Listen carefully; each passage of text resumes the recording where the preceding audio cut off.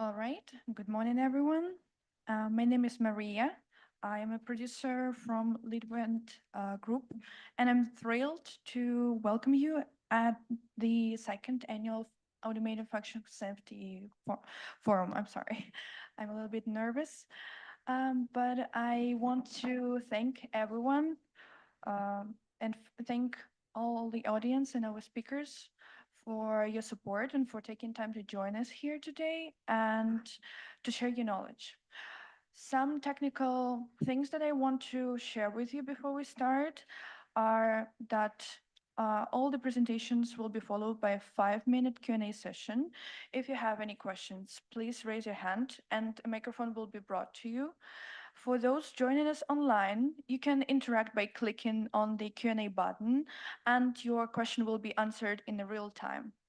In the agenda, you can find a list of participants, evaluation form, and the speaker list. All presentations will be collected and sent to you together with the photos via a link after the event. Your feedback is crucial for us, so please fill out the evaluation form at the end of the event. All networking coffee breaks will be held in the hall outside, the same hall where the reception is. And also restrooms you can find upstairs. You should go upstairs and then turn left. And the lunch will be served in the room behind our room. So you need to go outside, turn behind the glass wall, and then go to the room. And in case of emergency, please follow the green exit signs. Finally, our chairman for today is Riccardo Vincelli. So please enjoy the conference. And Riccardo, the floor is yours. Okay. Can you use this microphone? Okay, good morning, everyone. And welcome to the second edition of this forum, Functional Safety Forum for Automotive. Okay, just to start, let's see if it's working.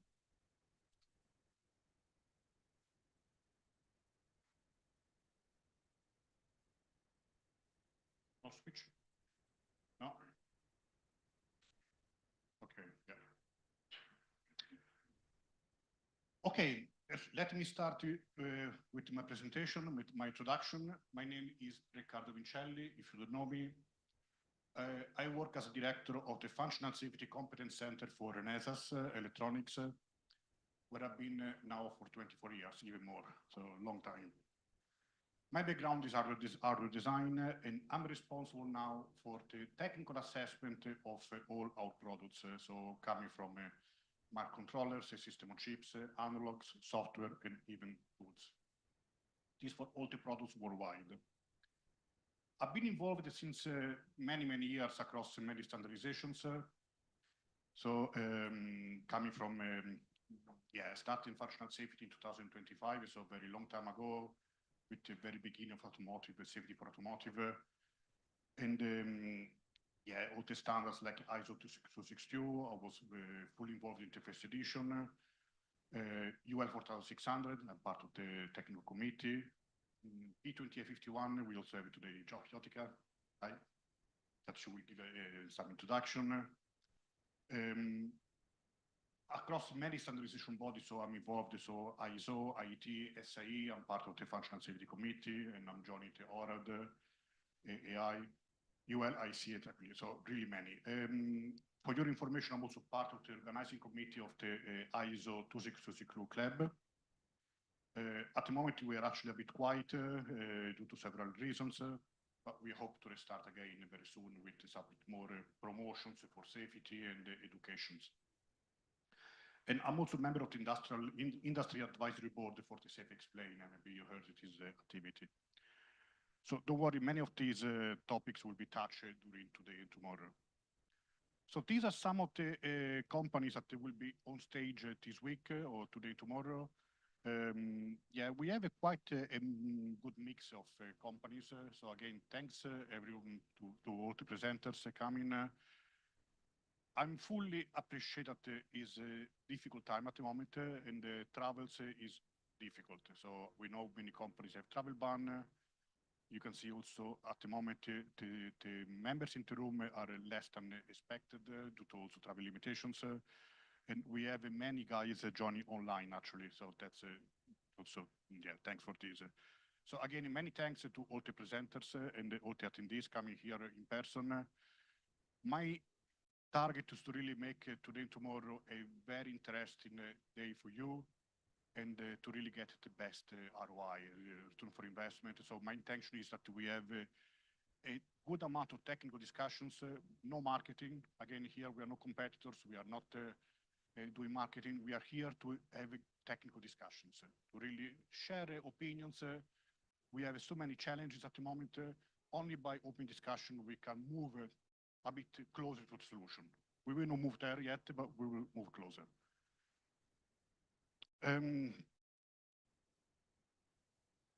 Okay, that is some of the topics of the week. So you can see we have many interesting topics. The days are quite packed. There will be some rearrangement of the agenda. Some presentation will be shifted from today to, I mean, we are somehow adjusted at the moment.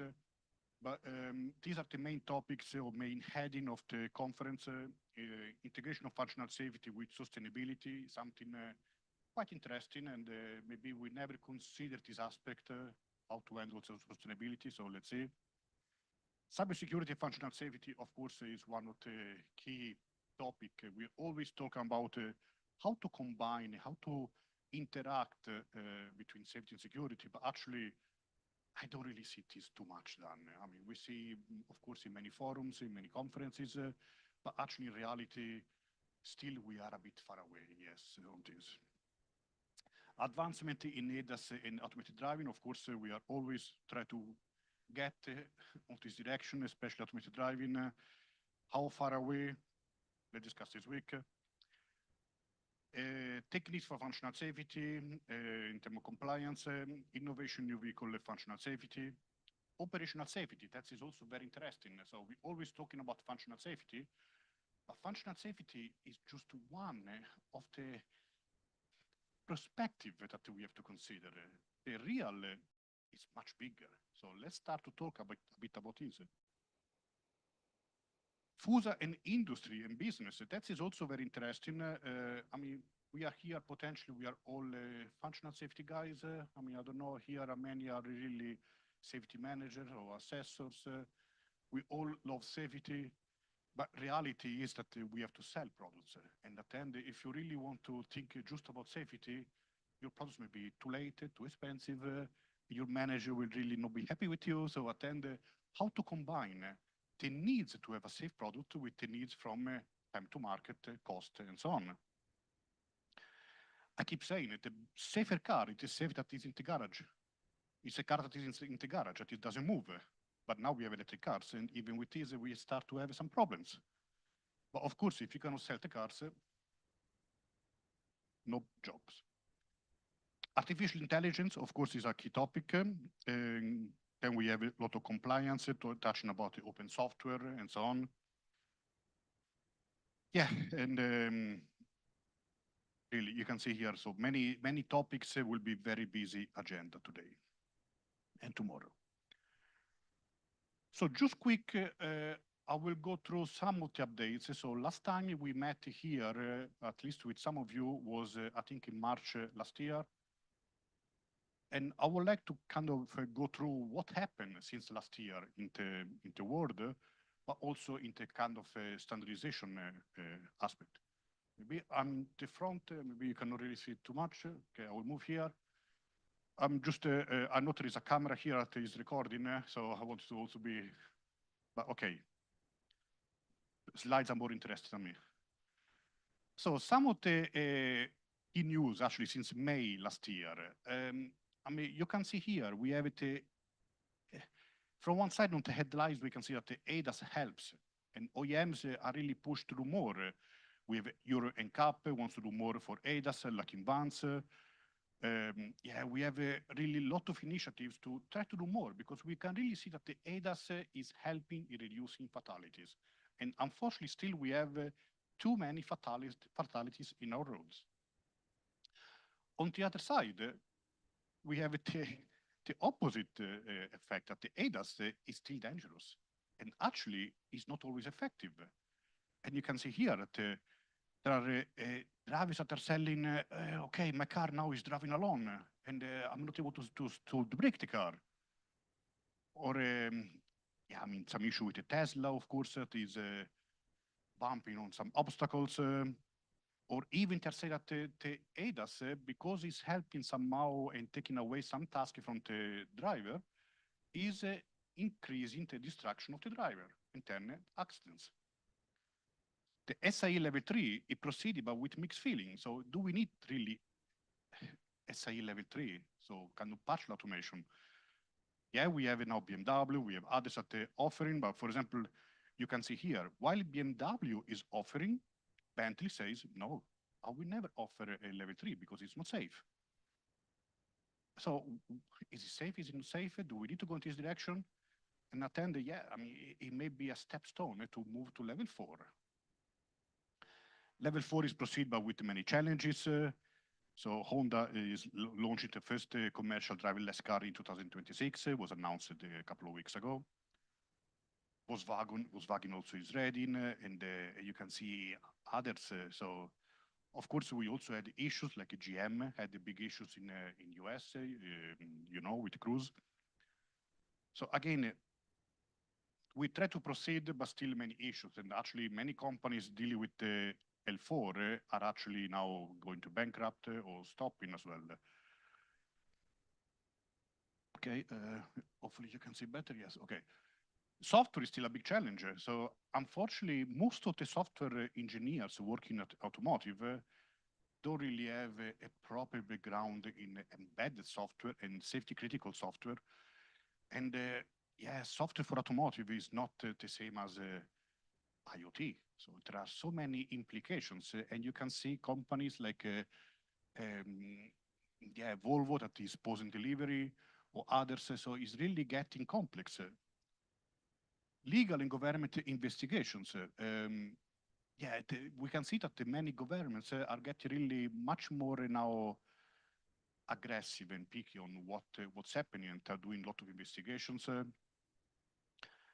And yeah, including big fines. So really, before they were kind of, especially in US, in Europe is a bit different. In Europe is a bit more strict, but in US before they were more letting go, and then only if many accidents were repeating, then they were starting some legal case, and now they're getting much more aggressive on this. You can see on the top right, initiative coming to an end, as I mentioned before. So remote driving startup Phantom Auto is shutting down. Apple cuts jobs. The last one, bye-bye bots. So this is delivery robots that were in some campus in US. I mean, delivery robot to bring books to students in a very restricted campus. Finally, they had to shut down this because even in a very controlled environment, they had issues. More regulation for AI, of course. AI is becoming one of the biggest topic, and what can you do, what you cannot do, and the risk over electric vehicles. So these some of the headlights since last year in May. Now let's talk briefly about standards. So I have roughly 10 minutes, and I want to go through some of the latest standards we have for automotive. Now, don't worry about maybe some of the names. This week we will touch a bit more, and the slides will be with you. I cannot give all the details because some of the standardizations are ongoing, and so I cannot really cover what the groups are at the moment talking, because it may change drastically. But at least I want to give you some flavors of what happened since last year and what is still happening. And you can see that really is what I call, we are in a jungle of standards. So, of course, 26262, everyone should notice, is the key standards. We are at the second edition, third edition, activity starting, and actually it was a call last week, and is not expected before 2027. That is the target at the moment. Then we added the ISO PIS, public available specifications, 8926, use of existing software. And this week we'll touch briefly about this. So, I mean, it's recognized that you have a software, including open software, that you want to use, you want to bring to your product, but can you do it? What are the implications? Can you really use the qualification of software from the ISO standard? And especially if you're going to complex software, Linux and so on, you can't. So you need to find some different ways. And yeah, this is a standard that was published in January 2024, and potentially will be integrated into third edition. I want to briefly touch about the JA 1020. That is the Rust, is a guideline to standardize Rust. I still cannot say if Rust will be attend a key software code language for automotive or not. Some companies are investing, even companies for compilers. And in SAE, we prepared a guideline to kind of standardize a bit more it is. And we are now going through the ballot, it will be published soon, we are expecting. SAE J2980 is consideration for ASIL hazard classifications. Second edition was published in 2018. Third edition to align to second edition of the ISO standard will be in October 2020, was done in October 2023. We have P2051, and again, because as I mentioned, we have a jungle of standards, many engineers are lost. And how to make it is interoperability across standards. One of the targets of this standard from IEEE is exactly to look into this. A base standard was published in December last year, and now we are working on the part one, that is FUSA and reliability. The part two, that is FUSA and security, also is due to start soon. I do also want to mention Accelera, that is as a functional safety working group. They published a white paper in May 2021 and a second one in December. And that is also about interoperability, now to exchange data for FMDAs and so on. Briefly, 3187 and also 3307, that is coming from SAE, is about the STPA. Potentially, you know STPA is a kind of safety analysis technique, because there was not a real standards behind. SAE published this or prepared this kind of standards, these kind of guidelines. So you can see how much happened since last year we met. So really automotive, in terms of just a standard, just a basic activities, lot of evolution, lot of changes. And so if you're starting now new in automotive, you have a lot to learn. And of course, the standards are not easy. Now, if you want to go in different sectors instead, like ADAS AD, the situation is even more complex, because you have standards like, okay, of course, the ISO, this is our bread and butter, so it's always there. You always need to master the standard. But then you have the J1316, again, SAE, or the equivalent, that is the ISO SAE PIS 22736. This, I mean, was published already before we met last year, but now there are some discussions ongoing to prepare it, a fifth edition of the SAE and second edition of the ISO SAE joint. And this is really, if you know, is a document that is standardized or is defining the levels of automation from 1 automation to 5 robotaxi, for example. Then we have the ISO SAE 2144, that is the cybersecurity. Again, today, as I mentioned, there is no safety with no security, so security also needs to be mastered. First edition was already published, but now there are some additional PIS and technical report in preparation. SOTIF is another aspect that I mean, it's not only for ADAS AD. Honestly, SOTIF could be for everything, but of course, in standard applications, we know more or less at the state of the art, and we know how to collect the environment information, so to the model of the what we have around. In the ADAS AD is becoming more difficult because you need to recreate the environmental model, what we call, so what are the obstacles in front of you, around you, and we know that even with the best sensors, you have limitations, and then you need to find other options like restricting the use cases, what we call ODD, and so on. So this standard, SOTIF, is very important. This was published in 2022, and now we are trying to prepare a better linkage to the ISO 26262. We want also to combine originally to have a single standard, but I feel from the direction this will not happen. So there will still be two different standards. UL 4600 is not a real standard, yeah, like the others, but is helping you for the evaluation of autonomous products, not only for automotive, but is mainly automotive at the moment. And the third edition was published in March 2023, and now we are talking about the fourth edition. We actually have a meeting in 2 weeks, or last week, next week, I think. There are a few modifications in discussions. And it's a nice document because it's a kind of what if. Have you thought about this? Have you thought about that? So it's a lot of conditions that you should consider if you want to go in this kind of direction of automated driving, like level 3, level 4, level 5. And we will talk about this also this week, actually. Phil Kopman will be also joining remotely to present some topics about this. Okay, I'm not involved with this, but I just want to mention ALKS because it's one of the key standards from also European community. That is one of the first example about, okay, level 3, or what we call maybe level 2 plus. I mean, it's not a technical term, level 2 plus, but is not a proper level 3 like the SAE standard.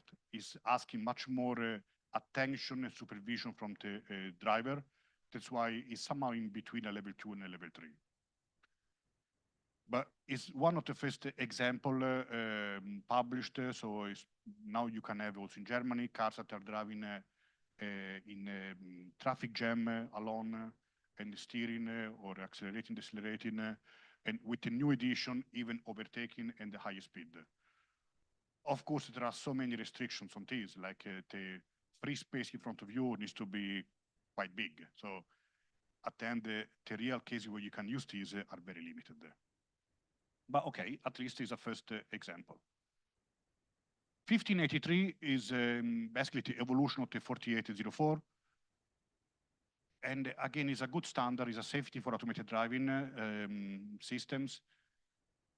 I don't know yet when will be published. The target was actually middle of this year. There were some delays. We still hope that it will be published by end of this year, and we'll set some proper guidance as well. I would say, is a quite a nice standard.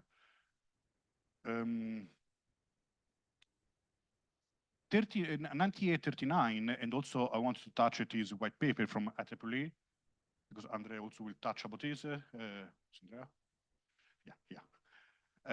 So that is all about the predictive maintenance, because due to the criticality now of faults, due to the extra stress you're putting on components. So before, basically, you had one driving cycle, maybe it was okay, 3 hours, 4 hours, okay, if you are driving long, maybe 6 hours, 7, but you don't really, at the moment, you don't drive so many hours. I mean, you need to stop sometimes. If you have a level 4, especially, a car may drive alone, and the initial cycle, the driving cycle may be much longer. And the component will start to age before. And that is an issue because also you cannot predict, especially using the new technologies, when is the real aging time. So it's important also to predict, understand, monitor, and see when the components are starting to degrade, and then take actions. Again, if you're looking with ADAS, is not so critical, but if you're going to AD with no drivers in the loop, it's very important to take actions as soon as something start to go wrong. Otherwise, it will be too late. So if you want to have a kind of fallback solution and at second components that is taking over, you need to be quick. And then you should not wait that the fault becomes a failure, but already when something starts to degrade, okay, let's take already some actions. And so we will talk about this week. 5469, yeah, and also the 8800 are the functional safety and artificial intelligence. Again, we'll touch briefly about this, but especially the 8800 is for automotive. The 5469 is general.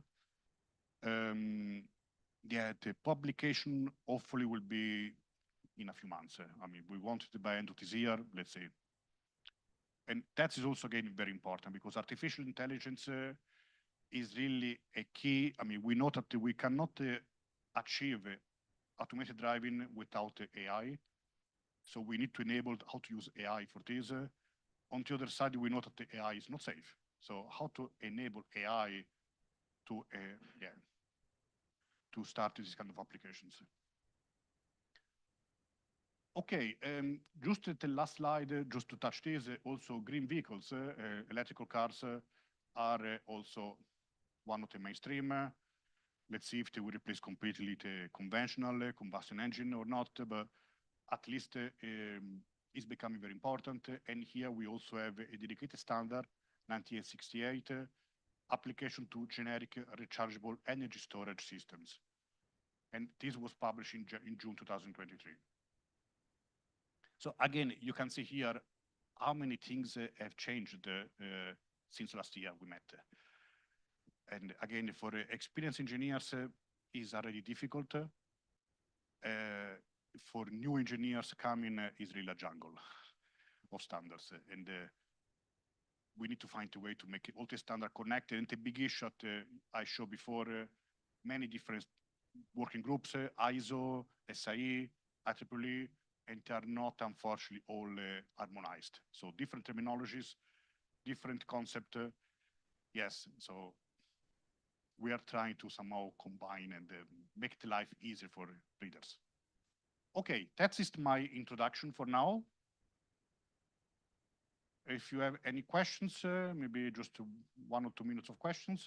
Otherwise, we will touch those topics anyway today, tomorrow, in breaks. Okay, one question here. When you ask a question, if you could say also your name, your company, and consider that we have people online, attendees online, so yes, sure. Hans Böhme, my name from FAW Itamax GmbH. Thank you for this introduction. My question is, I have read that fully autonomous vehicles would lead to less vehicles being sold. So do you think it's actually a reason that automotive OEMs are not motivated enough to tackle this autonomous driving enough so that this jungle remains and is not being solved because there's no motivation? Personally, no, I don't think so. Now, okay, I cannot give you official versions. I don't know. I'm not OEM, but no, I don't think so. And I don't see a world where we're going to have all automated driving. I think even as consumers, I think we like to drive, especially in Germany, we like to drive. So I don't think that is the main reason. Automated driving will open new use cases. And of course, in some, I was also looking some of the news, for example, in US and actually China, they are much more advanced because public transport there are also not so good and compared to Europe. So they're really pushing for automated driving to have this kind of long distance or short distance.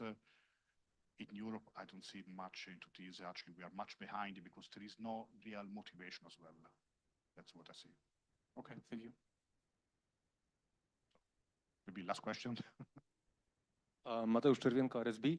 So I have a question, especially from the perspective of chip manufacturer. Like, do you see anything on the horizon for cloud computing?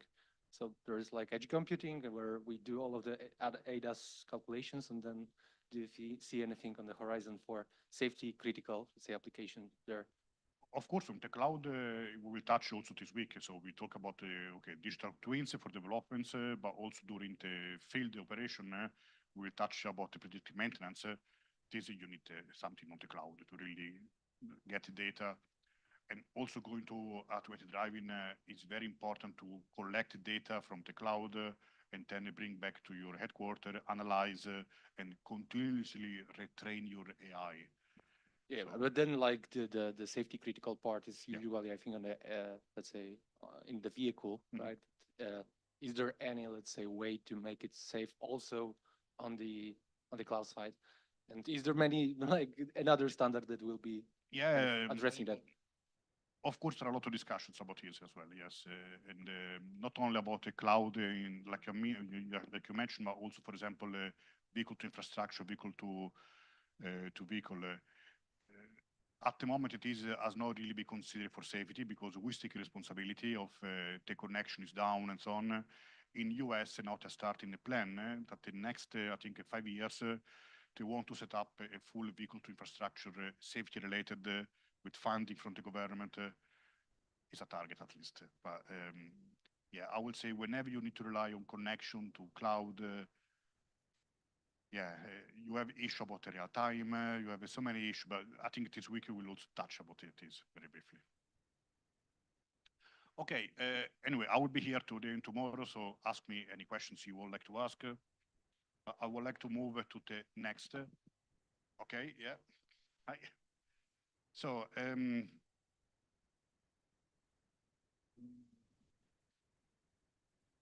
Yeah. So we are moving to integration of functional safety with sustainability initiative. And the next topic is the role of software in sustainability automotive safety. The presenter is Guido Werner, Director of Safety and Security, ESC Engineering and Software in Vehicle. So the floor is yours.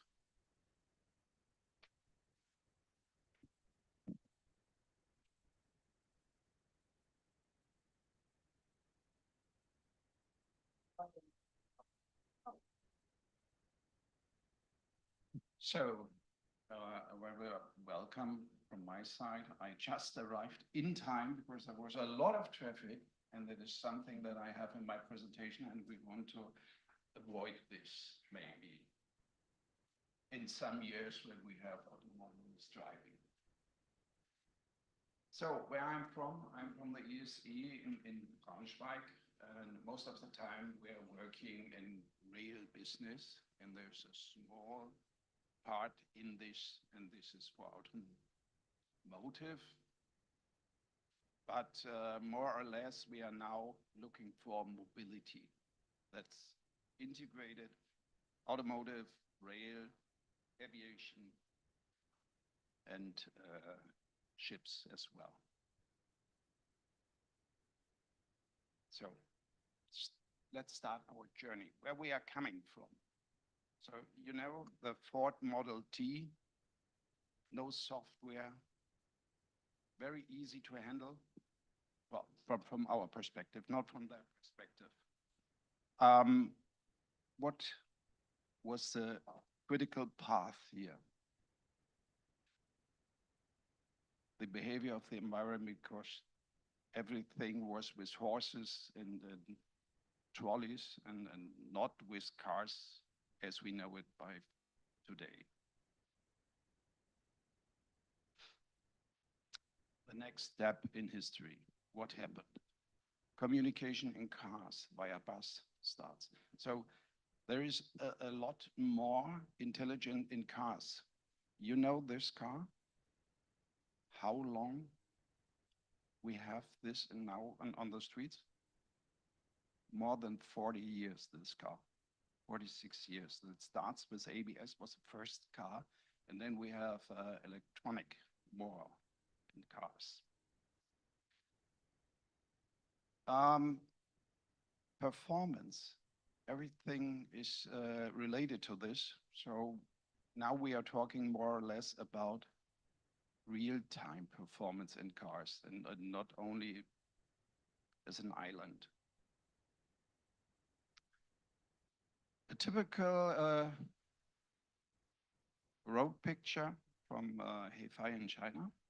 that we have at the moment 4 million people, and looking in 2030, they think there are 10 million. If you expand this street scene with 10 million, there is no more free space. So something must change. Or it will happen as me in today, that I'm stuck in traffic.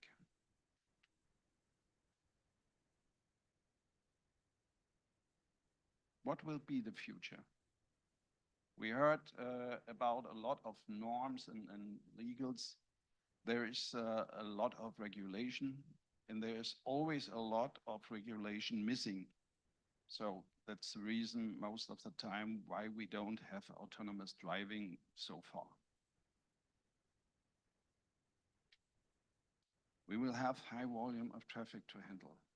Is it possible with our thinking what we have today? In a safe way, always we think. We have autonomous cars. And yes, there was a question about cloud-based, AI-based. I think this has to come, because it's not possible to handle every situation by humans if we have 10 million in Hefei. So therefore, AI helps me. I said to AI, create a street scene with buses, cars, people, bikes, and this is the outcome. And maybe, I think, this is a possible future, because of what we see on this picture. So let's have a deep look in it. Most of the cars, most of the buses are driving in one direction. And you see arrows on the road which shows both direction. So what is in behind of this picture? That is that we can control the traffic flow. In the morning, everyone wants to go in the city, and more or less in the evening, they want to go out. So wouldn't it be nice if we can change the direction automatically? And the cars, which I have there, they are all driving autonomous. What we have to do then? You don't see any traffic signs, any traffic lights, because everything works automatically instead of 3. And this is what we always have to expect, that there is always a failure. You see 2 cars, different direction. So software bug, because autonomous driving, it must be a software bug.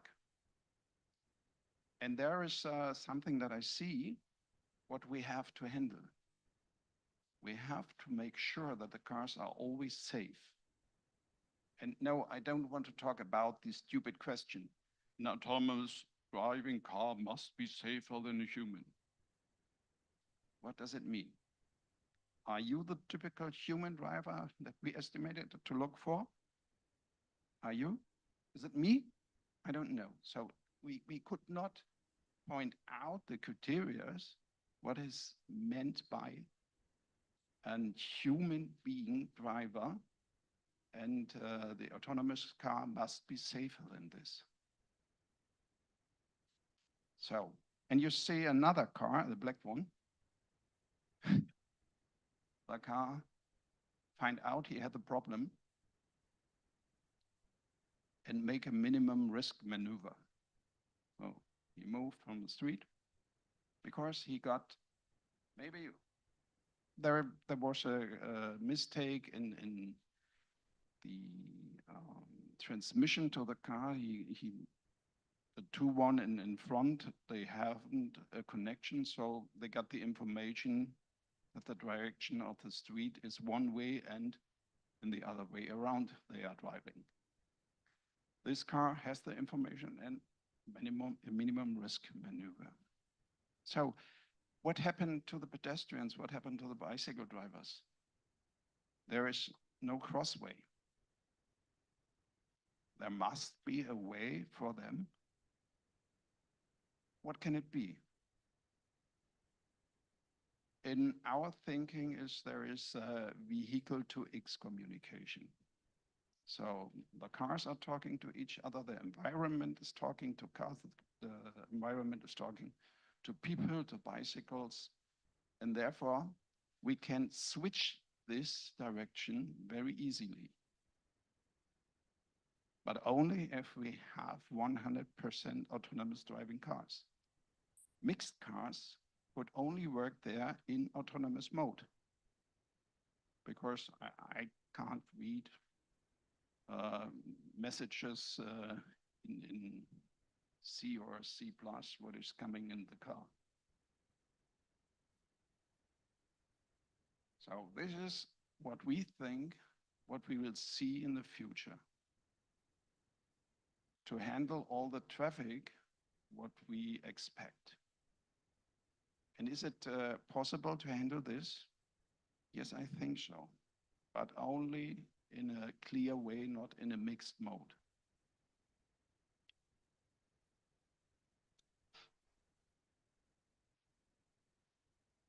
Yeah, I talked about.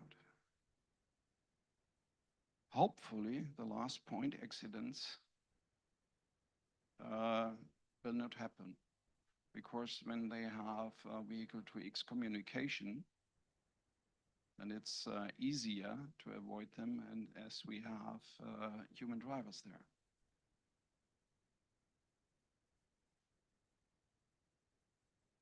So we heard a lot of regulations in the beginning, so there are a lot of. And I start my talk with, is this enough for the future? Is it possible to go cross-border at the moment? So we are working in some autonomous fields, but they are always restricted to one test area. There you know your ODD, and then you can drive. So if you see this between Niedersachsen and North Rhine-Westphalia, for example, the two communities there, we could not switch because there are two different regulations to make it easy to test drive. So what will be the future?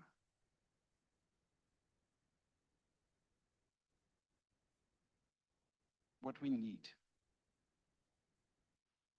We need functions in the car that we have to develop. Bonuses. We are able to handle all the information which I pointed out with the AI picture. We need computing intensive functions in the cloud, because I don't think that we have enough power in the car to handle everything, because we have to use vehicle to X.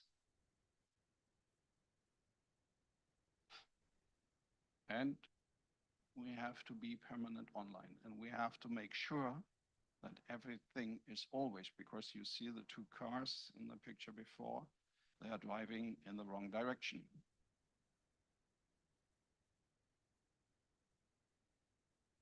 And traffic controls. So we are not any longer the Ford Model T that is working on a road. And I was just on vacation in Egypt last week. Let me say it in a nice word. It was a very good end of, this is a road. For me, this is sand, and there are some directions there, and you see, yeah, there you can drive, but this is not a road. What I have in mind when I'm talking about roads, then I have in mind that we have intelligent roads. So traffic control with online connections, and we have to be involved with the infrastructure. We need information from infrastructure, but can we handle this?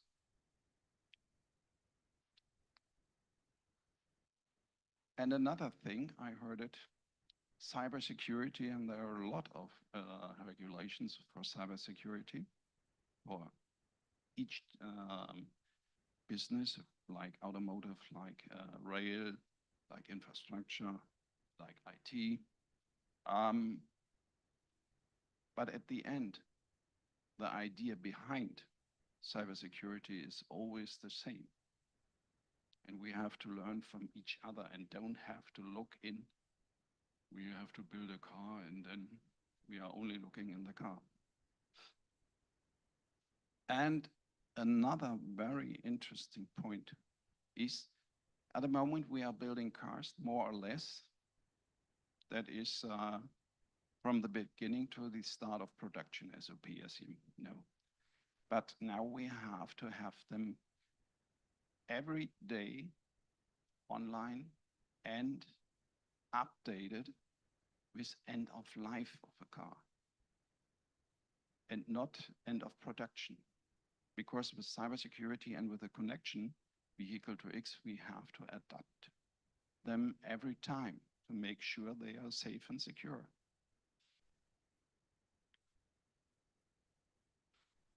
So sustainability is a question as well.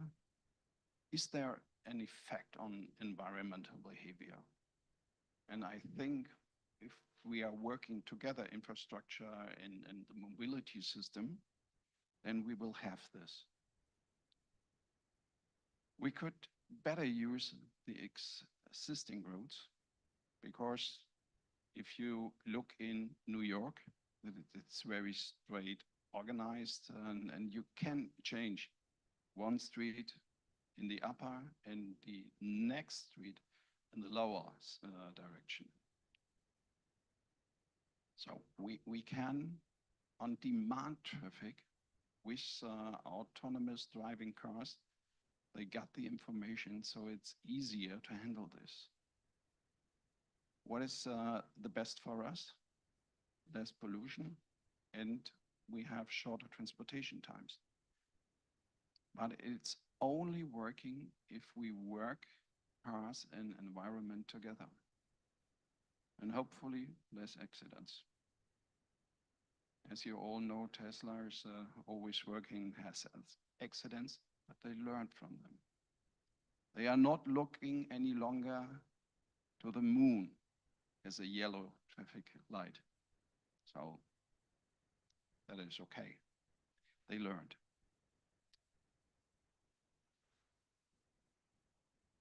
I take some as well. You heard it. From my side is SOTEF is coming more and more in interest. So if someone who is not involved in automotive, and then I'm talking about safety and SOTEF, and they are talking about what is the difference? It's safety and it's safety. I make it very easy. The 26262, it looks from inside the software, the ECUs, to the outside, what can happen. And SOTEF makes the other way around. It looks from the outside to the inside, that the software handle everything what is coming from outside, inside. Ah, okay, that's easy. You know, it's not so easy as I talked. But for me, the three can handle more or less everything. Yes, we know some left side, right side regulations as well. So you see, they are all connected with each other. And we see the life cycle, we got information from the life cycle. The life cycle goes back to SOTEF, the life cycle goes back to the DevOps. Cybersecurity is always looking on it. We make a new development with respect to SOTEF with functional safety. Then we go in validation and go back in live. we are getting back information. So there's always a cycle.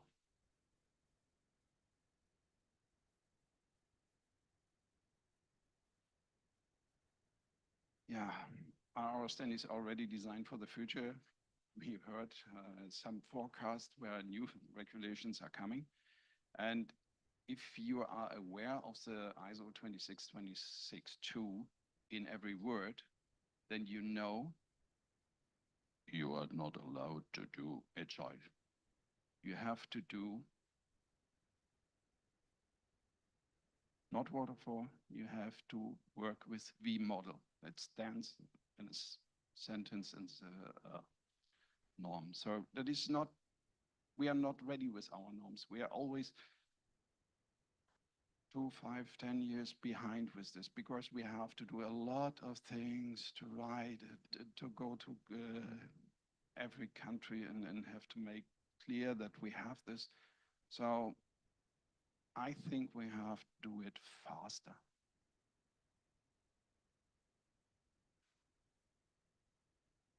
I talked about that we cannot go from Niedersachsen to North Rhine-Westphalia with one test vehicle that is driving autonomous because we have different regulations there.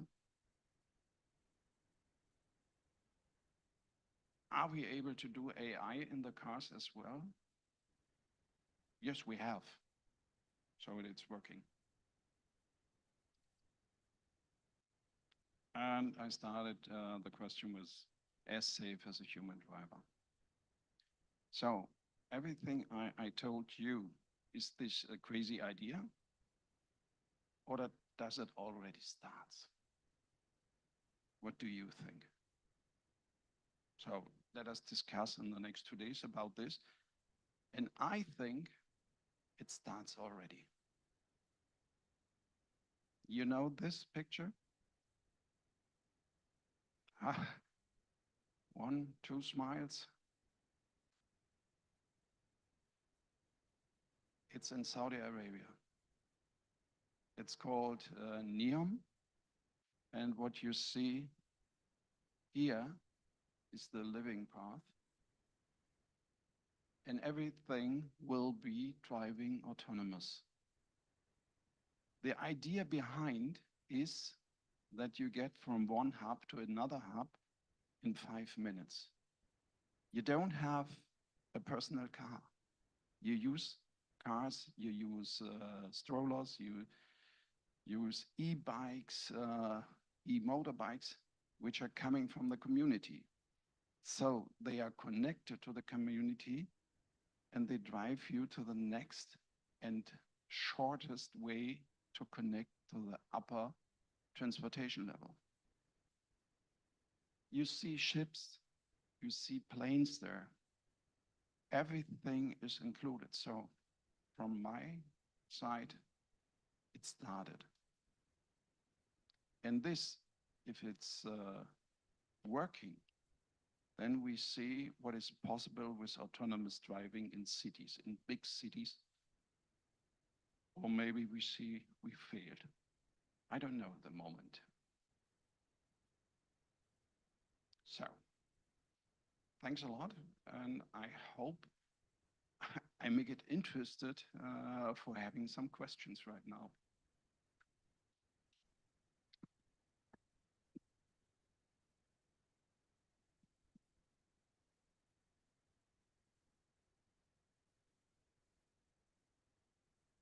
Hello, I am Christos Pateropoulos from ANSYS. First of all, I should say that in Istanbul, it is already happening. They change the direction of the streets across the Bosporus day and evening, Yeah. morning, whatever. Then I fully see your picture about changing the direction with autonomous vehicles. But the question is, what will happen in the transition phase where half the cars are not autonomous and the other half are autonomous? Interesting. Yeah, I thought about this, but I see that we have more or less 2, 3 minutes clear roads and then start in the other direction because they are all online and know when they have to start. I don't know the algorithm to handle this with no waiting time, because I'm not a software guy. But I think there will be a solution for this. Yep.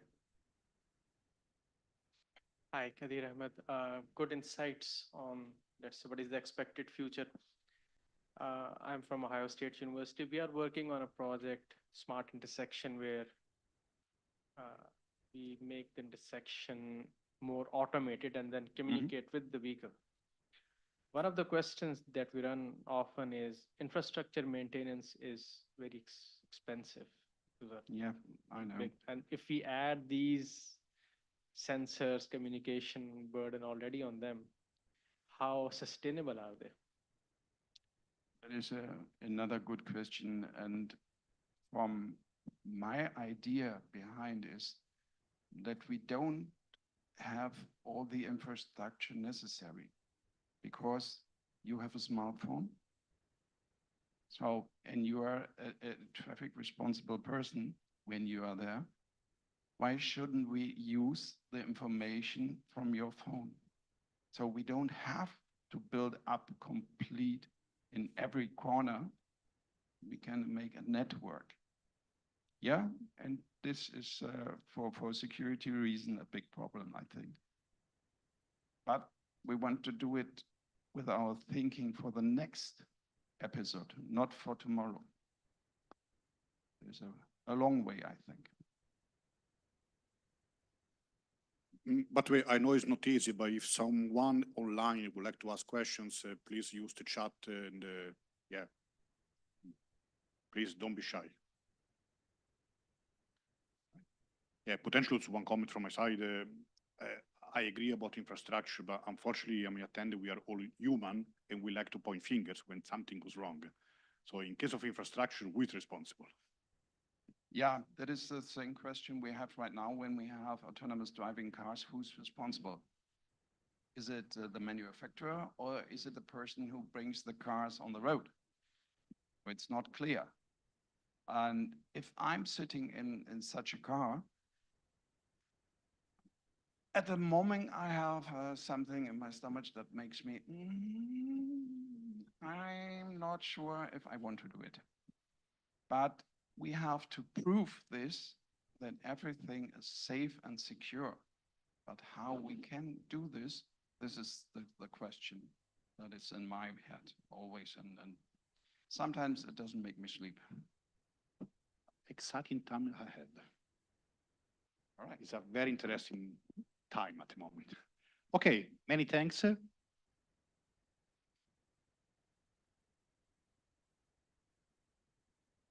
So we are now actually changing slightly the program because this next presenter is not here yet. So we're gonna move to the presentation I was expecting this afternoon about innovation in new vehicle functional safety, about safety in the software-defined vehicle.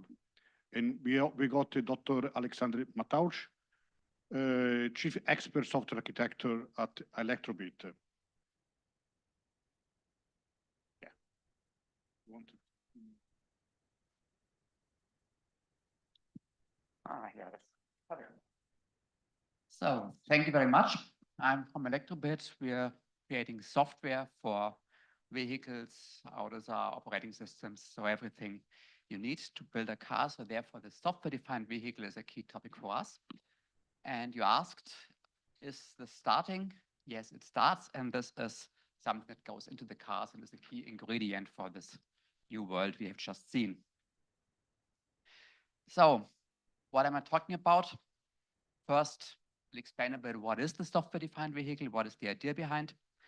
Then I'm talking about a paradigm shift, and it's a paradigm shift about how we develop software. Then we're looking at the e-architectures that are needed to build a software-defined vehicle and the consequences on the software architecture. So it will get a bit technical in the next couple of minutes. But let's start easy. What is the software-defined vehicle? So this term is around everywhere, it's in the news, and everyone is talking about the software-defined vehicle. No one really knows what it is. So let's try a definition. A software-defined vehicle describes a vehicle whose features and functions are primarily enabled through software. This is a quote from Automotive World, and it basically states what it is. It's not like in the past, you build the car, have the hardware, and then you add some software. So first you design your software, what you want to have, how it looks like, and then you build the hardware around it. That's the change of the software-defined vehicle. And yeah, what does it mean? Let's take this here. This obviously has software, but it's software-defined?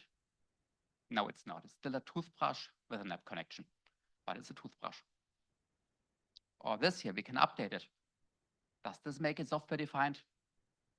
Also no, because just the update functionality doesn't really make this machine software-defined. This is software-defined. You all know this. It's an iPhone, or take your Android smartphone, whatever, it doesn't really matter. It's a collection of sensors and actuators, and the software defines what you do with it. So originally, phones and smartphones were designed, what we used as a telephone. Here it's just an app using the microphone and the speakers. And so the software defines what you do with it. And this is what software-defined means, and this is what's going to the vehicle world now. So therefore, software-defined means you can change the key functions or nature of device by changing its software. And you can redefine the value of the device. So meaning you can update it, you can change it, and the software defines what you do with it. So what does this mean now? How do we do this? And this is now where paradigm shift comes in. And what do you do with the engineering demands that you have here? Let's take a look at how we used to develop software in the past. So we have the traditional approach, which is requirements driven. It's a waterfall-like model, even if people said it is agile, but in fact it was some kind of waterfall. And what happened very often, that ECUs, the software of ECUs was redeveloped again with every new generation of the car, because there was a new set of requirements, there was another supplier. And yeah, that was the old way of working. Here's my list of requirements, and now please build it.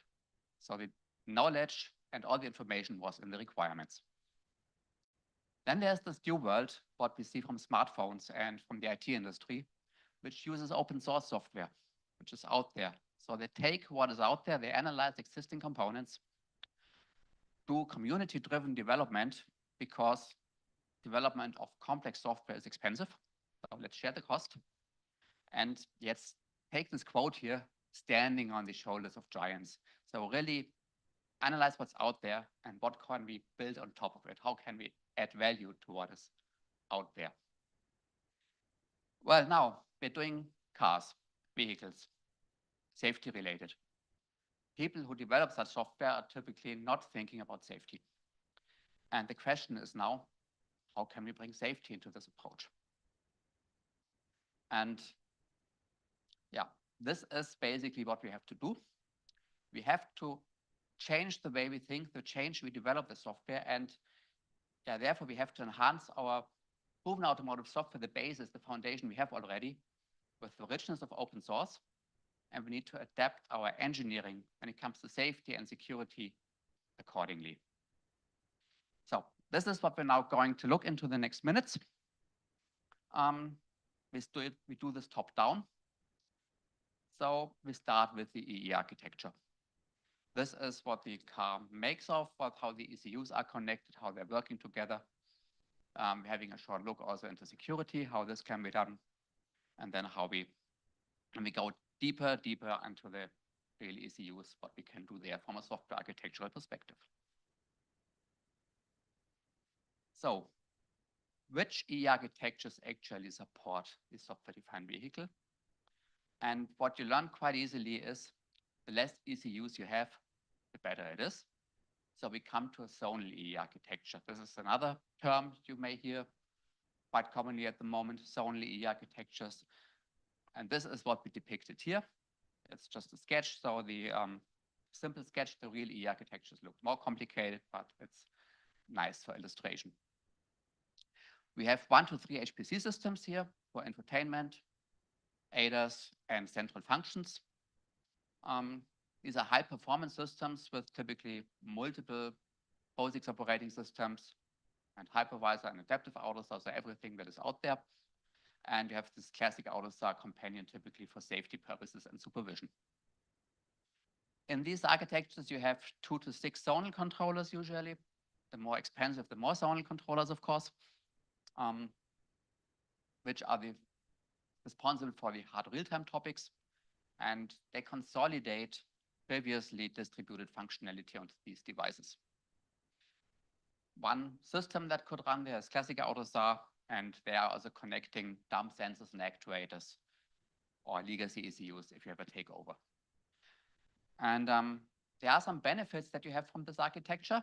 So less ECUs means less cabling, less hardware cost. They are building on service-oriented architectures, so you can flexibly assign functions between ECUs and move them around. Current systems are static, so you define them at construction time, and then you have a hard time changing something. This changes with the service-oriented architecture. You have less ECUs to manage in the software lifecycle. So imagine you have 30, 40 ECUs that need to be managed and updated. Here it's something like at most 10, which gives a benefit here.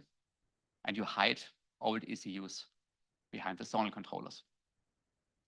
You can put comfort functions which are not that hard from real-time perspective onto the performance controllers and have the real performance critical things on the zonal ECUs. And safety and security are happening via virtual separation with hypervisors and virtual LANs. So how does this look now? Let's have a look at a real software architecture that we have created here, how such a wiring, such a connectivity would look like. We have here an example with 3 HPC systems in the center. So these are the, for IBI cockpit, Central, and ADAS. We're having 4 zonal controllers in this example.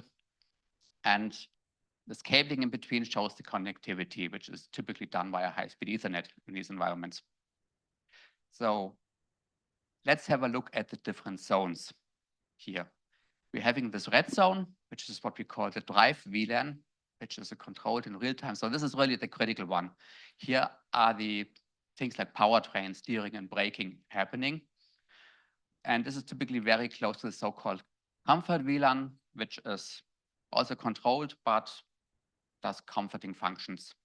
And they are strictly separated from this outer world, which we have here to the right, this app VLAN for applications, or even the outer VLAN, which is directly connected to the hostile internet, where you can expect all evil things. And when you look here at this wiring, you see that we're having switches that control the traffic flow. We're having in the center compute, the central routing functionality, and all there you place intrusion detection systems. So with this, you create a separation of layers which help you protect the critical systems. So a common term for this is multiple independent layers of security. I would like to add safety here, because the highly safety critical things, this drive VLAN as we have it here, we place at the inner zone. So for an attacker to access it, they first have to pass multiple boundaries, which is much more difficult than trying to access it if it was directly behind just one single firewall. So this is an example architecture, how this could look like, how you can ensure security by separating these things. Of course, these outer areas need to be hardened strictly. And then you have these inner components, which are here in the drive VLAN and the comfort VLAN, which are more protected, which you don't need to update that often because they're more protected. And therefore, you separate these different layers and protect the inner circle. So we want to build something like this. And now we're thinking again about the paradigm shift that I just mentioned. We look what we need. So this is the needed functionality. We need some communication protocol, domain separation, we need operating systems. We need language bindings, things like that. And then we look at what we have. So there are a lot of existing solutions out there, either open source components that can be used directly or standards that can be employed. So we will have a mixture of open source and commercial solutions in the end. And this is basically what you can really choose from, select from: communication standards, implementations. And in the next slides, when we're coming to the architecture, I will focus on the AUTOSAR aspects that we have here. So both classic AUTOSAR on the zonal ECUs, and here in the center, what we need to build on performance ECUs. So when we have these components, how does a system in the end look like? And how do we make this paradigm shift? Let's start with the easy part. It's an only ECU which can have up to ASIL D. We all know this. This exists for more than 10 years. We have in a classic AUTOSAR stack. Here's an example of our classic AUTOSAR stack here, which supports ASIL D solutions. You have an operating system which does some separation between QM and ASIL applications, so mixed criticality support. You have monitoring, you have end-to-end communication. This is solved, we all know this, and on the zonal ECU, it just gets bigger. But the foundation blocks are there, they are known, they are on the road for more than 10 years in ASIL D environments. The more interesting part are now the performance systems. And this is where I want to put my focus now on, because we want to build a safe system using Linux. And this is a challenge. We all know Linux isn't safe. Linus Torvalds says that I don't care about anything that costs performance. If something goes wrong, it's a bug, and we fix it in the next release. But of course, you don't want to experience this bug when you're on the road. So therefore, how do we make this? How do we build such a system? This is how we solved it. We do have here as the central component a hypervisor. And the hypervisor monitors the hardware and especially ensures the integrity of the system. It uses a memory protection in the memory management unit to verify the memory setup. And this is what we utilize here. So we place a safety monitor in this hypervisor. And this safety monitor monitors the Linux kernel and ensures that we always have the integrity of the system of the applications above the kernel that is running there. So let's have a look at how this looks like for an ASIL application. They are here to the right in the stack. We have a safety application in here with some libraries. They are running on top of the Linux kernel. The separation between these applications is done using the management mechanism, the memory management mechanisms from the SoC. So they all have their own address space. They are protected from each other. And the component that is responsible for this is the Linux kernel. This is the truly safety critical part. You have to ensure that the kernel does this right, that it doesn't fiddle with this at runtime, doesn't modify anything here.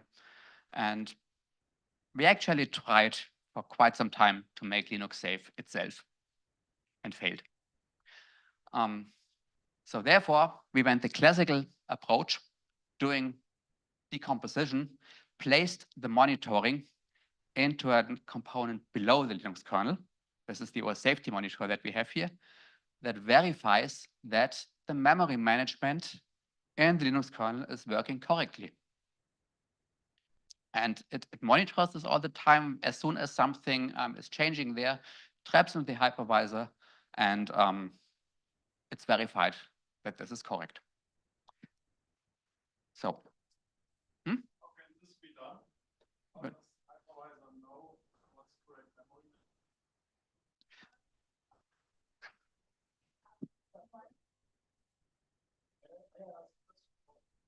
So I was asking, how can the hypervisor decide whether memory management is working as it should or not? So if there's a memory leak, how will it detect it?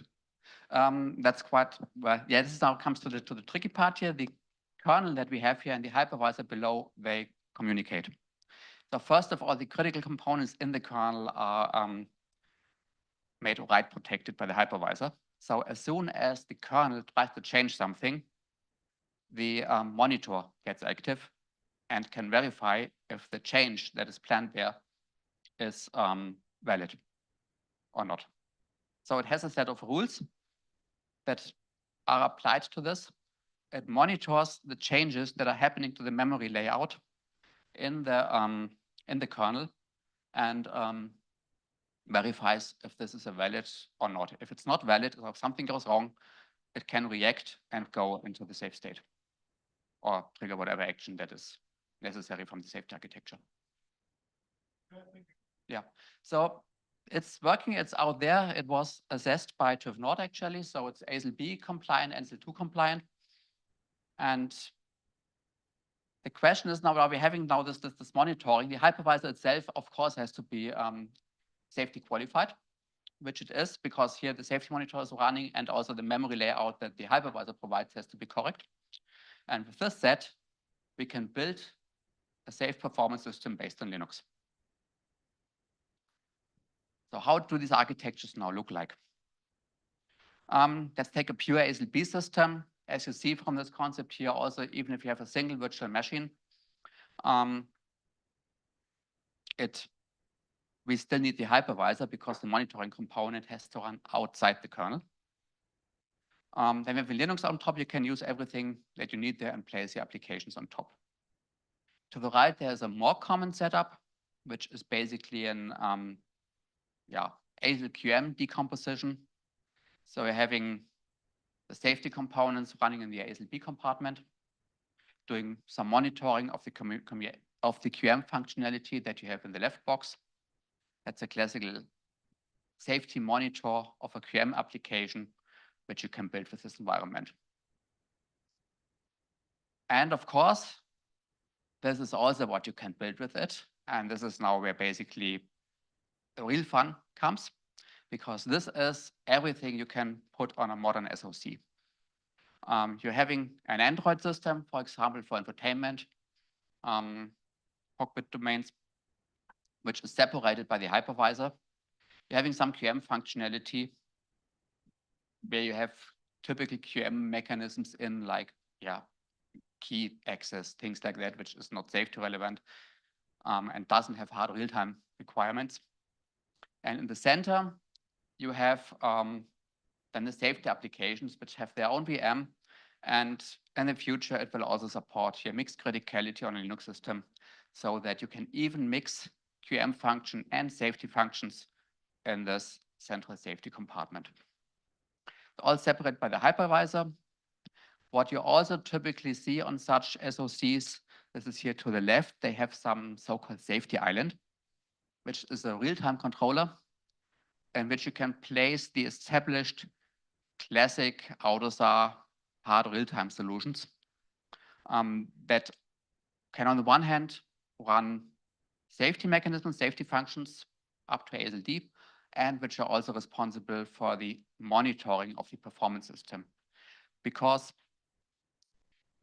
also the safety monitor that we have below there needs monitoring, because this one can fail. So we have a chain of monitoring here to ensure that if something goes wrong, it's really detected and the system can go into a safe state. But this is the architecture where we're heading to.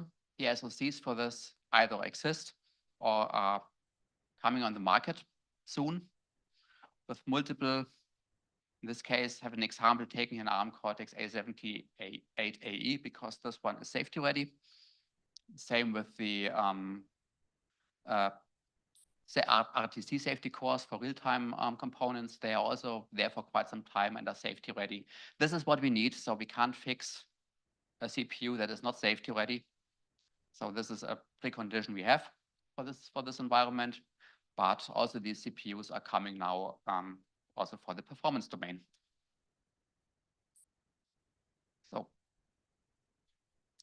So let's summarize the presentation.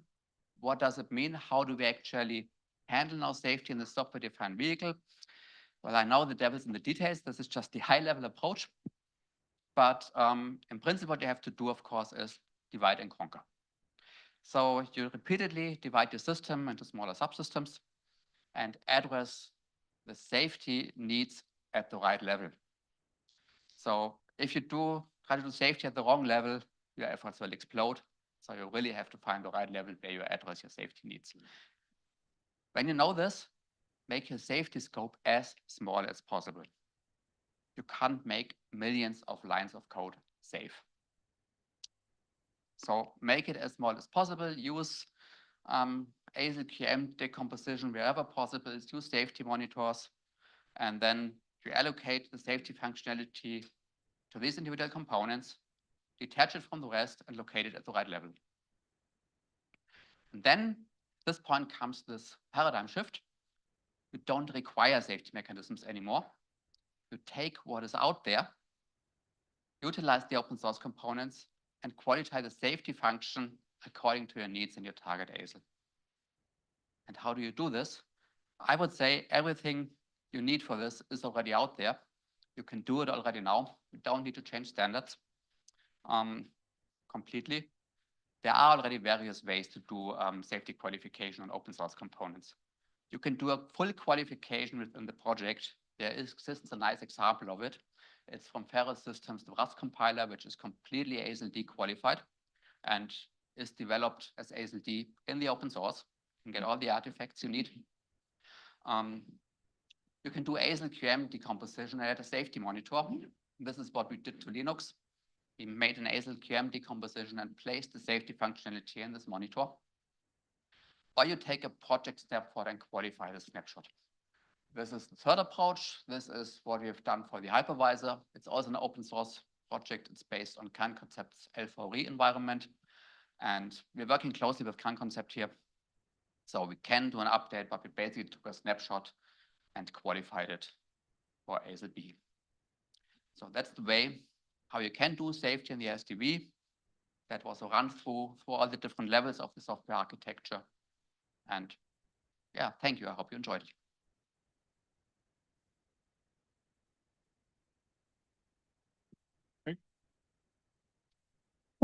I just want to make a little note for those who joined us a bit later. So I will repeat myself. We have online listeners. So if you want to ask the question, please raise your hand. I will bring you the microphone because even if we can hear you well, people online might not hear your question. So thank you. Yeah, okay. One question here, and then if we have someone online, exactly, please raise your hand already. Yeah, raise my hand. Okay, so now very quick question. Thank you. Sorry, name and company, please. Gabriele Paoloni, Red Hat. So, no, a quick question. Thank you for your presentation. I think it was really interesting and it's explaining pretty well what you're doing. So indeed, I mean, since your concept is based on ASIL decomposition, I think it's pretty much unreasonable to monitor the kernel according to all the possible usages. So in a generic context. So from your presentation, my understanding is that in order for this monitoring mechanism to work, we need to tailor the area of the memory of the kernel to be monitored on a per use case basis. I mean, the question is, your monitoring, does it work in a generic context or is it on a per use case basis? It works in a generic context. Actually, it's a safety element out of context. Okay. So you can use it really in any approach that you think. We have a demonstrator here, which is which is showing some cockpit demonstrator as a safety component. If something fails, it reacts accordingly, and you can basically use any application that suits you, and you can adjust it accordingly. It's generic. It's generic. Okay, okay. Thanks. Any questions online? No? Okay. Next question here. Avinash from Brace Automotive. Thanks for the really nice presentation. One of the things that I missed maybe is when the ASIL and the QM are mixed with Linux, yes. What's the maximum that you can reach? Because maybe you can have an ASIL-D function on the, that's qualified for ASIL, and then it becomes a QM over D.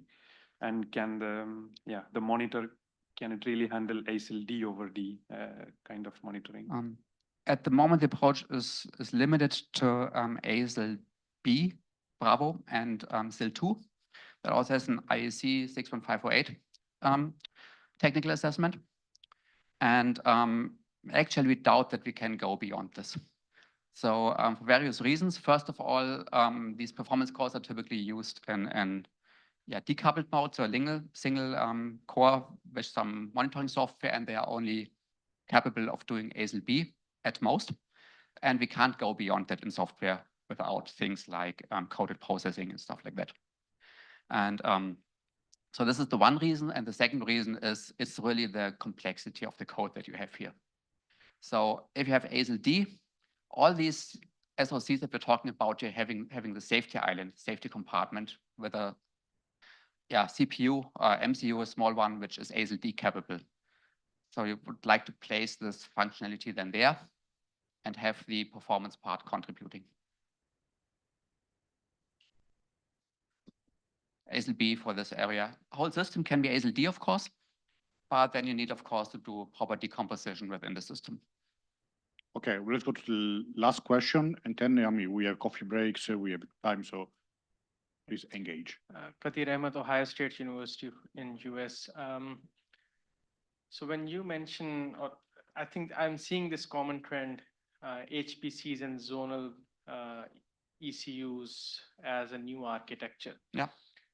We are making everything centralized with few zones over there, right? Mm-hmm.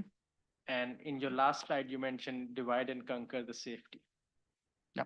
So are we not moving from the distributed architecture to centralized architecture, which is not dividing and making centralized everything? Maybe it's leading inherently to unsafe architecture? That's a very good question. Yeah, it's actually kind of a contradiction. This is true. But what you're doing here is a virtual separation.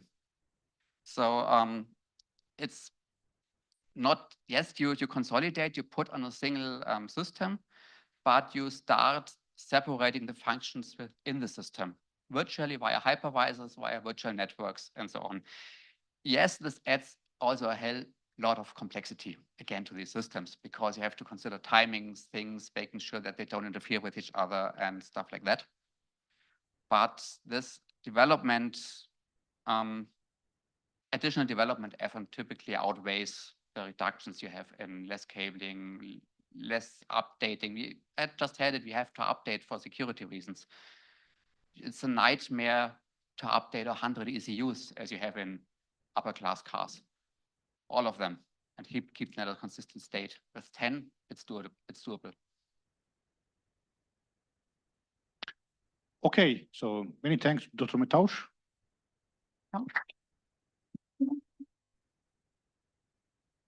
Yeah, I have also many questions, but we need to wait for the maybe coffee break and so on. Okay, let's now go back to the original chapter that is about cybersecurity and functional safety. Next topic is about cybersecurity threats and the integration of auto-FUSAT measures. Sorry, no. My mistake. So it's automotive cybersecurity testing in the area of AI and impact on the automotive safety. And we have Sergej Razmakin, hopefully, from Navinfo Europe. Now I got a bit more bio here. So he's been working for 14 years in big international companies, Navinfo, Vion, MTS Group, and head of the largest European Security Operations Center for last 5 years. Okay, floor is yours. Thank you. So my name is Sergej. I'm the head of cybersecurity in Navinfo Europe. I will talk today about automotive cybersecurity testing in the era of AI and about its impact on automotive safety functions. My team, does it work or not? My team actually focuses on automotive cybersecurity. My team actually focuses on automotive cybersecurity. What we do the cybersecurity testing and penetration testing for the biggest OEM in the world on a regular basis. So we do the cybersecurity testing for the prototype vehicles, for the production vehicles, for the automotive ECU. And today I would like to share with you our experience, how we started to use actually AI and why AI is actually a game changer already right now in the industry. So I will tell you how we are using AI for vulnerability detection and for the risk scoring. I will show you examples. I will show you how we are using AI actually to automatic security fixes and for proposing the mitigation measures. And we'll talk about impact of cybersecurity vulnerabilities on automotive safety functions. Few words why automotive cybersecurity. In the beginning, I will say a few words about why automotive cybersecurity is so challenging right now in the automotive industry. There are a lot of reasons for that. New regulations, specifically new regulation in China, and we see new regulation every year. And this year there was published new standard GB 44495 that defined security requirements, how vehicles should be tested in China, and we expect more regulation in the upcoming years. Software complexity is growing, so the number of the lines of codes is growing. New features we see new features almost every day in the vehicles, and it will not change. Connectivity is growing, so more and more connectivity, 2G, 3G, 4G, 5G, Wi-Fi, Bluetooth, ultra wideband communication, custom radio protocols. Vehicles receive new sensors, more and more sensors, lidars, radars, and at the same time we see new attack techniques, new vulnerabilities in these new sensors. We already see new methods how to attack radars, how to attack lidars, how to manipulate vehicle on the road. So it's also adds a lot of challenges. New cloud, new backend in the vehicle, it adds not only complexity, it also has a lot of issues, cybersecurity issues and problems in the vehicle. It allows attackers actually to manipulate not only with a single vehicle, but with entire fleet. And of course, problems with supply chain. So what we see right now, very complex supply chain in modern vehicles, real multi-international sources for that. And we see that a lot of suppliers, they don't share the source code of their products. They ship their products, their firmware, their ECU as the black box without providing the access to the source code because they are concerned about intellectual property theft. And this approach creates a lot of problems in automotive cybersecurity testing. So on one hand, we have all these challenges with cybersecurity protection of the vehicle. And on other hand, we have growing and growing interest in actual hacking vehicle and remotely control the vehicle. So our team, we are focused on real life simulation, what hackers can do with vehicle, how they can remotely control it, driving function, autopilot function, how they can remotely control vehicle from the internet, and we show it to our clients. And what we see in the past few years, we see that the number of real life hacking scenarios is growing. So previously we saw that hackers and cybersecurity teams, they try to hack vehicle to find vulnerabilities in the software or in the hardware. For what? They tried to do the geolocation tracking. So they try to locate the current geolocation of the vehicle or previous geolocation of the vehicle. We see that previously hackers and cybersecurity teams, they tried to find the vulnerabilities in the hardware and software to remotely control to the camera, to do the video recording, to remotely control to the microphone, connect to the microphone, to listen what passengers and drivers are discussing inside the vehicle. We saw that they tried to connect to the infotainment system and collect the data, for example, data that were synchronized between our mobile device and the vehicle. We saw it previously. What we see right now, we see more and more attempts when hackers try to use these vulnerabilities to open the door, to start the engine, to control the driver functions remotely. We see more and more attempts to actually influence on autopilot and ADAS function and embed code in these systems. It's actually already our reality. And if you will look at the public bug bounty program in automotive industry and how it's related actually to the safety function, you will see that the biggest price right now for the vulnerabilities in automotive software that allows you to remotely control autopilot, partially control, organized partial control, or full remote control of autopilot function. To the vulnerabilities, when you can send arbitrary messages in the kind of the interfaces actually to remotely control the driving function of the vehicle when it's driving. These prices is the prices for the public bug bounty program in the next year in Vancouver. And actually, we see the same situation, the same trend in private bug bounty programs where we participate. I can't share this data, but in private bug bounty programs, situation is the same. So the highest price already defined for vulnerabilities, cybersecurity vulnerabilities that allows you to remotely control the vehicle, that allows you to influence on the safety functions. How usually OEM organize cybersecurity testing and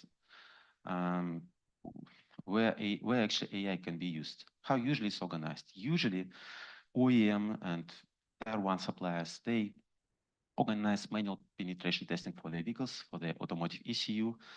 So when you receive automotive ECU, what do you do with it? You disassemble it, dump the firmware, analyze this firmware, analyze all kind of interfaces that you have, hardware, software interfaces, do the fuzzing, do the vulnerability scanning for the network open port.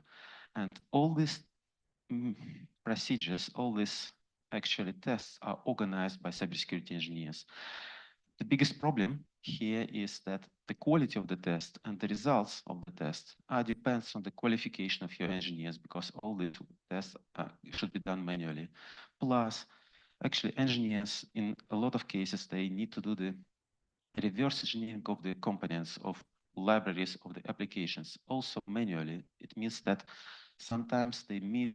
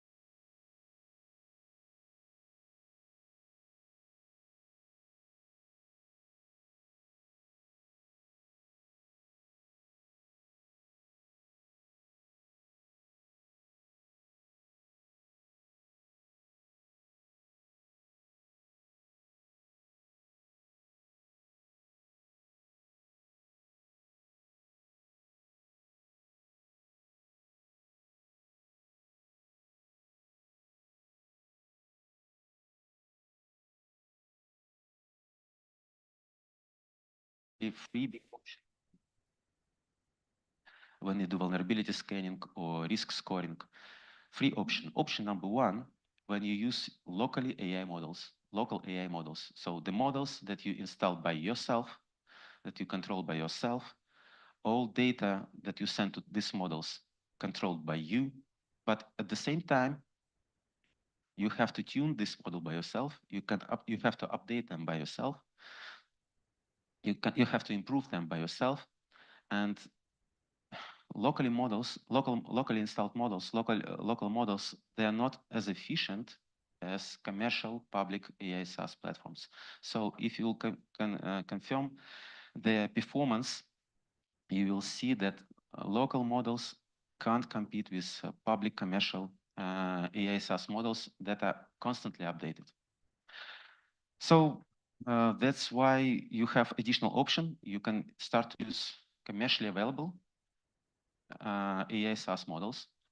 It's option number 3, so it's actually on another side of the spectrum. In this case, you don't need to care about these models. They're updated by a third party. They're controlled by a third party. They're tuned by a third party. And they are very precise. Performance is amazing. They detect so many vulnerabilities that your local models can't detect. But at the same time, you have the problem. Problem is that you need to share your data with this third party.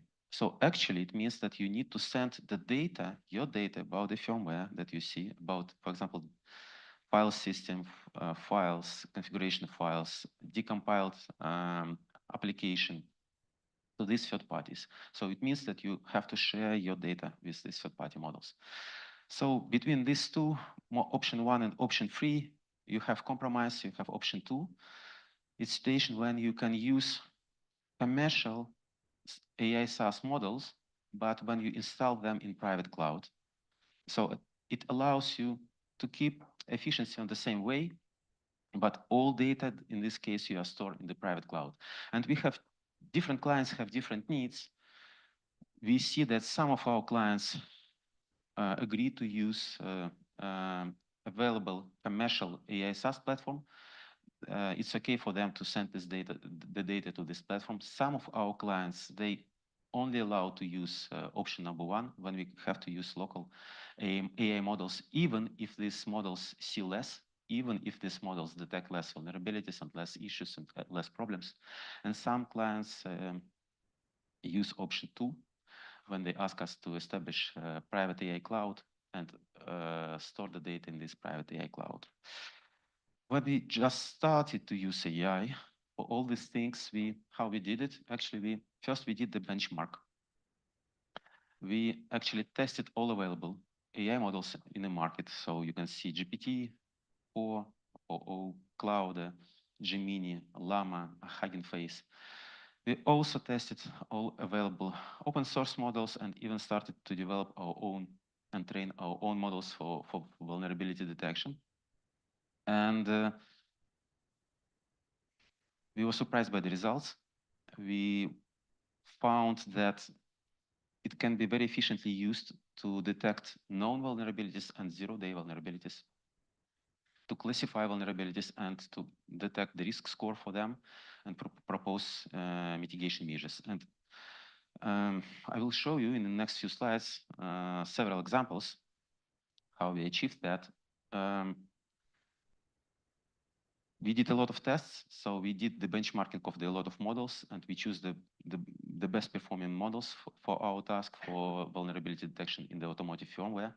We also found a way how to actually instruct AI models to use all our previous knowledge base, to use the knowledge base in existing automotive cybersecurity standards like 21434, VP29, UNR 155.156, new Chinese standards, GB 44495, to actually classify all detected vulnerabilities following these guidelines described in the standards. So maybe let's take a look at a few examples. Here, it's the example for the Tesla firmware, one of the Tesla firmware that all these bugs already fixed. So we can share this data with you. I choose very simple example. So even no technical expert can actually figure out how it works. What you see here, here in the Tesla, one of the script that actually update configuration, Wi-Fi configuration for the vehicle. And you can see in part of the vulnerable code that instead of using HTTPS, it uses HTTP, so all data are transmitted in the clear text. And synopsis for that is the script downloads a Wi-Fi configuration file from external server without using HTTPS. This could potentially allow an attacker to intercept and modify the configuration file during transmission. And all this stuff, it's written by AI. So vulnerability is detected by AI. Synopsis is detected of vulnerability, why it's vulnerable, detected by AI. You can see it automatically detected CVSS score, provided explanation why CVSS score is detected in this way. So you can see it can detect vulnerabilities. Can it classify them using some, for example, some specific guidelines, automotive guidelines? Yes, it's possible. Yes, it can. It can do it. Take a look. It's the example how AI actually do the risk scoring and TARA scoring. So in this case, we instructed AI to use recommendation described in the ISO 21434 standard automotive security standard in VP29 regulation to classify detected vulnerability using TARA model. And you can see that it actually detected that this vulnerability can be exploited in less than a day, that it requires special expertise proficient, that to exploit this vulnerability, attacker can use public information because the script is stored in the clear text on the file system and can be extracted by anyone actually from this file system. It automatically estimates the window opportunity, so how quickly, when actually this vulnerability can be used, and what kind of equipment should be used by the attacker to exploit this vulnerability. So this risk scoring and TARA classification is also done by AI in a very effective way. Plus, it even proposed remediation, so use HTTPS instead of HTTP. It's a simple example with the script, but the same, what we were amazed that actually this in the same way it works for even for the more complex examples when you need to disassemble compiled application, APK files, Java files, C, C++ written application. So when you can decompile it, send it to AI and ask it in the right way to detect vulnerability in it and classify detected vulnerabilities. The problem that I mentioned to you is, I see that I have less than 1 minute and a lot of stuff to tell you actually. Let's wrap it up. We see that everyone understands the problem with the closed source application. When you have binary application, third-party application libraries, firmware, and you have to detect vulnerabilities in the right way. We specifically see that authorities also started to understand this problem. We see that China in this year, in August, they implemented this standard 44495 for automotive cybersecurity for the vehicle. And they say that automotive OEM and Tier 1 OEM for vehicles that are produced in China, they need to use vulnerability scanning tools and to detect vulnerabilities and to mitigate and to fix them. And we already started to, and that's why we see so many interest from the clients in this area. Less than 10 seconds. What I wanted also to share with you is you can use AI not only for the testing of the firmware, you can also use AI for the testing of the hardware. When you're building cyber stance, when you're connecting all available physical interfaces in the vehicle, and when you organize fuzzing, when you organize vulnerability scanning, when you analyze network traffic, you also can start to use the AI. It automates a lot. It saves you days and weeks. It means your team can become more effective, more efficient. You can do more projects in parallel. And results are really amazing. And it's a game changer right now in the industry. I will skip maybe all other slides too, because I see that my time is up. What I want to say, if you're interested in automotive cybersecurity testing, prototype vehicle, production vehicle, automotive ECU, if you're interested in automation of this process using AI, please feel free to contact me. My email is here on this slide, and ask your question. Thank you.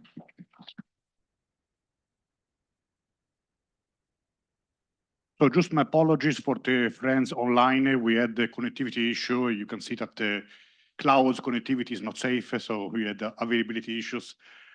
They lost potentially 1 minute, but okay, we have all the recording. You can check later. So again, my apologies. Okay. Yeah, Oskar Sotos from Validas AG. So I have a question. Searching vulnerabilities in binaries is something that most virus scanning programs can do. So where's the difference with AI? So what's the benefit of using AI for that?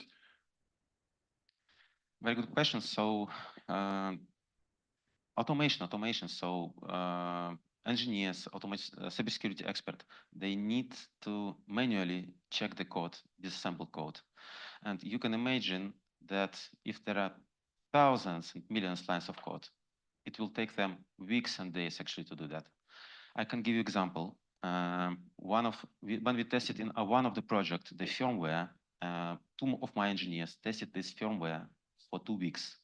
And after that, we gave the same task to AI and instructed AI to do it in the right way and received results in seconds. But I don't do this for my laptop manually. So why should I do it for the car? Why should you do it for the car? Because car can kill. Sorry, my laptop is also automatically scanned. So isn't it just a pattern match searching algorithm in the binary code? So I'm not sure if there is something where I need artificial intelligence to check for virus programs. We are used to check for virus programs since dozens of years, and it always works on the PC, and on the cars should be similar technology or similar problems. I don't see any advantages of using AI, but maybe you can explain. Yeah, so but in vehicle, you already started to use intrusion detection system. You already, in some vehicles, you already started to use this, and even my colleagues who already presented it before showed you the diagram when they used intrusion detection system for inspecting the traffic, for inspecting the actual application that installed in the vehicle. And this type of the control, when you scan the firmware, when you scan the software, it's different type of control. So it's additional line of defense. You should understand it. Yep. Okay, last question, and then we need to move on. We will follow the order, so I'm sorry. Juan Pimentel from Omnex. My question is that you mentioned briefly that you're using AI to detect zero-day vulnerabilities. But it seems to me that that's a contradiction, because when you train AI, you train on known things, and 0 days is unknown. So how do you do that? It's the magic, actually. We also did not expect these results initially when we started these tests. We also thought, based on our previous experience, that it would only see what it was based on the data that was used for the training. But it's the magic of the big LLM. So right now it can even find similarities. So it can actually already detect similarities. The code shouldn't be exactly the same. It should be similar. The problem shouldn't be exactly the same. It should be similar. And if it can find similarities, it will highlight, it will detect it, it will highlight, and it will explain even to you why it's similar and why it's vulnerable. It's real magic that we see right now already. Okay, maybe the last, but please keep it short. Last question. Yes, Alexander Matthäus from Electrobit. How do you deal with false positives? I have such an AI-based scanner here on my PC from this famous company that we had in the news, and it just removed a file I was working with because the AI detected it. Yep. False positive is the main question that our clients ask. Can you do the benchmarking and compare your results with the results of existing solutions, open source or commercial? And we always win in all benchmarking. How we are doing this is secret sauce. We are ready to show it to you. So if you'll be interested, we can do the benchmark session and show how we reduced it. But we also use AI for that. So we have models and we have rules that can actually assess the findings and eliminate the false positive. Thank you. Okay, great. I mean, I can see that we are warming up, so really great. We could, in case, skip the break and continue discussions. No, I would recommend really on the break, we can have also some more discussions there. But in the next presentation, sorry again. Yeah.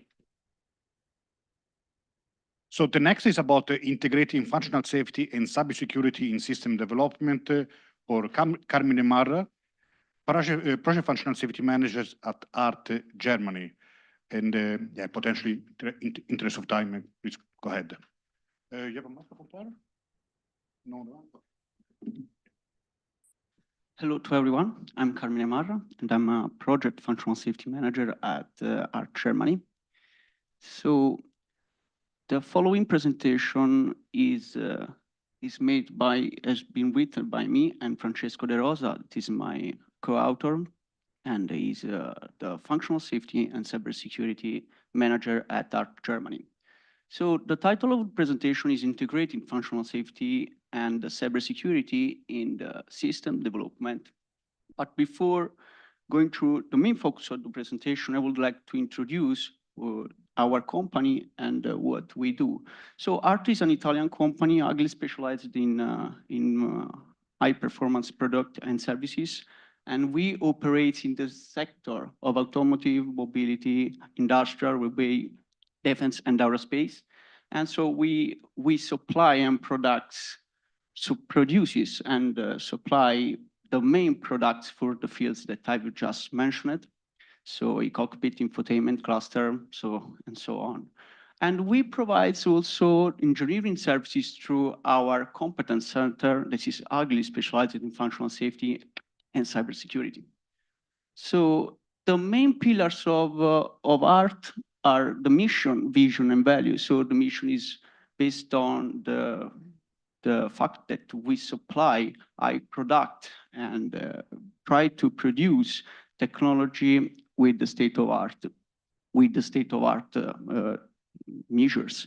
So the vision is to revolutionize the driving experience with innovative products and new technology. And the values are based on three main words: respect for the environment, the responsibility, and the passion.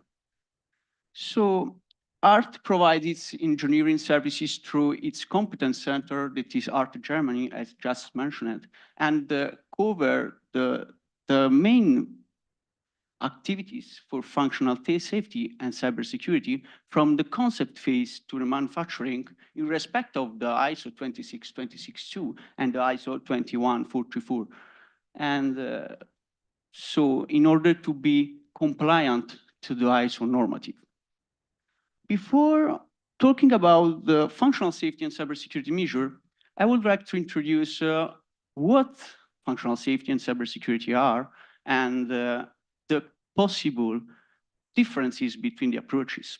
So the functional safety is defined as the absence of a reasonable risk. We can say that it's also the ability to ensure that the system can have a control and mitigation against a hazardous event. While the cybersecurity is the condition in which the assets are sufficiently protected against threat scenario. But what are the malfunctioning and the threat scenario for functional safety and cybersecurity? So the malfunctioning for functional safety are caused by faults that could be random fault or systematic fault. The random fault could be caused by hardware components, while the systematic could be human errors. For cybersecurity, the three scenarios are the cybersecurity attack made by one or more attackers. But what is the main difference between these two causes that I have just mentioned? Is the intentionality. So for functional safety, we have said that the random and the systematic fault are not intentional, but the cybersecurity attack are intentional action made by one or more attackers. Another difference is highlighted in this slide where we have a difference and a common point between functional safety and cybersecurity related to the normative. In fact, in order to homologate a vehicle, it's necessary to be compliant to some normative, we know. And talking about cybersecurity, it's necessary to be compliant to the R155 in order to homologate a road vehicle. Please, there is a question. Yeah, maybe, okay, only one, but let's keep it to 10, please. That's not a question, this is just an amendment. So the UNECE regulation 157 refers to ISO 262 in a way how laws may do it. So it's a law that cannot say use an industrial norm but standard, but it refers to it. And by saying you should have an assessor that is very well skilled in ISO 262 when assessing your safety case. So I would put in there ECE regulation 157 there. And I think this is quite agreed in many communities. Okay. Okay, thank you. We can do it.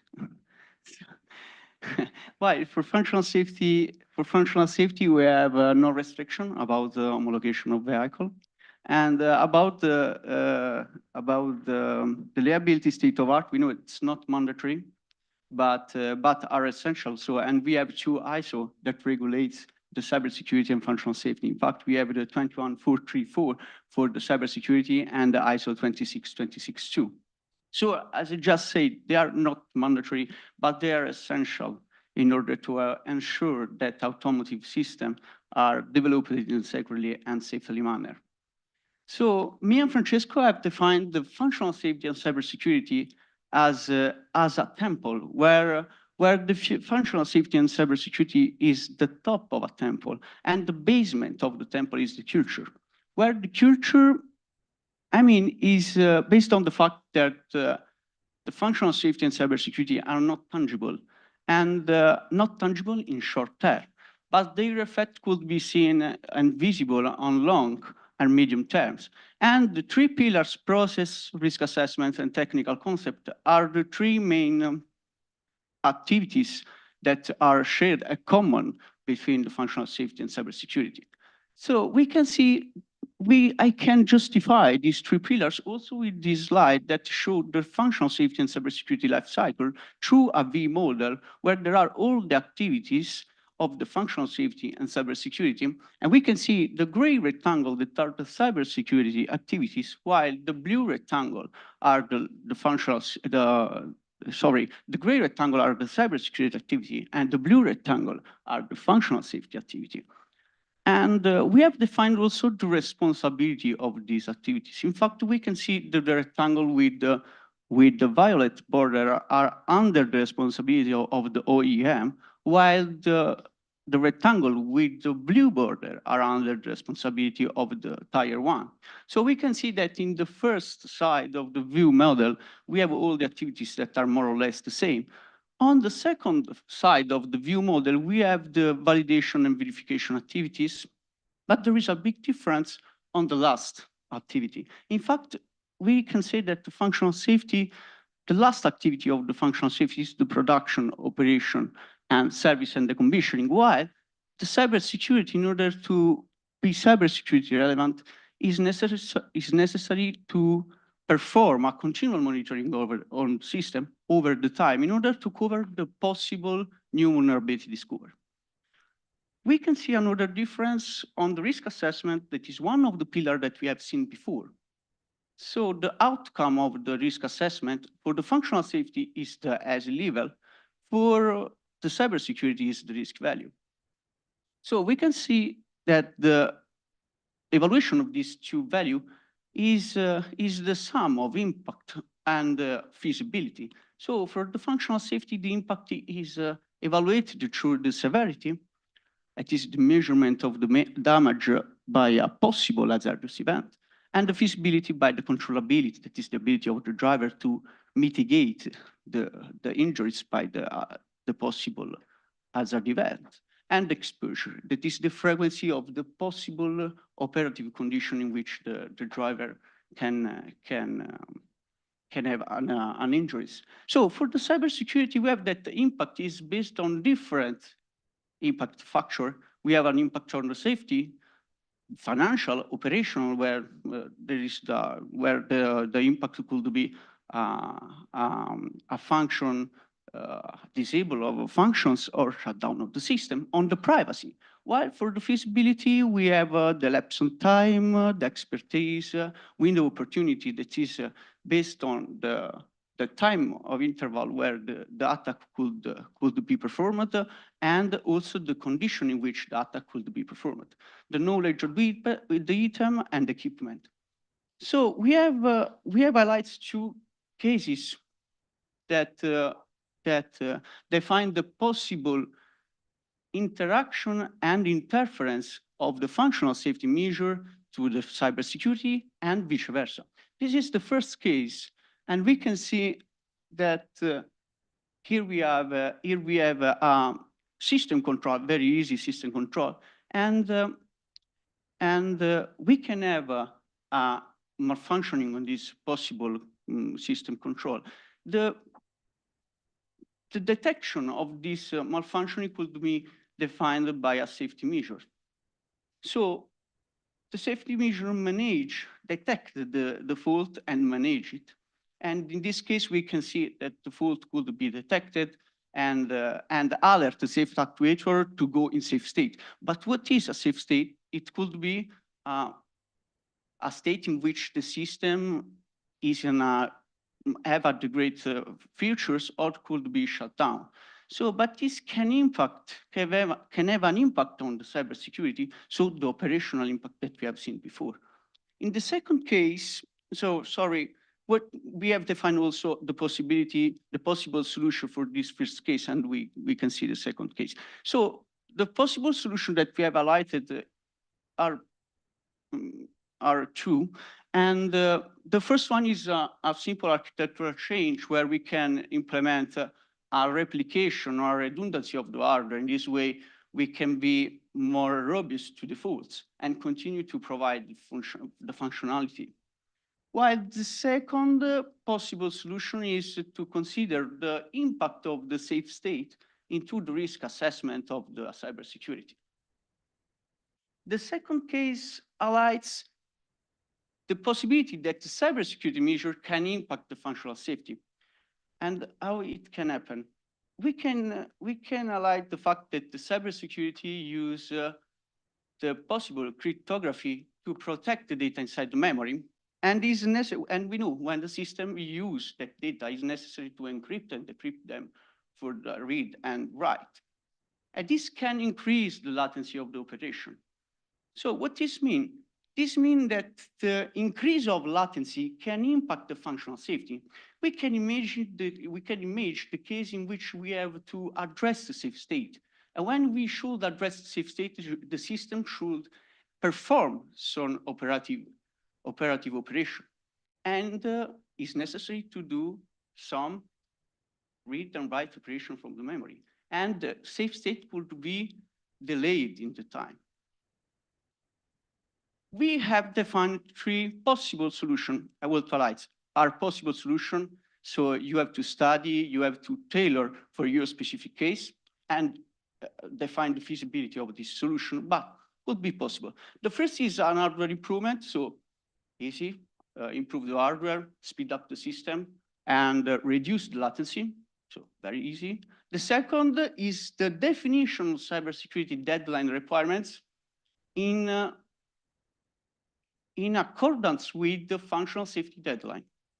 The second possible solution is to separate the sensitive data to the operative data in the memory and apply the cybersecurity measure only on the cybersecurity or only the sensitive data partition. So there is also another difference that I want to highlight between functional safety measure and cybersecurity. In fact, in order to be compliant to the 26.2, it's necessary to be compliant to the hardware metrics. And to reach that percentage of the metrics is necessary to choose and use the appropriate safety measure. we can choose the safety measure based on the diagnostic coverage. It is the percentage of the fault diagnosticated and mitigated by the safety measures. While on the other side, we have the cybersecurity, where needs a continual monitoring, as I just said before, and the safety measures should be updated every time that a new vulnerability is discovered. The vulnerability could be monitored through the NIST, official NIST site. So there is a national vulnerability database, and it's easy to understand how it's important to perform this activity of continual monitoring. In fact, we can see this graphic that is extracted from the official NIST site, where the horizontal axis define the vulnerability discovered, and we have the years. So it's easy to understand that there is a very big increase in the last years. So for the challenges, the cases that we have seen before, and the possible interferences between functional safety and cybersecurity, a more cooperation could be the right solution, and it could be done through all the possible activities that we have seen in the view model in the previous slide. I want to conclude the presentation listing the possible communities, challenges, and the strength that we have seen during the presentation. So the communities are, as I just mentioned before, the culture of cybersecurity and functional safety, that they have a tangible impact only on medium and long term. The fact that their needs are a very robust process and an established company culture. The differences, so we have seen a lot of differences between the two approaches, but the most important are about the different evaluation of the risk assessment and possible interferences caused by the overlap of the functional safety and cybersecurity activities. The straight is the cooperation to support the growth of culture, because they can operate together to grow the culture that I have defined before. So are there some questions? Okay, so.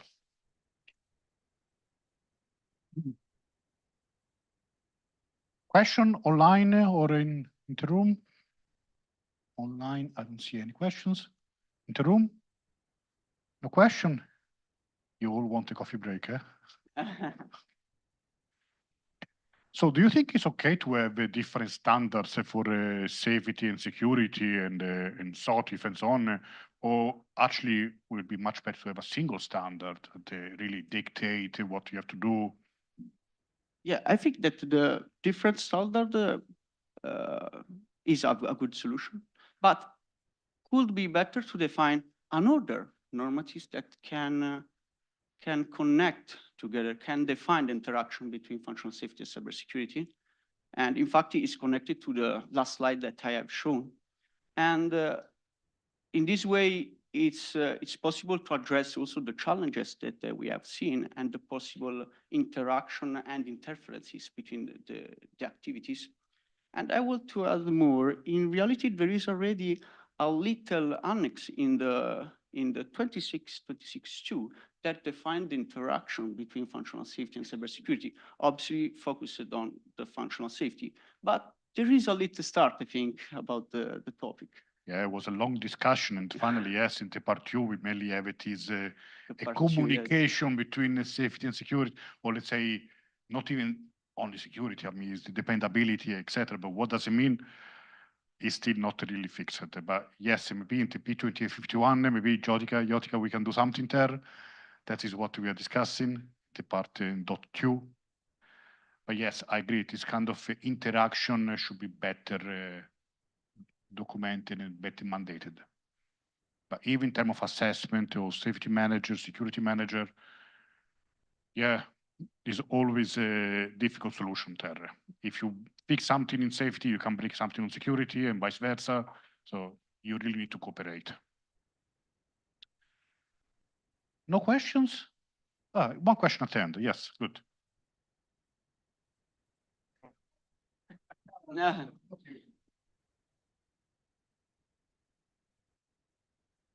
Kadir Ahmed from Ohio State. So I understand faults and attacks. Faults go on the safety side, attacks go cybersecurity and maybe safety side. Certain events that are not in, let's say, within the vehicle's control. For example, GPS signals unavailability. Okay. How would you classify them? That's a safety issue, that's a security issue. Can you repeat the type of signals? GPS. GPS. So depends, obviously depends to the use of the GPS data, but obviously they could be defined as sensitive data.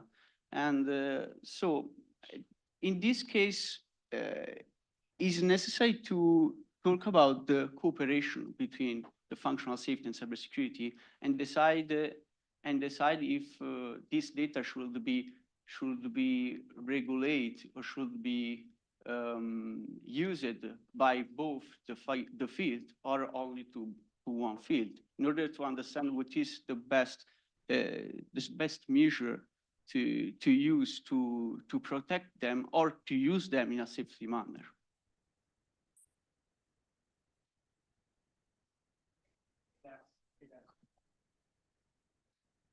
So what I'm understanding is it depends on the feature within the vehicle, how it's using it.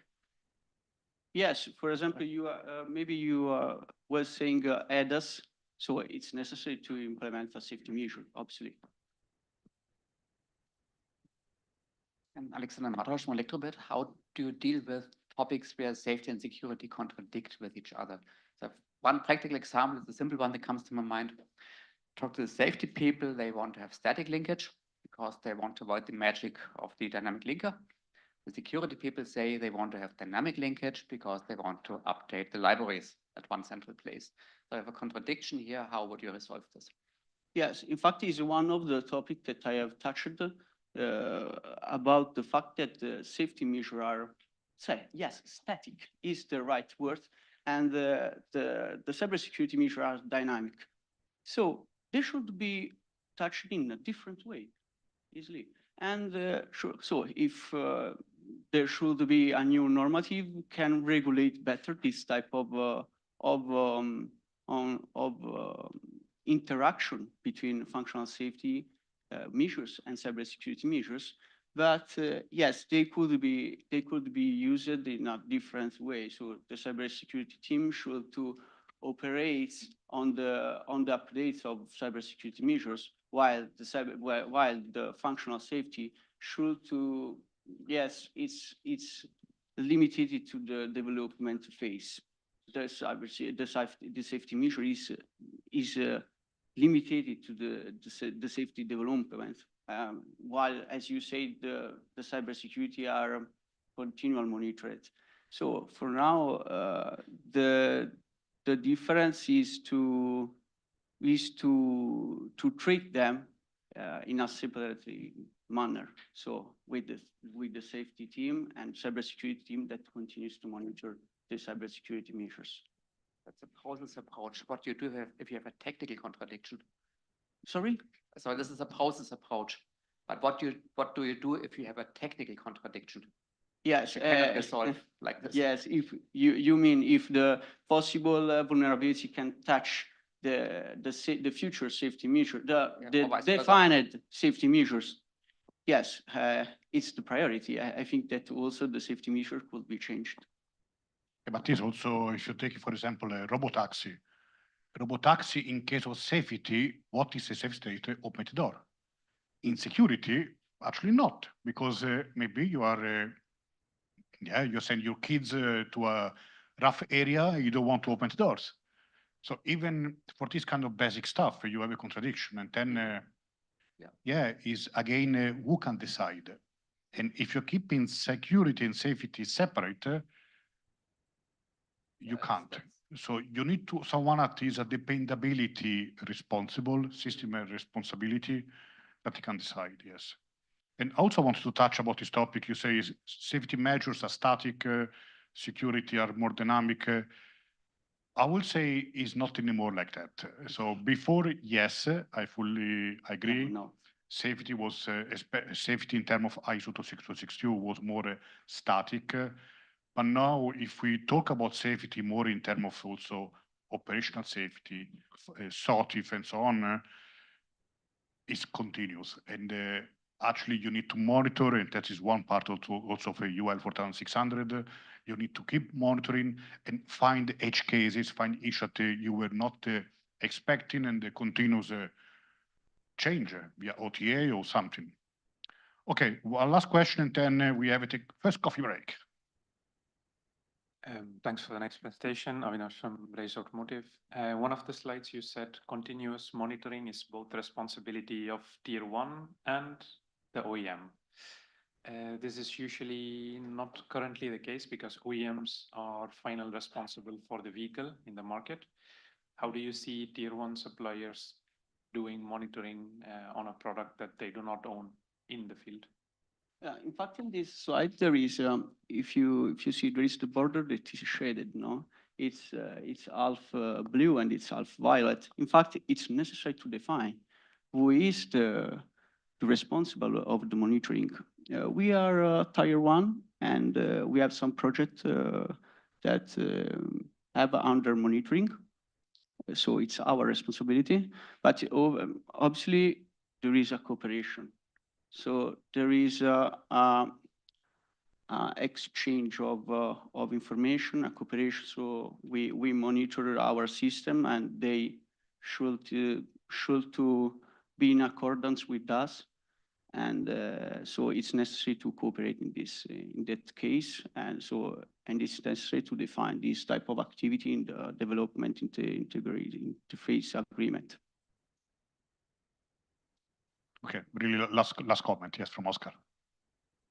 Oscar from Adidas. So it depends on what you want to monitor. If you want to monitor the product, then the OEM isn't responsible. But if you want to monitor the inputs, like what you have been using in building for vulnerabilities or something, then the OEM, the first tire supplier should do it. So it's true. Yeah, but of course the product finally is the OEM. So the OEM needs to enable this monitoring from all partners.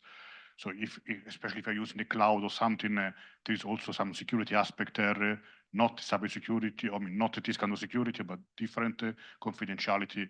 So of course you need to have a proper agreement, DIA, whatever, yeah. Okay, so we take the first break. We should meet again here. We should start 11:15. Please be on time.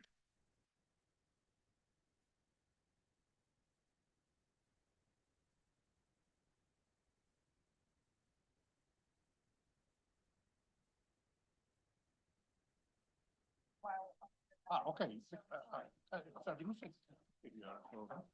maybe I didn't see. Usually I get I see only one, so I didn't see you.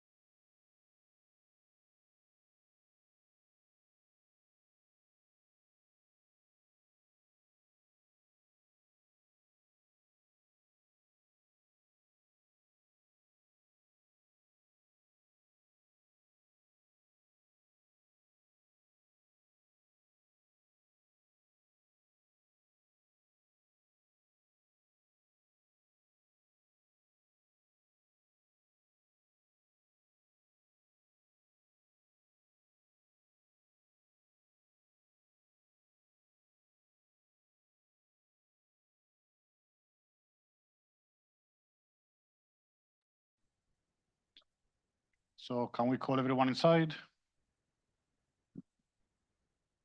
Otherwise, we have to skip lunch.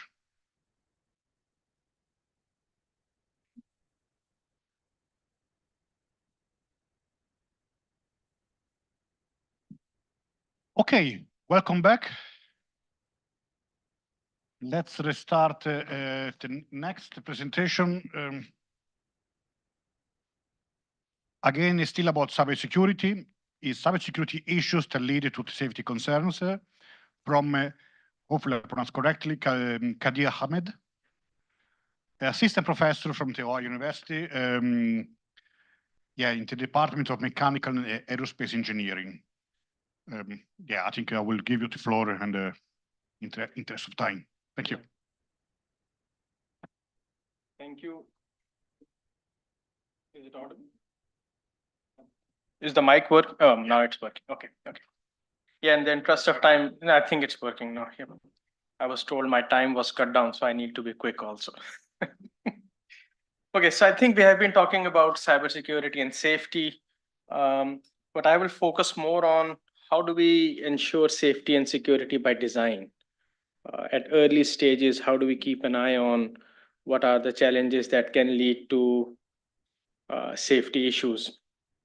Controls is one mechanism to handle those resilient controls. And then we had a brief pointer in the earlier presentations, operational safety, when the vehicles are operating at intersection and highway scenarios, how we can ensure safety in those situations.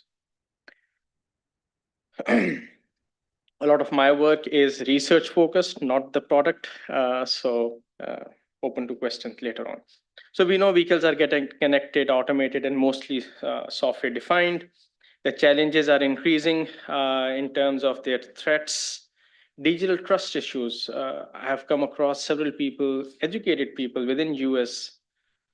They don't want automated or connected vehicles because they think it's privacy issue, or it is they have trust issues in the automated technologies. A lot of rental companies found out that when they rent the vehicle, when they get back, their automated features are disabled or people turn it off because consumers don't like it. So digital trust issues are still there as technology is getting automated, but digital trust issues are also growing. Supply chain issues or security in the supply chain, like where the components are coming from, who's responsible for those things. But where I'm focusing is how to quantify the system for security or subsystem, and then how to design robust automated features and diagnostic capabilities. I will quickly go over through. I think we had this discussion, cyber threat. If we see the news are coming or number of cyber attacks are increasing day by day.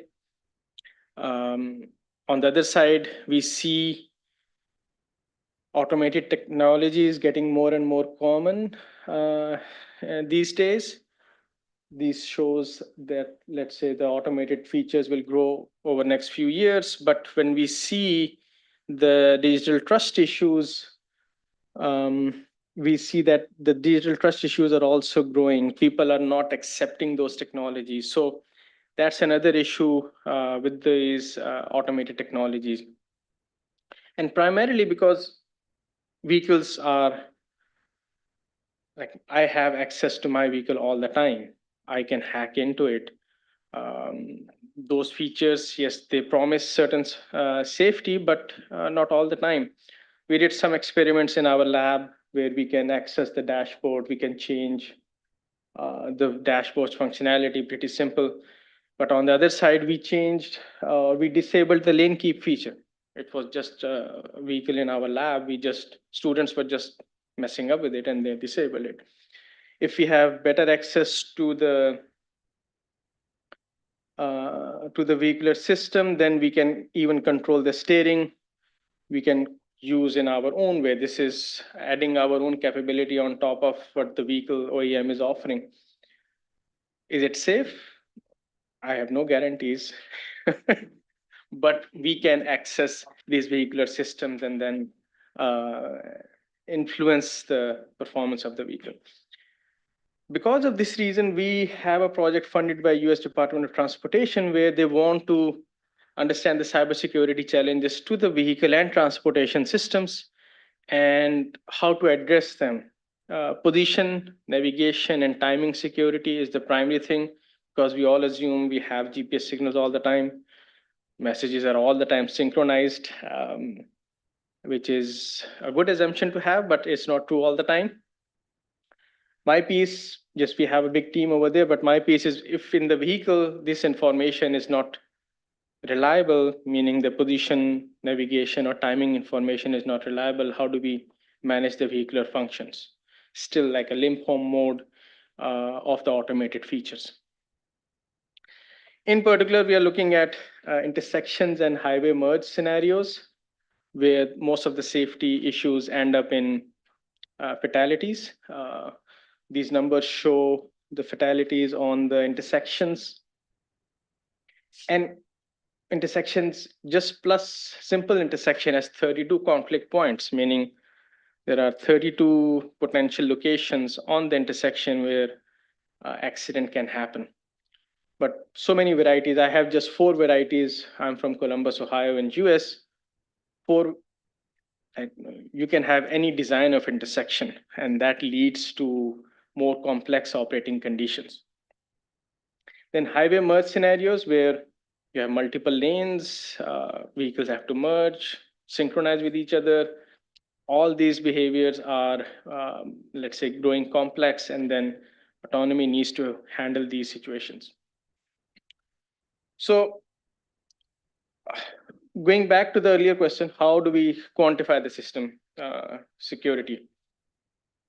I will be giving an analogy over here. So for example, when we set up our, let's say, credit card or any online account, our first preference is, okay, we need to set alerts. Okay, if any transaction happens, we should know that transaction happened. So we need to be able to observe that that transaction is happening. If it's not you, then you know, okay, something happened. It's not with my permission, but it is still happening. So if we don't have those alerts, we don't know what's happening, and then unobservability in the system is not desirable. So an analogy to the system or the vehicular system, we should at least know that attack is happening. If we don't know, then we cannot take care of it. Then the second piece is we keep redundancy in our, let's say on an account. 2-factor authorization is a common way of redundancy. So you verify twice, once with your login, once with your phone again, right? So do we have these sort of capabilities on the vehicle? So observability, first we should be able to observe the attack. And if we want to handle the attack, we need to have redundancy in the system. So using behavioral model, for example, if I have access to the DBC file or inputs and output relations, I am able to find out whether the system attacks are observable or not, or if there is redundancy in the system or not. Quick, you can see the details in this paper, but for example, these are steps that we follow. Vulnerability analysis, which I think everybody talked about, it comes from the TARA analysis. Then we use the structural model, which is the behavioral model of the system. And it helps us to identify observability and redundancy in the system. And if we are able to detect and isolate the attacks, we can perform those steps. And if we don't have enough detection and isolation capability, can we add additional sensors to add our, let's say, observability and redundancy in the system? And then design residuals. This is fault diagnostic steps, either using nonlinear models of the vehicles or the data-driven approaches. We did that analysis for a lane keep assist system for a production vehicle and try to find out if the system is designed in a secure way or not. We, let's say, we made it up and running in the Carla simulation. We had some of the insights of the system. we used system model over here. I won't go into the details, but the important thing is two attacks. A3 is the perception camera attack, and A1 is the actuator attack. These are the two attacks that when we observed in the system, they were going undetected. Like we were not able to even observe those attacks. So meaning that if somebody attacks the actuator or fools the camera, then the system will not know. Yes, the driver would know, but the system will not detect that the system is malfunctioning. So this sort of analysis, now this is for you guys, I know it's a lot on the flight, but A1 and A3 attacks, actuator and the perception attack were the attacks which are going unobservable in the system, meaning that we need to have redundancy or we need to install additional sensors over here. We did some other, we designed residuals. We were able to detect other attacks, for example, A6 and A7. We were able to, these attacks were going beyond the threshold, but when we ran our residuals for attack 1, which was on the perception, which was on the actuator, our diagnostic approach was not able to detect those attacks. So this was essentially the confirmation that there are certain sensors which are, let's say, single point failure. If anybody attacks on those sensors, or in A3 case, it was the actuator. A1 was actuator, A3 was the perception sensor. But the point over here is if we don't have, if you're not able to observe the attacks on those devices, there are some unsafe situations that we can land into. And we designed certain residuals. We were able to detect all the attacks. There are still stealthy attacks.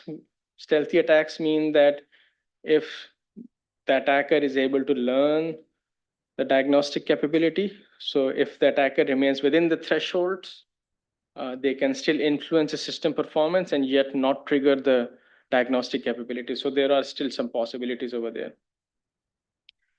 So using all this analysis, we came up with the attackability index. If you have certain attacks that can go undetected, there's no redundancy, then attackability index is high. Otherwise, it's lower, it's manageable.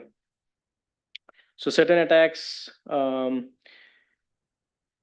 if you see, we have listed all those attacks, A2, A4, up to A10, we can detect those. A1 and A3 were not detected attacks.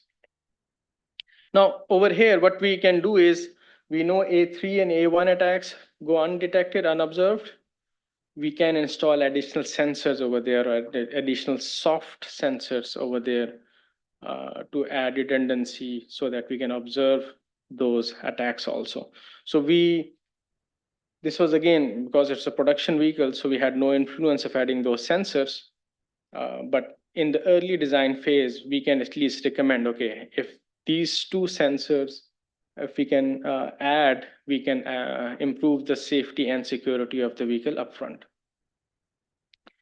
Now,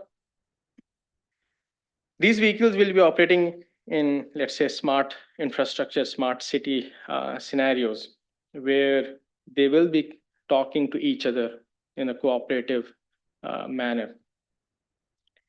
And GPS is one of the signals, or position of the vehicles is very important when they need to coordinate with each other. We did, for example, some of the testing. If we have GPS enabled features, the vehicle, so in this case, we have to follow an S curve, right? If GPS available, we are able to follow the S curve, but if GPS is not available, then the vehicle doesn't know what to react to. So in few seconds, it will be disabled and the vehicle will be essentially disoriented, meaning that in vehicle or in smart city environments, where vehicle is talking to others without GPS signal, it can lead to certain unsafe condition. It essentially is starting circling instead of going into S curve. So that shows that a GPS location is pretty important, or GPS information is very important for almost all the vehicular operations. So when we enabled it, it get back on its track. So looking at the two scenarios, how to have, so for example, you observe what we are looking over here is, so we have cooperative navigation between the vehicles operating on the intersection and on the highway merge scenarios. If we have cooperative collision avoidance, we can avoid the vehicles colliding with each other. Like, for example, in this case, if the algorithm inherently doesn't take care of the collision avoidance, they will land into collision. But it depends on the vehicle controls, how you define the safety and how your controller ensures the safety. The concept that we are using over here is a safe set definition, which can be as simple as maintain certain distance from the vehicle, or it can be complex as maintain certain, let's say, predefined area that vehicle needs to maintain while operating its safe maneuvers. So that's another way. How do we maintain safety in cooperative maneuvers by avoiding the collision? The last piece, if GPS is not there, like we saw in the earlier scenario, how do we handle those scenarios? There are few approaches out there using onboard sensors, using IMUs. What we are doing over here is using V2X information, which typically most of the smart intersections will have. And V2X messages are standardized messages, and they have map information, which is the ground truth information. So we can use that information if GPS is not there to correct the vehicle navigation and position, and hence avoid, let's say, we are seeing these blue curves in the absence of GPS signals when we are using just, let's say, how the vehicle would behave using its kinematic model. But if we use the map information, which is the green curve, that shows if we have the green, or let's say 2D map information coming from the V2X signals, we are able to localize the vehicle in the absence of GPS. And you see the red line, which is essentially the ground truth, which we are able to track using the map matching V2X information. And the accuracy levels are sub-meter, still not safe, because sub-meter is still, you can be in another lane, but still getting closer to where if we don't have the GPS, how do we manage the vehicle navigation? With this, I will stop. I know I shared a lot of information in very few. Speaking was perfectly on time, yes. Yeah. So, Any questions?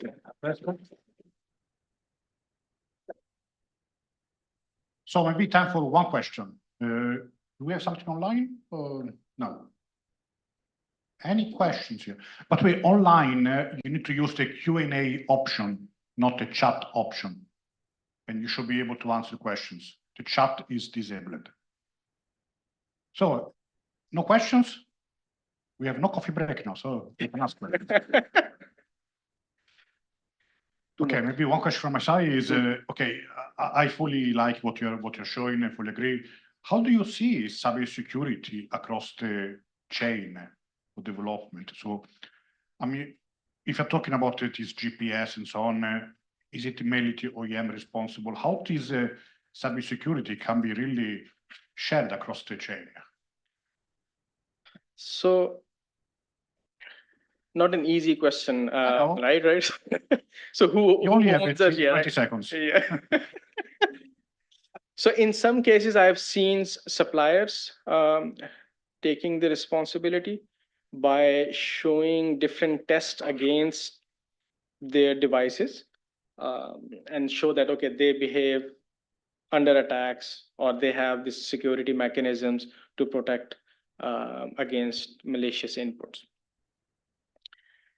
I'm forgetting that authority name. In US, they have an authority. If I get the device certified from them, then that device goes, let's say, and there is a list publicly available. And if it shows up in that list, then there is some sort of guarantee. There's nothing 100% safe and secure, but there's some sort of guarantee. Now, in some cases, I have seen sometime tier one suppliers, they have access to their components on the OEM product. So they monitor also while the OEM is also monitoring. So they sometimes share, sometimes they don't share. And this scenario is different for commercial vehicles versus the passenger vehicles. Commercial vehicles, everybody or every supplier has access to their components. Whereas in passenger cars, I think everything is running through the OEM channel. So with less flexibility over there. Yeah. Thank you. Okay.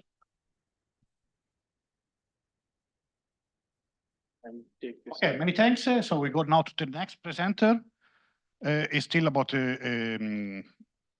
security. So it's a supply chain collaboration, innovation in FUSA, and relationship between FUSA, SOTIF, and cybersecurity. And presenter is Dr. Marsana Khatun, Functional Safety Manager at Robert Bosch. Please.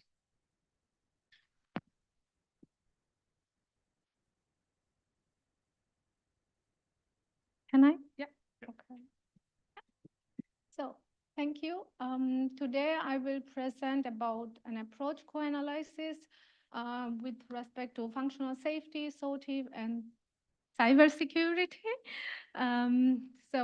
Before going detail about the presentation, let me introduce shortly about myself, just to clear the background of the presentation, because it's between vehicle level, autonomous vehicle to the semiconductor.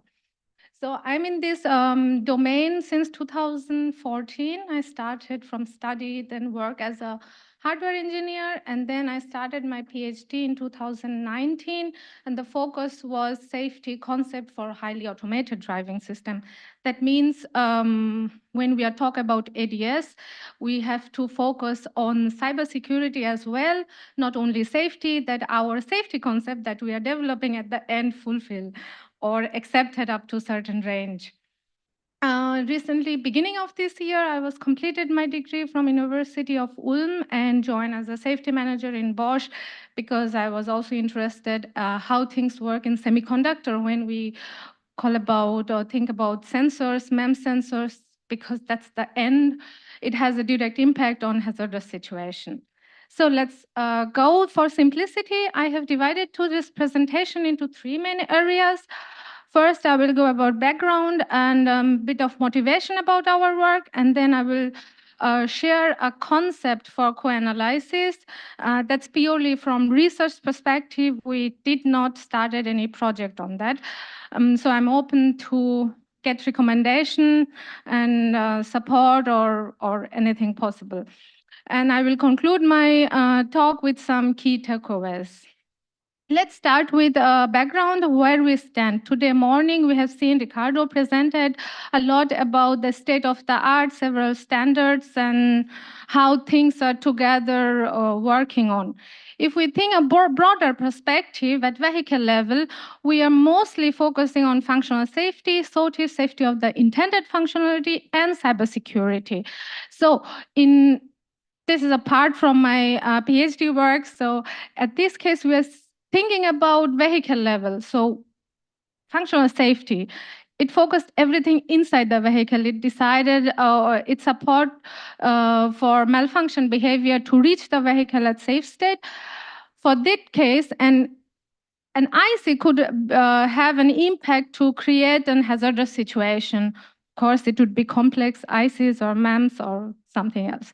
For SOTIF, we are focusing on functional insufficiencies. That means we have some additional support to drive, for example, of course, sensors and so on, or also for human-machine interaction. On that case, SOTIF plays a role.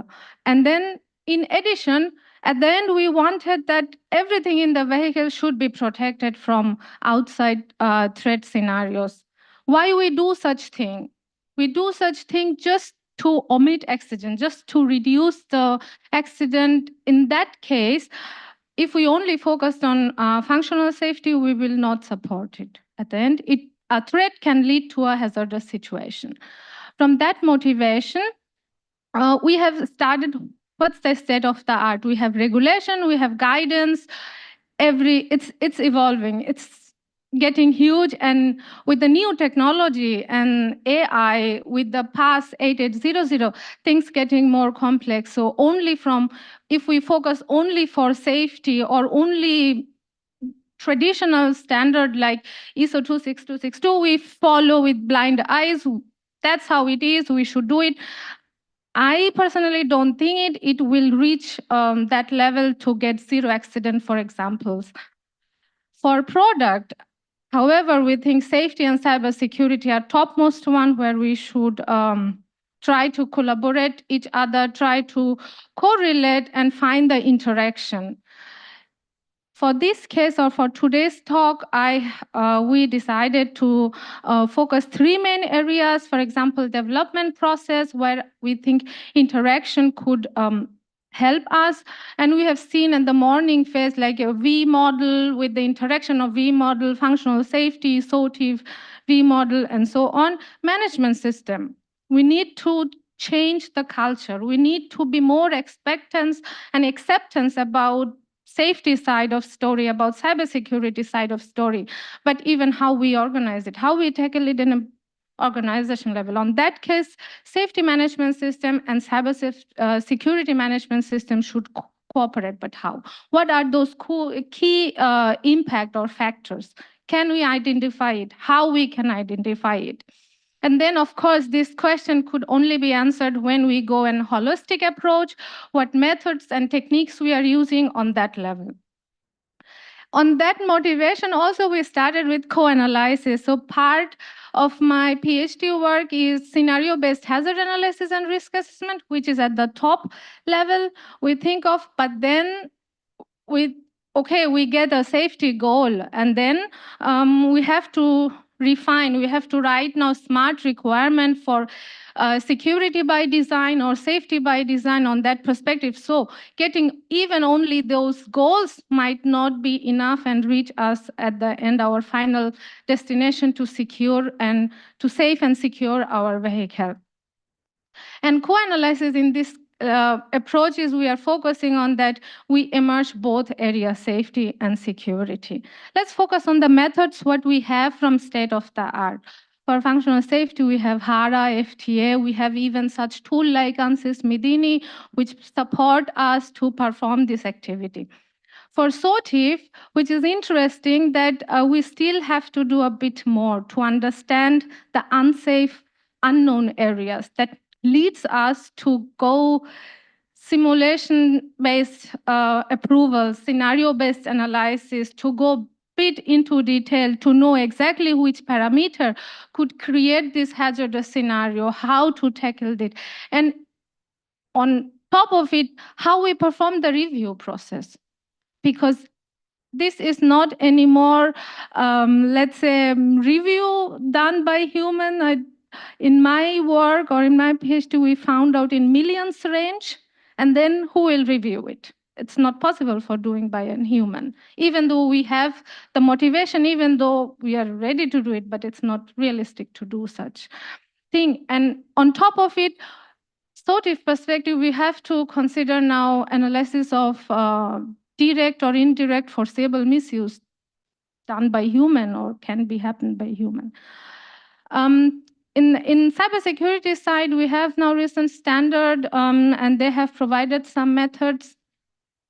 For the management level, we know DRBFM to design and find that failure mode, but we need some decision making, because if we talk about AI, then our management systems, which already know the factors that we are focusing on, might not vary. Can we use AI to support safety?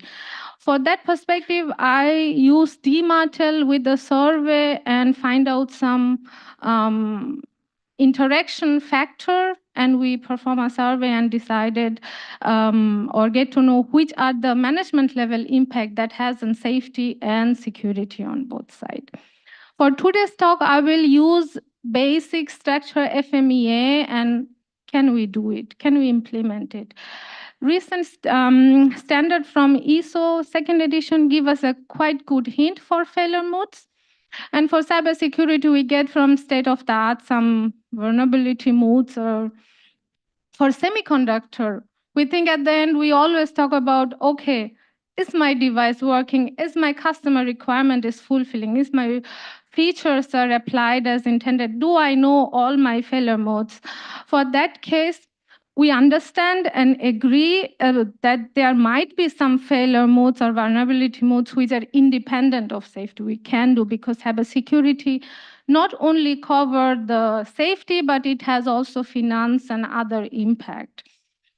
And same goes for functional safety as well. But we do think in semiconductor level, the failure effect might have same. For example, power supply failure. It could come from a performance failure. It could come from EE system or IC failure from the safety perspective, but it could also from voltage glitch attack. So I do agree in vehicle level or at top level, they are focusing on two different goals. No doubt about that. But in semiconductor level, when we are really in the design, that might have different opinion. At least that is what our concept focusing on. Of course, if we get this common failure effect, what are the severity or impact together, we can define a safety measures, we can define a cybersecurity measures, but what are their correlation? That could support at the beginning or morning session we have seen by design. I'm from hardware side, so I have a bit less experience on it, but we have the team and we always collaborate. And this is our concept, what we try to implement in detail as a big picture, like as a complete example. That was one of our challenges, that we try to find a complete example where this is presented at structure, like a different layer. It was accepted, but it's too hard to find a complete example. And that is our intention to do about this concept and then implementation of this concept. So how we can identify those common failure effects? As I mentioned, we try to use some example. So we consider communication bus as our one example, and we checked what are the available failure modes we could find. As I mentioned already, ISO 26262 was quite good, give us some failures, loss of communication, message corruption, and so on. But for cybersecurity, we also have some kind of vulnerability modes or failures could also lead to data corruption and so on. But what are those common failure impact when independent of it's coming from functional safety perspective or coming from cybersecurity? Could be no correct signal. We are not getting it. So how we realize it in our semiconductor, or too late message. In semiconductor, we are very closely developing our both parts, safety and security. On that, for example, ASIC, I would mainly say it, and there at the end we are talking about millions of transistors. There is nothing we talk. Okay. Our power supply is not working. So what system will do it? We have, or I would not say everyone, but we always try to intend it not to put it as a random hardware failure, to put it, okay, system integrator had to do it. We don't want it to take the responsibility. Why we don't want it to take this responsibility? Because there is no implementation done. We have this trust issue I've seen. We are, from company perspective, also we have challenges. But if we have this common failure effect and have the courage to work and implement together, we will find new approaches or extended approaches, whatever you name it, which will be helpful at the end for our product. With that motivation, like we are end of our talk, I would say that during this concept we have talked about not only our safety team, we have cybersecurity team, and also the research team, and we take their comments, and we are in the implementation, because our paper was from few months ago, and we have AI, we have the support. So we find some new failure modes, which will direct it to predictive maintenance of this direction. We realize how important it is to work in a cooperative and acceptance minds from safety and security side, and then it helps us to understand the overall failures, and it will help us to reduce the conflict requirement between safety and security. It will help us to write smart requirement for our product. What are the downfall? If we need support, we have to allocate our hours. We have to say why we need it. Is it important? Do we have to maintain deadline? On that level, we need the organization support. And according to the process, or if you see organizational process, there is no room, basically.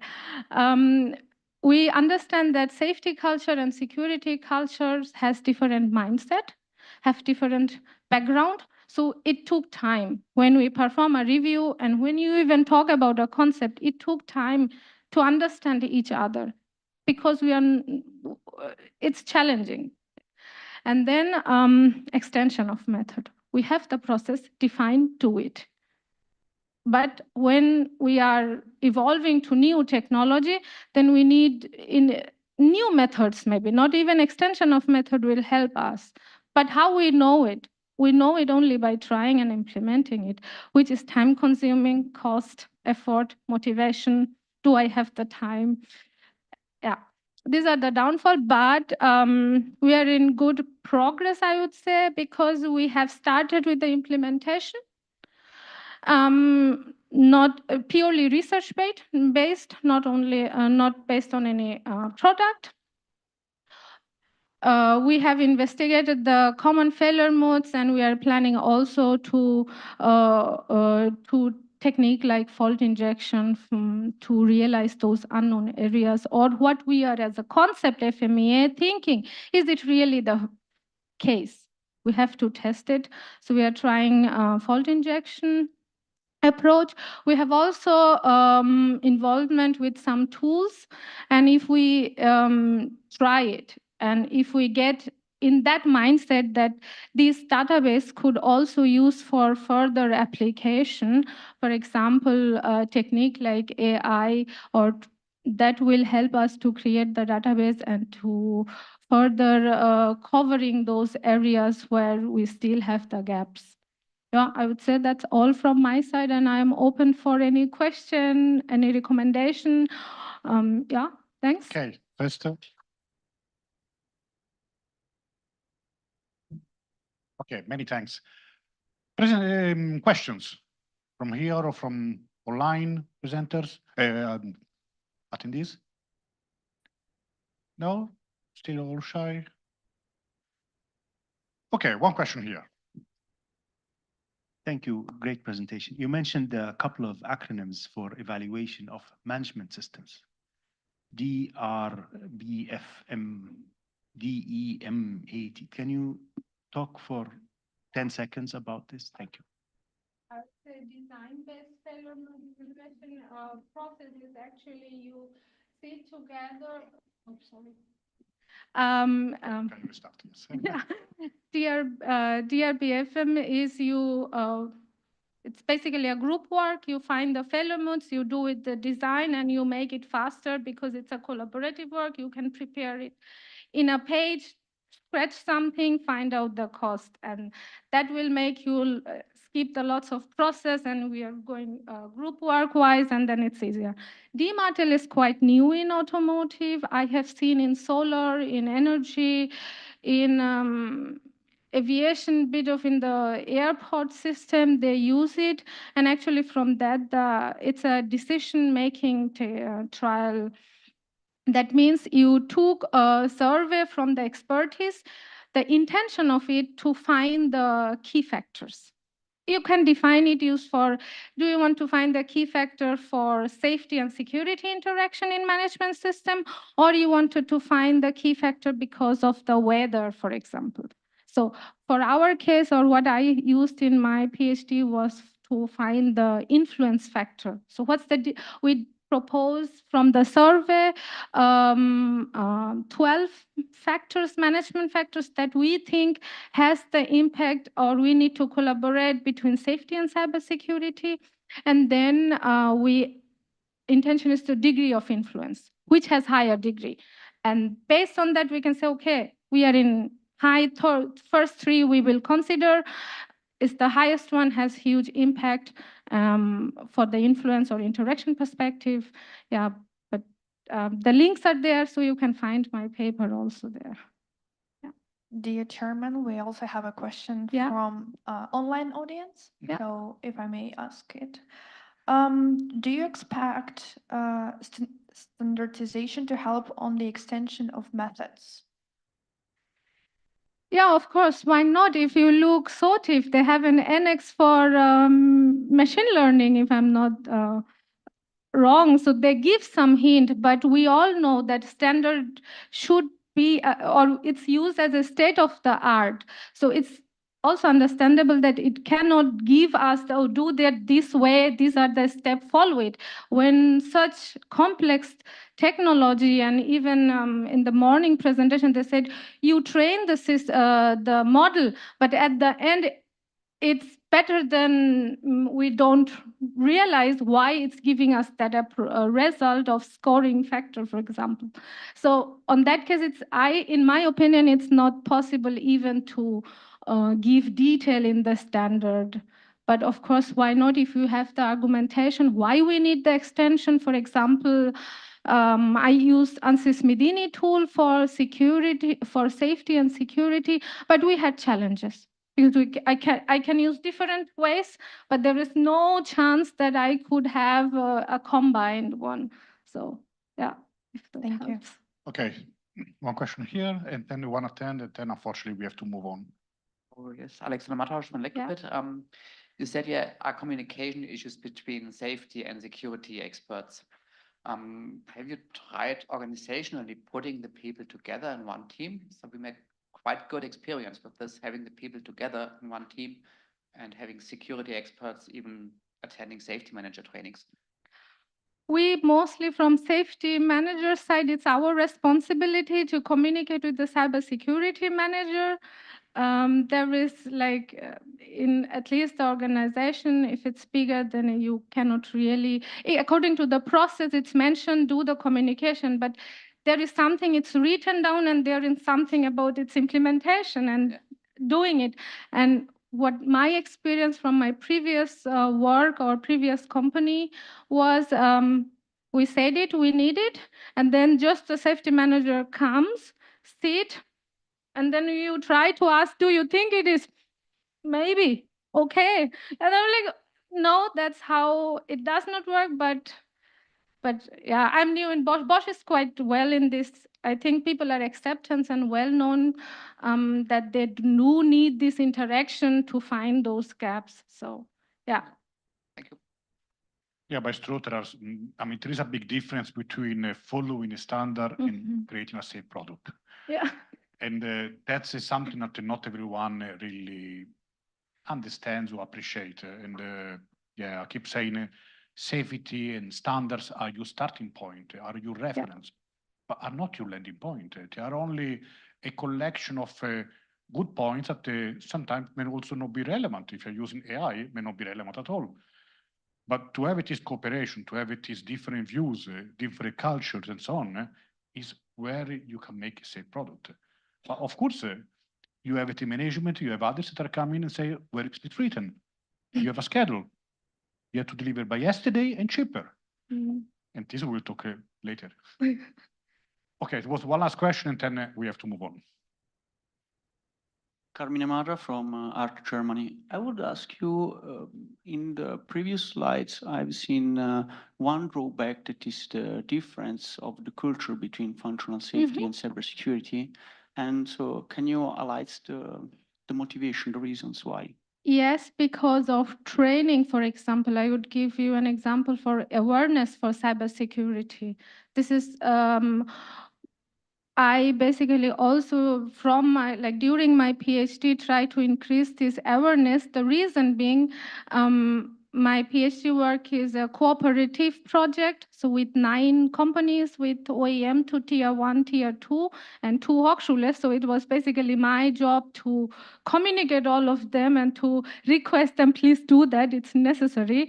And there the training comes up play, that if we do a general training for cybersecurity awareness, although I'm working from safety side and I think, okay, daily life, I don't need to know what is Tara, why I am learning it and spending half an hour in a training session. But that's not the intention of the training. Training is, okay, we are performing in security, please be careful, don't give your pen drive to everyone, don't connect it, don't keep your lab open, and so on. Because it's not because of we wanted to protect our product, but we also know there is not only there is a hacker, could also be an insider, could also be from a company.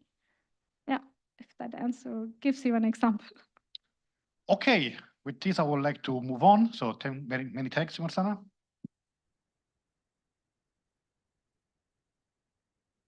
Okay, the next presenter is actually online, so hopefully we'll be all connected now. And is Professor Alexei Vinel from Karlsruhe Institute of Technology. Are you online? Can you hear me? Yes, good morning, everyone. I'm online.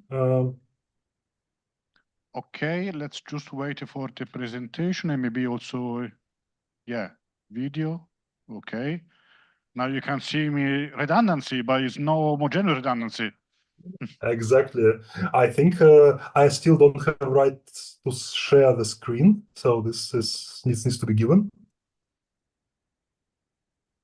Yes, now I have. Yeah, okay, perfect. Can you move to presentation mode?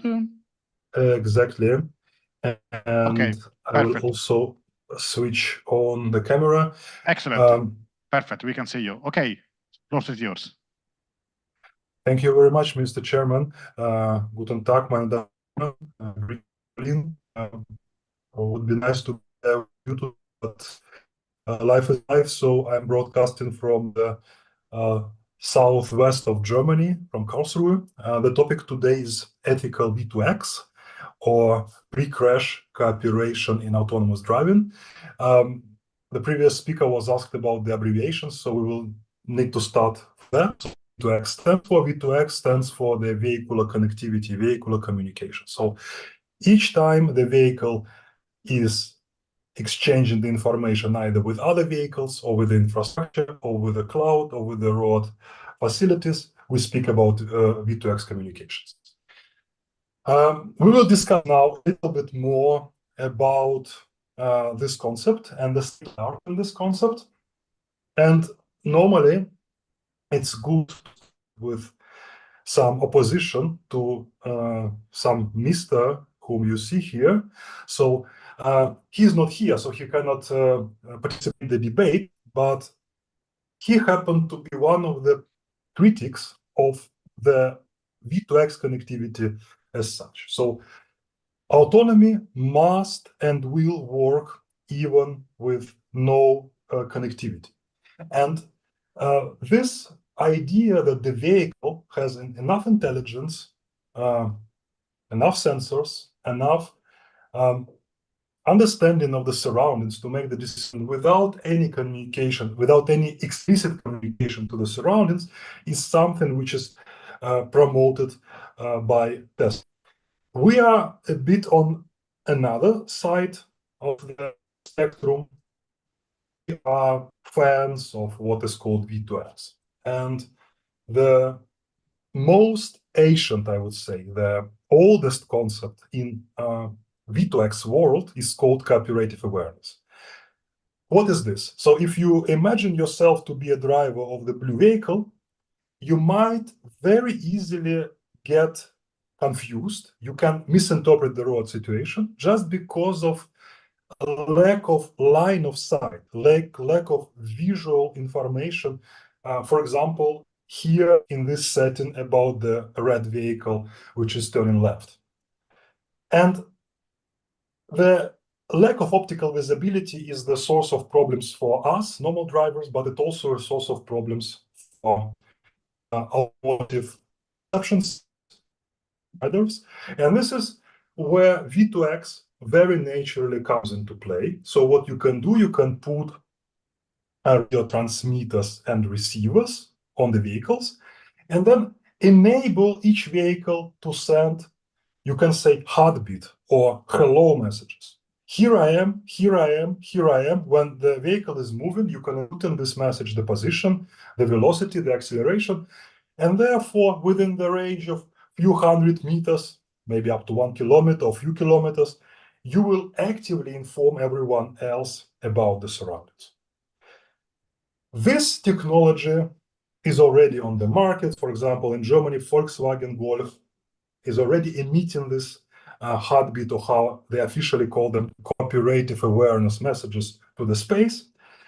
And the vehicles, if they're able, they can decode it and use it to increase the safety. It would be very simple to prevent something called, or which is in mass media referred to as the first fatal crash of autonomous vehicle. 2016, Tesla crash in Florida. The scenario was very simple. One vehicle is turning left, Tesla is driving straight, and none of the automotive systems of Tesla managed to detect the moving truck as a either moving or stationary object, and therefore no brakes were triggered and no warning was given to the driver. It was not fault of Tesla because the driver was misusing the system. The system was designed, autopilot system is designed to be used on the highway, not at the intersection, but nevertheless, thinking about simple Wi-Fi type transceiver would help very easily, because just few packets would be enough to be received to notice the truck, which was not noticed otherwise because of a combination of illumination of the street, weather conditions, or whatever other optical problem might appear. Historically, cooperative awareness was always evaluated from the point of view of throughput. So there are people who say, okay, if imagine you have a lot of vehicles and they all send their hello messages. So what happens is that you need to make sure that the messages actually come through, even though there are many transmitters and one communication channel.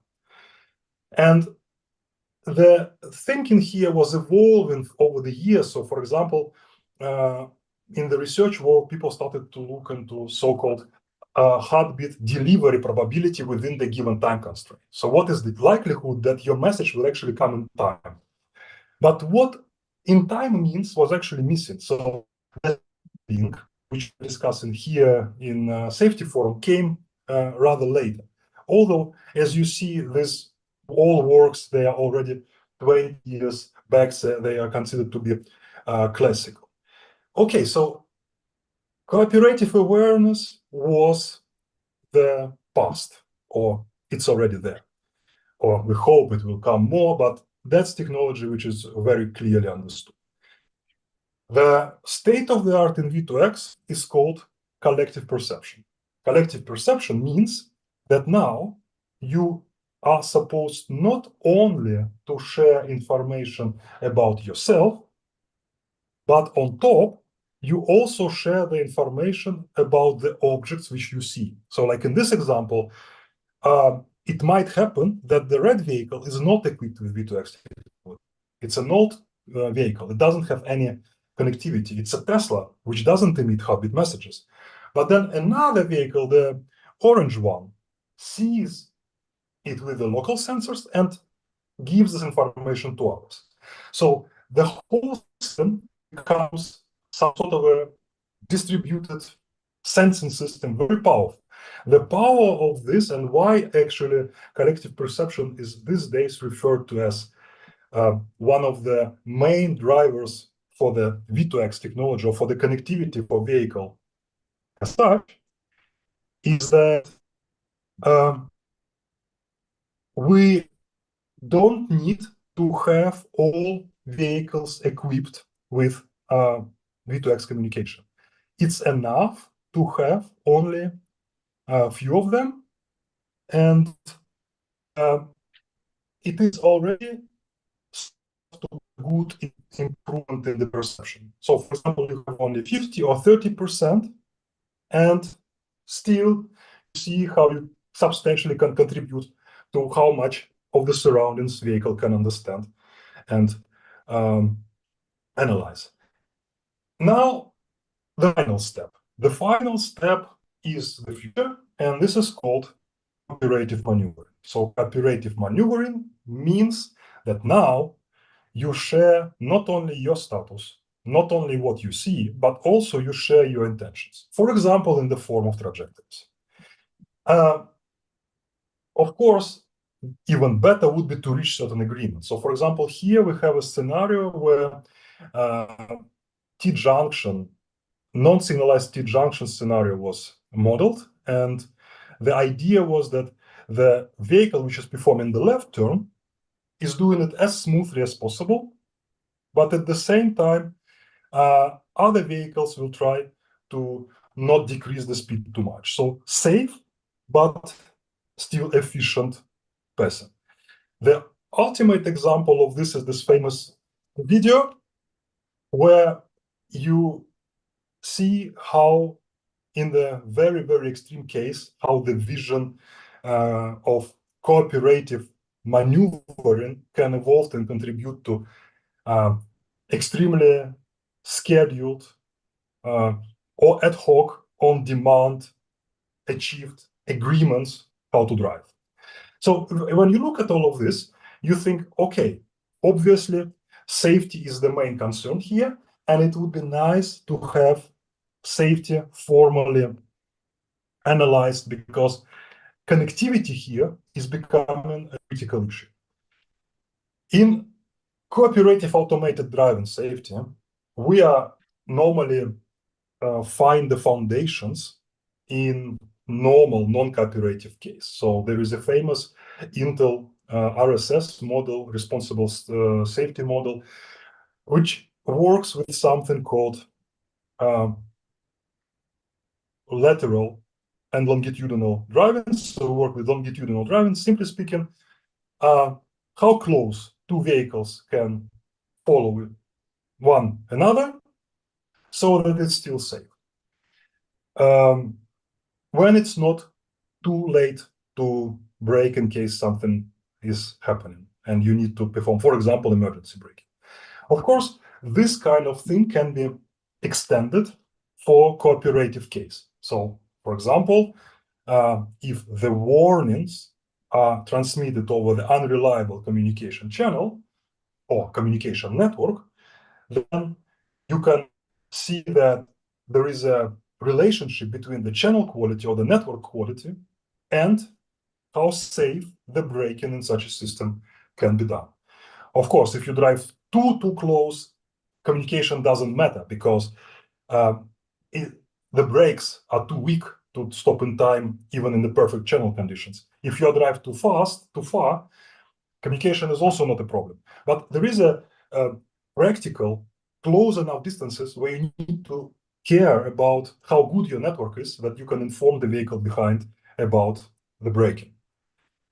We look on this safety aspect in not so conventional way, I would say, because if you look at this summary, what can happen with V2X communication during cooperative driving? Well, it's a software component, so it can be buggy, it can hang, it can crash. It's a hardware component, it can, the radio circuit can burn. That's we keep aside. Then there is another part related to cybersecurity. So the network can be attacked. All spectrum of attacks, starting from simple jamming of the communication channel up to the hacking the car and driving it off the road. So whatever, that's a separate piece. But what we try to do, we try to say the following. Yes, even in the ideal conditions, if we tested our system and it's nice, it's stable, no one is attacking the network, we still might have a problem related to the fact that the environment is changing.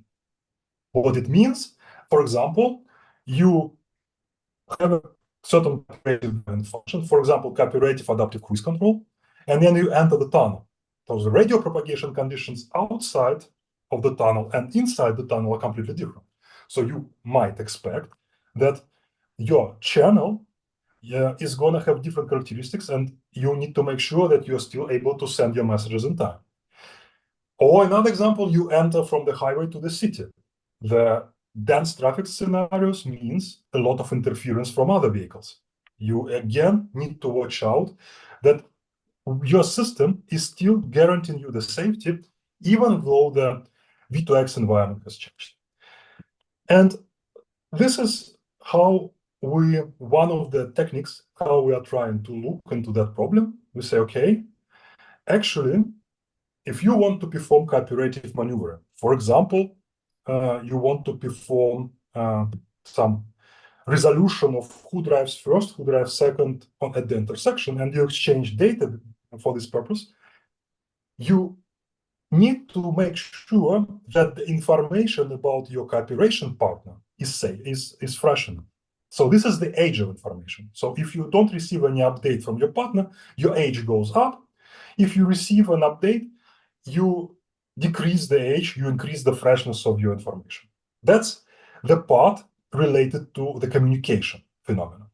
The second part is related to the mobility itself. For example, to the model of braking or how the dynamics of the vehicle look like. Then we have something called safety time function. Safety time function means that if something happens in a specific moment of time during the maneuver execution, and you need to perform some evasive action, for example, emergency braking, would the information which you have be enough so that you do it in time? So we have here some dashed area, which we would like to avoid. It doesn't mean that the collision happened here, but it means that if during that specific interval of execution of the maneuver, we would need to do some replanning, we would need to, for example, emergently stop, it would be difficult to achieve, and we will have a collision because the information about our partner, collaboration partner, is too outdated. And this is how we can model the whole thing and have in focus and go into the framework like this. So, for example, you take a cooperative adaptive cruise control or any other cooperative function, and then you perform a formal risk analysis. So you try to calculate what is the likelihood of the accident to happen, given rely on the communication network in between the vehicles, and what is the severity of the accident if it already happens. And here, of course, you also need plenty of data. So, for example, it is nice to know how often your system will actually be exposed to a certain problem, and also some knowledge about the, for example, 3D geometry of the buildings around you. So how the radio propagation condition would look like. Given that you have this information, you can have a very solid proof showing that, okay, my risk is below certain threshold, or other way around. If I make my communication and my vehicle dynamic parameters are such and such, then my risk will be under acceptable threshold. And then finally, the next step, ethical V2X. So you can imagine that it might happen that the accident is not avoidable any longer, right? So it would be nice to be always safe, but there will be situations when you will need to perform some actions knowing that accident is unavoidable. So the ethical V2X part is about moderating the unavoidable accident in such a way that you balance the damage within the formation. So for example, if you look at the picture here, you will see that we have a formation of 3 vehicles following each other. If the first vehicle suddenly notices the pedestrian and applies full brake and sends the warning about this to other vehicles, okay, the last vehicle can also apply brakes once it receives the warning. But what about the one? So the middle one has a freedom to choose. Either also apply full brake or to be a little bit smoother, trying to help the vehicle behind not to have a super severe frontal crash. Of course, it comes at the price that maybe you will have an accident with a car number 1, which you could avoid otherwise, or the accident with car number 1 will be heavier than if you would apply full brakes, right? So you come to this so famous ethical dilemmas, which are normally discussed by philosophers and which are very theoretical, but now we say we need a certain interaction protocol here. We need to have 2 things. We need to know how to distribute the harm, and harm, for example, is a notion of damage which is caused by the accident, and it can be, for example, simply proportional to the relative velocity at the time of the crash. You see here the harm curves, individual and total, with respect to how the middle vehicles, and you can see that it's a very sensitive function. So if you are smart, you can really try to say, aha, the car behind doesn't have a driver and people, so it can tolerate a lot of damage. We don't care, we need to save lives. Or our car is small, the car behind is a truck. We need somehow to give the truck more space, and so forth, and so on. So the challenge here is that we need, and this is something new, we need V2X communication protocols which would help us to resolve these situations, which will help us to negotiate what we do in this specific case and how we act. For the risk assessment, what will be the outcome of this, say, moderation process, and on the trajectory planning part. So how we really act based on the information we receive and based on our agreement. The challenge is, of course, that everything happens in very, very strict real-time conditions, and also the communication channel might be unreliable. With this, I think I'm reaching the end of my time, and I would like to thank everyone. I hope the connection was acceptable. Yes, okay. So round of applause.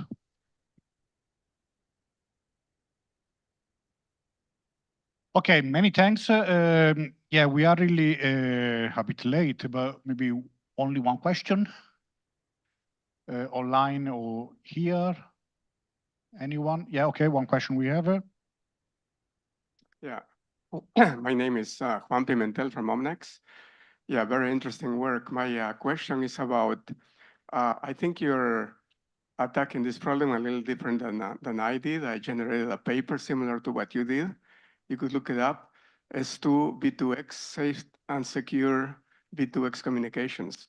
But my question is really, have you developed a communication protocol to guarantee latencies, or more importantly, to guarantee safety? Because in this particular line of work, performance is secondary. The most important thing is safety, in my opinion. So my question is about whether or not you have worked on or have a protocol, communication protocol, obviously V2X protocol, to guarantee a level of safety in autonomous vehicles.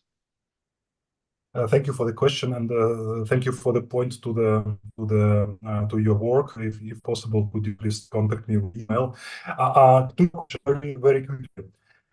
Yes and no. So what we can do, we can give some arguments about how safe certain protocol will be in terms of the numbers. For example, we can say what is the probability of crash given that your vehicles perform certain support certain connected application, and they rely only on the network.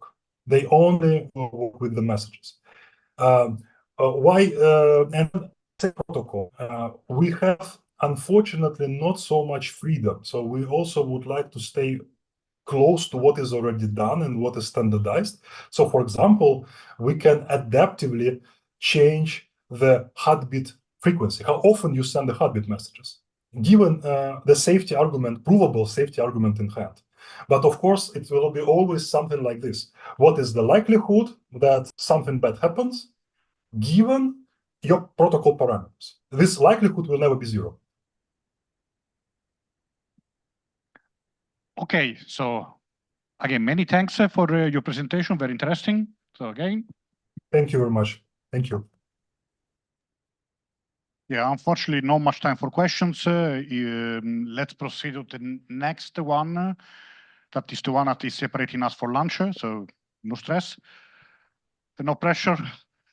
Actually, the next presenter is Bjorn Zelder, that is in my team. And the presentation, I think, is quite interesting. It's about ASIL decomposition. So we touched before about already decomposition.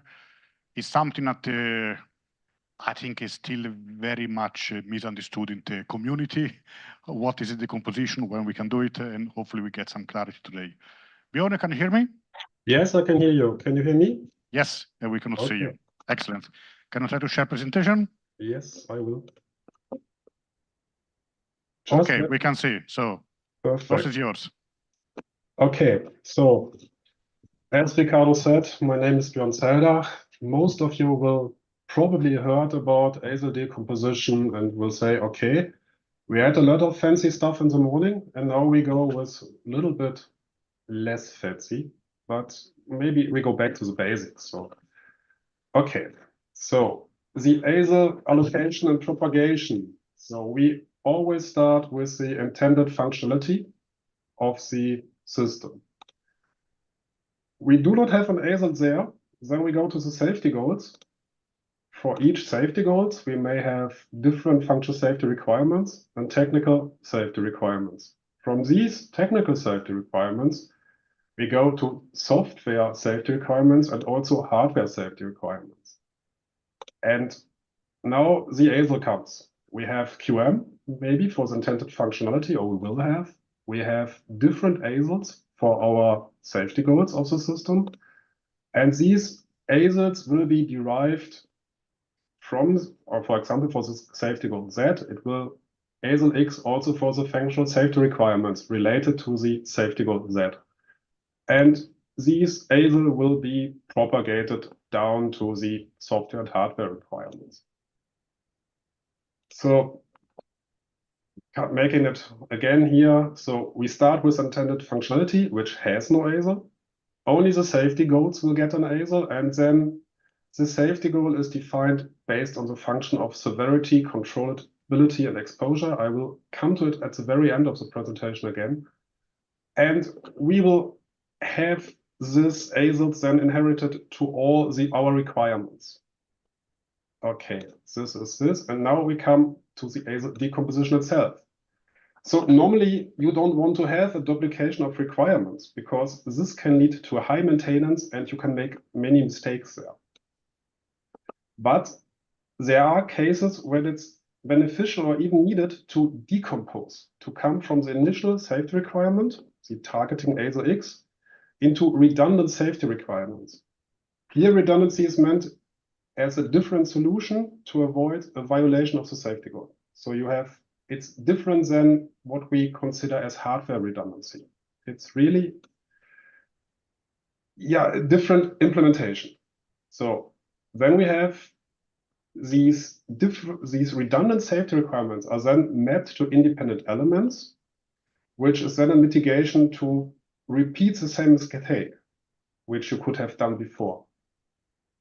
And if we follow this, we can relax the development process for this independent elements, which is then giving the benefit of decomposition. So for example, if you have an ASIL D safety goal and you can't find components with an ASIL following an ASIL D development process, then you are forced somehow to use this option of ASIL decomposition.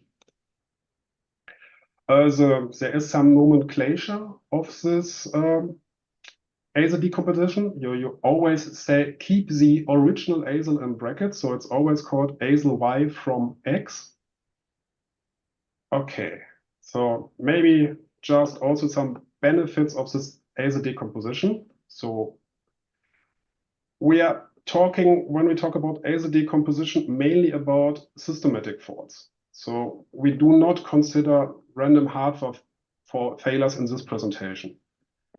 So if you look to the left, you see an ASIL D system, or you have an ASIL D, and you see, okay, I have maybe one systematic failure which is passing my detection.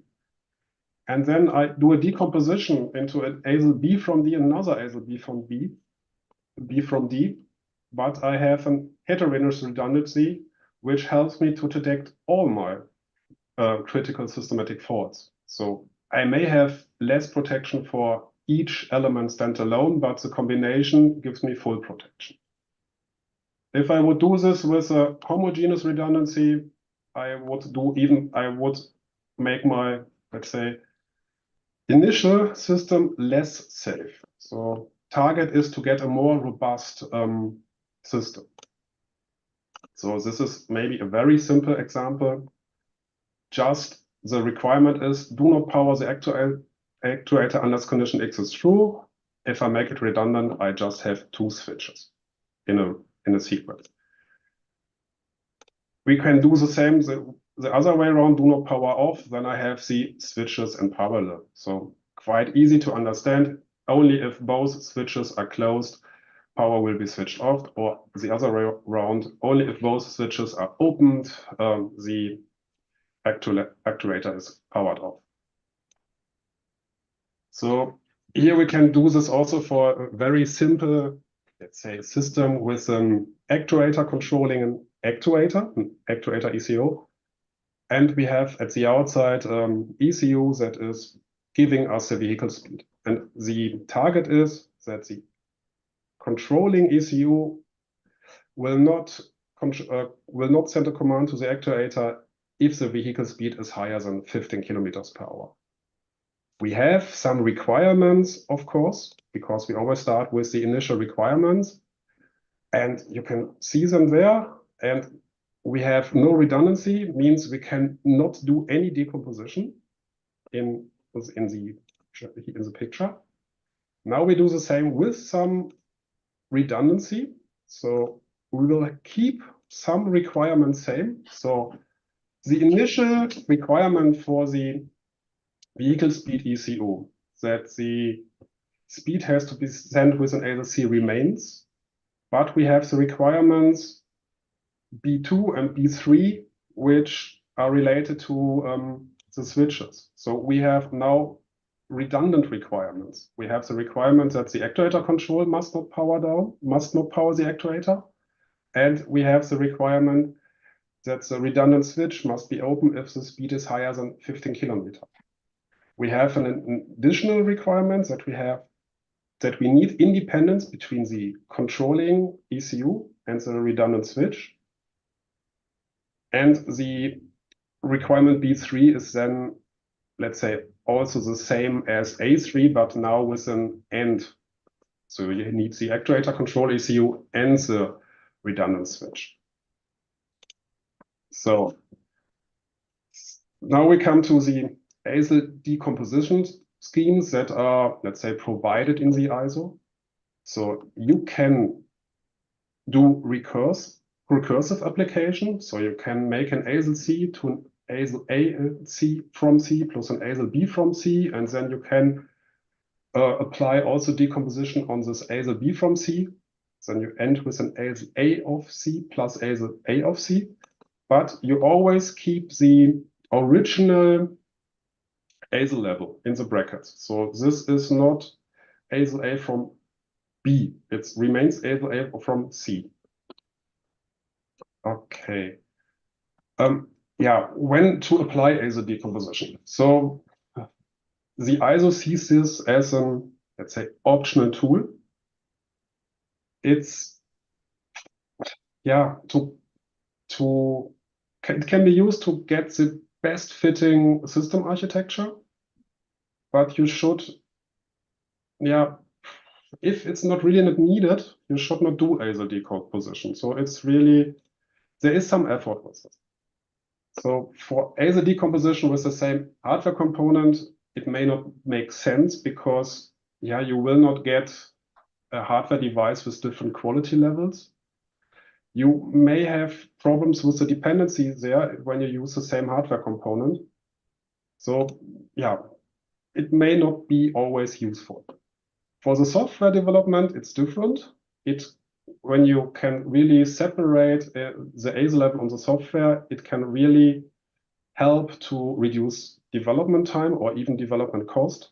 Also, if you consider any future updates of the software, it's easier if you have software with lower ASIL to maintain. There are some rules described in the ISO 262. It's 5 rules you always have to fulfill. So the ASIL decomposition shall be performed by considering each initial safety requirement individually. So you must start with a safety requirement before you can do decomposition. They must be sufficiently independent, and these requirements shall be redundant. So you cannot say, well, this means, yeah, sorry, I got lost. This means you have the requirements on both elements, and both have to be violated, that you violate your initial requirement. You can model this in FTA, so it's an and. So it's not allowed if it's an or in your FTA. So both passes must be violated, otherwise it's not allowed. Sorry. So it's not allowed that only one branch can violate the safety goal. So both must be violated, and then you will fulfill the requirement for allowance of decomposition. And each decomposed requirement has to be able to comply on its own with the initial requirement. So if I remove one redundant element, I can still fulfill my initial functionality. There are some special ASIL decompositions mentioned in the ISO. It's the decomposition into requirements allocated to intended function and safety mechanism. So then you have an additional rule 5, and this additional rule 5 is the safety mechanism should be assigned the higher decomposed ASIL. Yeah, then in which case can be decomposition beneficial? It's if you have a legacy QM component and you want to use it, then it makes sense that you try to decompose, that you can still use this QM component with some further redundant element. Or if this is the next point, if you have problems to allocate the top level requirement to a very complex component, then it might be easier to implement it into the safety mechanism into a simpler component, which is then easier to achieve a higher ASIL. So there are some options, but yeah, it's not always that straightforward. So you must a little bit experimentize, and as mentioned before, it's all to make your system more safe.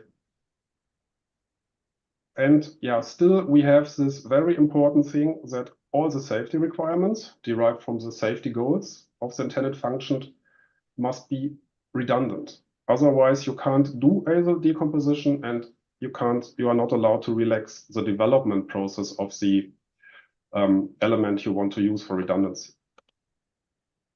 So now we have a little bit question here. Is this allowed to have a QM component and say, oh, I will add just a safety mechanism and then I can fulfill my function? No, it's unfortunately not, because you cannot fulfill the intended function without one of the others. So this is not redundant. There is no redundancy if you just add a safety mechanism. Okay, so as said before, I'm now shifting a little bit, coming from decompositions to ASIL levels and QM. So we have seen before that you can decompose a little bit, different ways. You can come from ASIL B to D. You can come from an ASIL D to two ASIL B from D, or you do an ASIL C from D plus an ASIL A from D, or you can even do ASIL D from D plus QM from D. So how many kind of classification can we get of the hazard analysis and risk assessment, considering this severity, controllability, and exposure? And we can end up with no ASIL, QM, ASIL A, ASIL B, ASIL C, and ASIL D.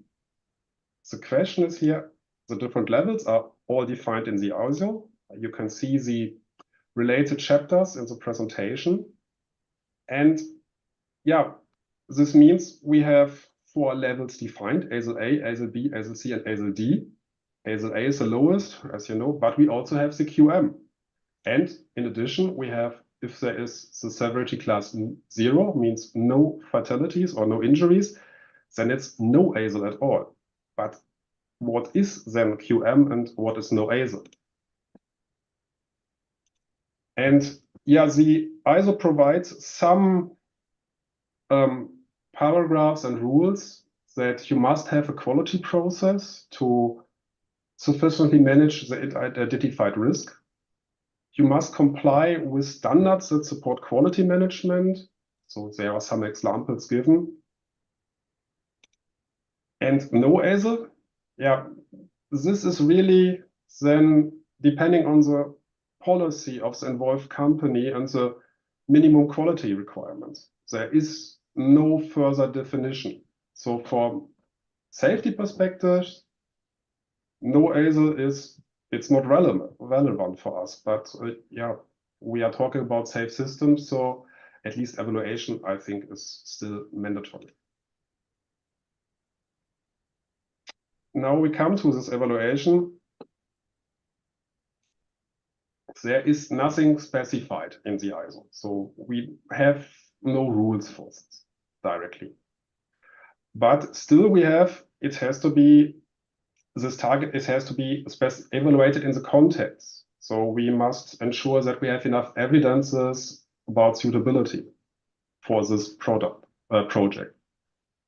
And there is still this, this production quality inside. So in the ISO, so it has to be at least some standards to be followed for a QM product.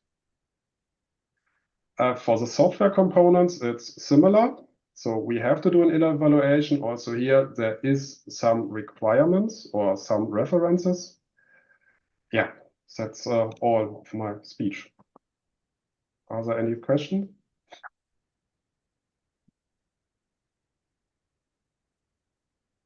Okay, thank you, Björn. Questions again from here. Are there one question? And then again, online, please do ask questions. Yeah, so thank you. Can I expand from a little bit? So thanks for the presentation, and I like the decomposition approach very much to reduce the safety scope of the software. But you have to be very careful. These examples that have been shown were very simple, and it doesn't work that easily anymore when you have a complex system, especially in software. Because there are also studies that have shown that even if you give an implementation to 2 independent teams, they come to the same solutions. So and then this Swiss cheese model of safety that you have presented with the holes, with putting the layers on top of it, there are still holes remaining because the 2 independent teams implemented similar approaches. How do you deal with this scenario in your approach? Let's say it's not my approach, it's what the ISO is stating. So to be honest, I'm doing functional safety assessment for hardware random faults mainly. So at the end, as you said, independence is the key. And when you see it's not going to an independent solution, you have a problem to apply decomposition. So that's immediately, you have to ensure that both elements or both software are really independent. If the solution is the same, I would say, okay, not independent anymore. So this is really the tricky thing here, I would say, because for me, you can't measure the systematic faults you have. This is all a qualitative analysis. And yeah, for me, it's difficult to answer how to do. Yeah, I will also say that when the decomposition was introduced in the ISO standard, was in the first edition, automated driving was not even in the horizon, so was not done for this kind of applications. Now I see more and more companies saying that actually my data acquisition environment model is SLB, I need SLD, oh, it's decomposition. Is really. I think that's for me is a kind of wrong usage of decomposition. Yeah. So can we perhaps agree on the statement that these independent implementations also need to be sufficiently diverse? Let's say diversity is not a target, mandatory target. You can also do with homogeneous redundancy, but of course the ISO says in this case, be really careful. You need to have proper justifications why really the risks are reduced. And I will say, depends on the complexity, depends, I will say, maybe it's no go. If it's something simple, maybe yes. So there is not, I mean, as usual in safety, the best answer is it depends. I agree on that.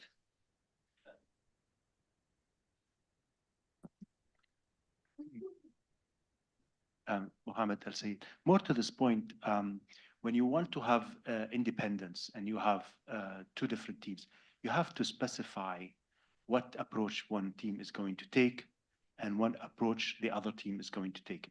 So when you make that requirement, then the two teams will have to have two different approaches. In absence of that, it's possible the scenario you mentioned where two teams reach the exact same conclusion. So you need to have the additional requirement to say you need to use a different approach, and you specify what approach each one team. Of course, solutions are diverse. And for every problem, multiple solutions, and you may identify number of scenarios, and then you allocate each team to come up with one of the solutions. That's the only way you reach, because as you mentioned exactly, this is the problem. That's only a common. Okay, do we have anything online? Mary, do you know? Just give me a second, please. Yeah, and here in the room, any more questions?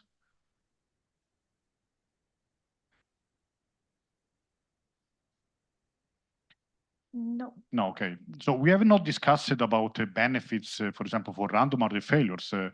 But I mean, one question, Bjorn, do you feel, I mean, usually we say the ISO says decomposition is not influencing the random RD metrics.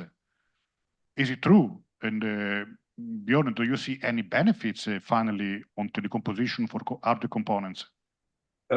Yeah, as shown in the slides, if you have really totally independent elements, you could argue if only one is failing, I have no violation of the safety goal. So you could consider to reduce from the redundant element from a residual fault to a latent fault, which gives you then some potential improvement on the metric values, because you must no longer target maybe for an ASLD this high SPFM value of 99%, but you can go down to 90% for the LFM target. So there could be some benefits also for hardware random fault matrix. But it's not that directly, I would not say you should target this to use ASL decomposition. The target should not be to improve your matrix. Right, yes. Okay, one question still. Thanks for the good presentation. I think ASL decomposition is one of the misunderstood concepts after so many years. One of the main factors people use ASL decomposition is to also reduce costs, unfortunately. Yeah? Also the lack of competent processors or maybe systems in the market. It's much easier to do an ASLB system than to do an ASLD system. Do you see any changes to the standard becoming in this way that people make use of ASL decomposition? It's most of the time ASLD is broken down into really small bits to better manage this. Will the standard accommodate this in the future? Ricardo, I think this can better be answered by you. Yeah, okay, I can answer. It depends. No, I would say at the moment there is nothing yet decided. One of the key discussion is that the decomposition is confusing, and then we have to do something to remove it. I don't believe so because can have its own role, but we have to clarify. Yeah, but at the moment it's still not clear what to do. Yes, but at least in all discussions we see that decomposition is misunderstood, and we even see wrong implementation of the decomposition in the market, and even external assessors that are doing, yes, that is good, but no, it's not a decomposition. Okay, one last question. Oh, you see, we don't want lunch. Good. Just one comment about this question and your answer. I am on the US tag from SAE 26262, and I have not seen any specific comments on ASIL. Actually, I have, but not significant. The only comment I've seen is regarding to what you were talking about is clarifying the whole topic because it's so difficult. I think that that's a very good comment. So the comment is really to put more clarification, more guidelines. Actually, that's the comment on the next version of 26262 in terms of ASIL decomposition. But in terms of the actual changing of anything technically, from the US side, there is no. No, I also don't see the focus, yes, but as you mentioned, there are a lot of misunderstanding, and the big issue that all engineers are not talking about requirements, are talking about ASIL of elements. They're saying, okay, this element is ASIL B, I need ASIL D, let's do the composition. No, wrong. Go back to requirements. That's what you have to discuss. And one of the key points in TI is also that is causing a lot of confusion is this example about the composition between function and safety mechanism is very confusing. This. We do have a few more questions. I saw 3 hands, but the schedule is quite tight, and we are wrapping up for the lunch. So you will have all the time, like an hour to discuss it. Unfortunately, Bjorn is not here with us, and unfortunately he could not travel due to budget restrictions. But yeah, I can try to cover as much as possible. So during lunch and yeah. We may also we may stay and continue discussing it with Bjorn or collect the questions and send it if it's something that could work for you. How would you? All right. Let's discuss in the break. Discuss in the break. All right. Yeah, okay, but anyway, all the questions you have on site, online, please also send even after the conference. We will try our best to answer whatever you have. Okay, thank you, Bjorn. Thank you, bye. Enjoy lunch. So, okay, we have now lunch, and I think we need to be back here around 2 o'clock. What time is it? What time? So I think we want to start, yeah, 2:05. So try to be here around 2 o'clock. Thank you.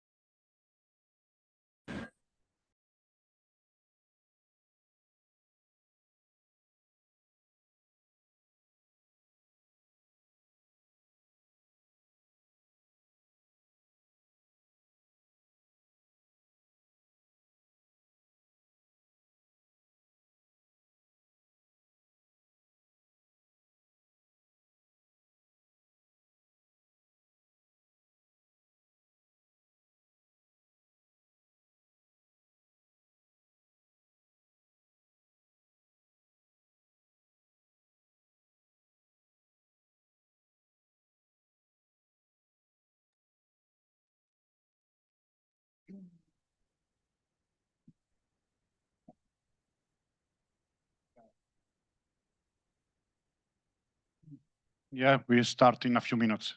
So also online, please get ready. Still a few minutes for the nap after lunch.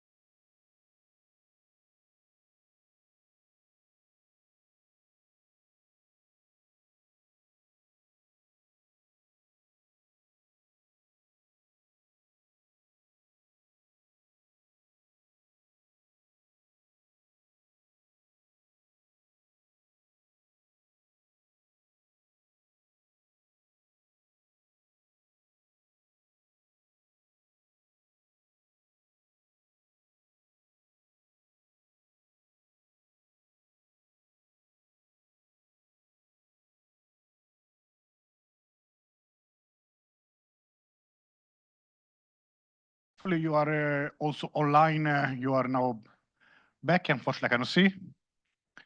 So we have a small change again in the program. So the next presenters will be virtual. And the first one will be Delphine, talking about the safety management system. Delphine, are you there? Hello? Hello, Delphine? Bonjour?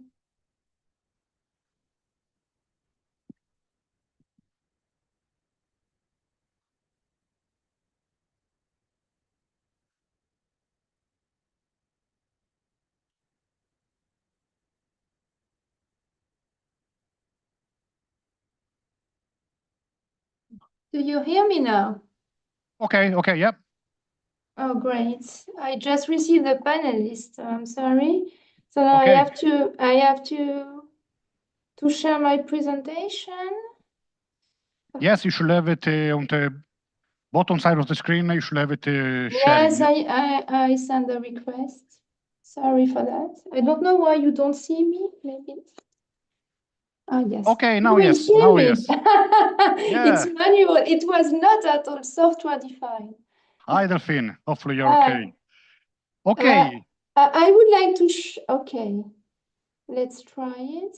So we have Delphine. Again, Delphine Karvarekiewicz. Safety Yes. management system is the presentation, and she's a product safety director at Valeo. So yes, we can see your screen. So the stage is yours. Okay, thank you, Ricardo. And I all in Berlin. I hope you all have a great time during the lunch and you had a kind of safety therapy.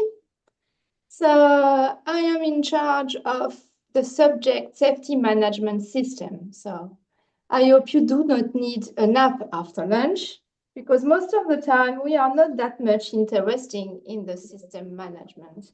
We are more interested in the technical aspect of things, which is, we will see, not enough. So why do we need safety management system? So the need first comes from the obligation. So this one was from the European regulation, but you will find it, in other words, in other countries. We have the obligation to put safe products on the market. But what does that mean? What is a safe product? Well, first, your product has to comply with the applicable regulation. So, okay, this is pure compliance, let's say, but also to comply with the state of the art of knowledge and techniques in which we can put, I would put maybe more there, the standardization, so ISO 26262, 21448, the PAS 8800, or the UL 4600 if you want, if you are more in the AD perspective. And you have to comply with the safety that consumers can legitimately expect, which is something you have to define. But of course, you also have to inform the customer about the remaining risk of the products. You do not have to mislead your customer by labeling, which can say that we have got some autonomous driving and we don't, for example. And if we face some issues in the field, we have to take necessary action. So how to do that with what we have depending on the standardization? Well, first of all, we have to all acknowledge that we sent rocket to the moon without any standards. I mean, with IEC 61508, which is the mother of our ISO 26262, was not existing, and it was possible. So when we are looking at safety only in a compliance way to event standardization, we are not doing our work, because we need to have an holistic point of view. Even if we add after ISO 26262 the 30th one, and now we're working on the safety and AI, it's not sufficient to cover the whole scope. Indeed, we need to have safe design to mitigate hazards.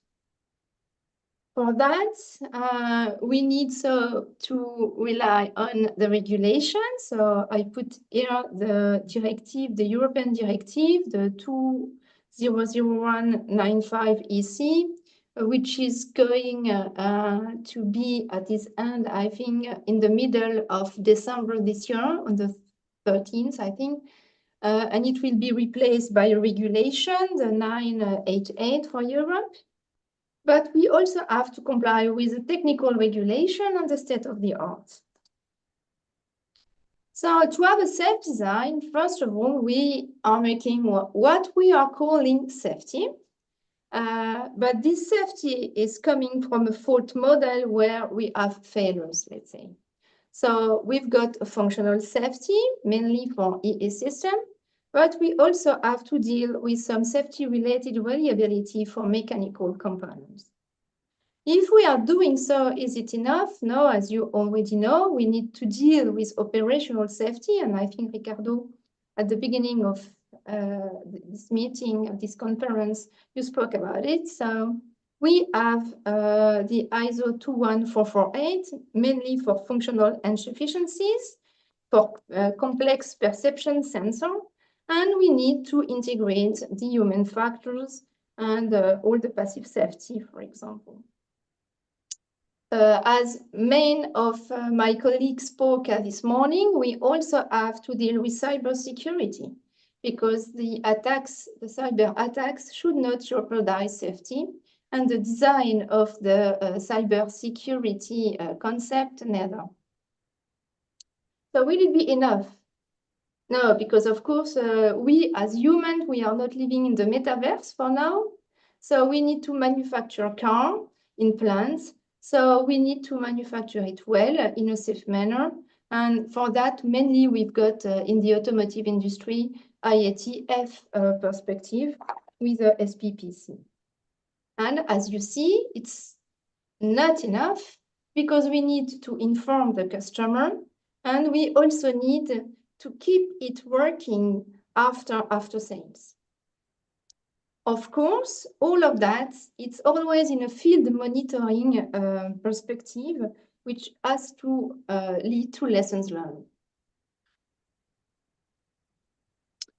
So with automated driving coming, new risk brings new regulation. So as you see there, we've got, depending on the SAA level, more and more standards and regulation. And it was a surprise, even for me, that for level 2, UNDCAS, so UNR 171, already require a safety management system. So we say, okay, a safety management system, but why? So if I go to Professor Edgar Schein conclusion about improving safety, it is clear that we need to do something more than only technical studies. We need to align the interests of everybody working in the company to work together and to make the organization more effective. So we need to align, in fact, from designer to executive in order to have the safety. And if I look at part 2 of ISO 26262, it aims to capture the state-of-the-art best practice. So, but if you look at it carefully, you will see that it's always project relevant. So you will have some safety audit, you will have safety confirmation review and safety assessment, depending on the level of ASIL for sure. But we need also to improve the organizational capability and the safety culture of all employees. Even if in ISO 26262, there were example of good and bad safety culture. We are always smiling when we are reading it, but in fact, if we are smiling, if it's probably because it's a bit true. And if we go, I think Phil is in the room today, so I Phil, and thank you for UL 4600. It's mentioned in this standard that the definition of safety culture and role use as part of the risk mitigation can address the role of the safety staff. So this is something that we already know, and we are safety staff, so we know what is our role in the safety, but we are not alone in that. So we need to be clear what is the role of non-safety staff in ensuring safety, and also the role of the safety management system in the organization. Of course, you can read it and you will see the independence of the safety role and the upper management visibility and of delegation of authority to safety roles, which are also of main interest. So if I look at Mr. Schein level of organizational culture, you will see that in fact the surface level cultural artifacts, it's 10%. And this 10%, it's really, let's say, the work product that we have, technically speaking. But it's 10% of the work.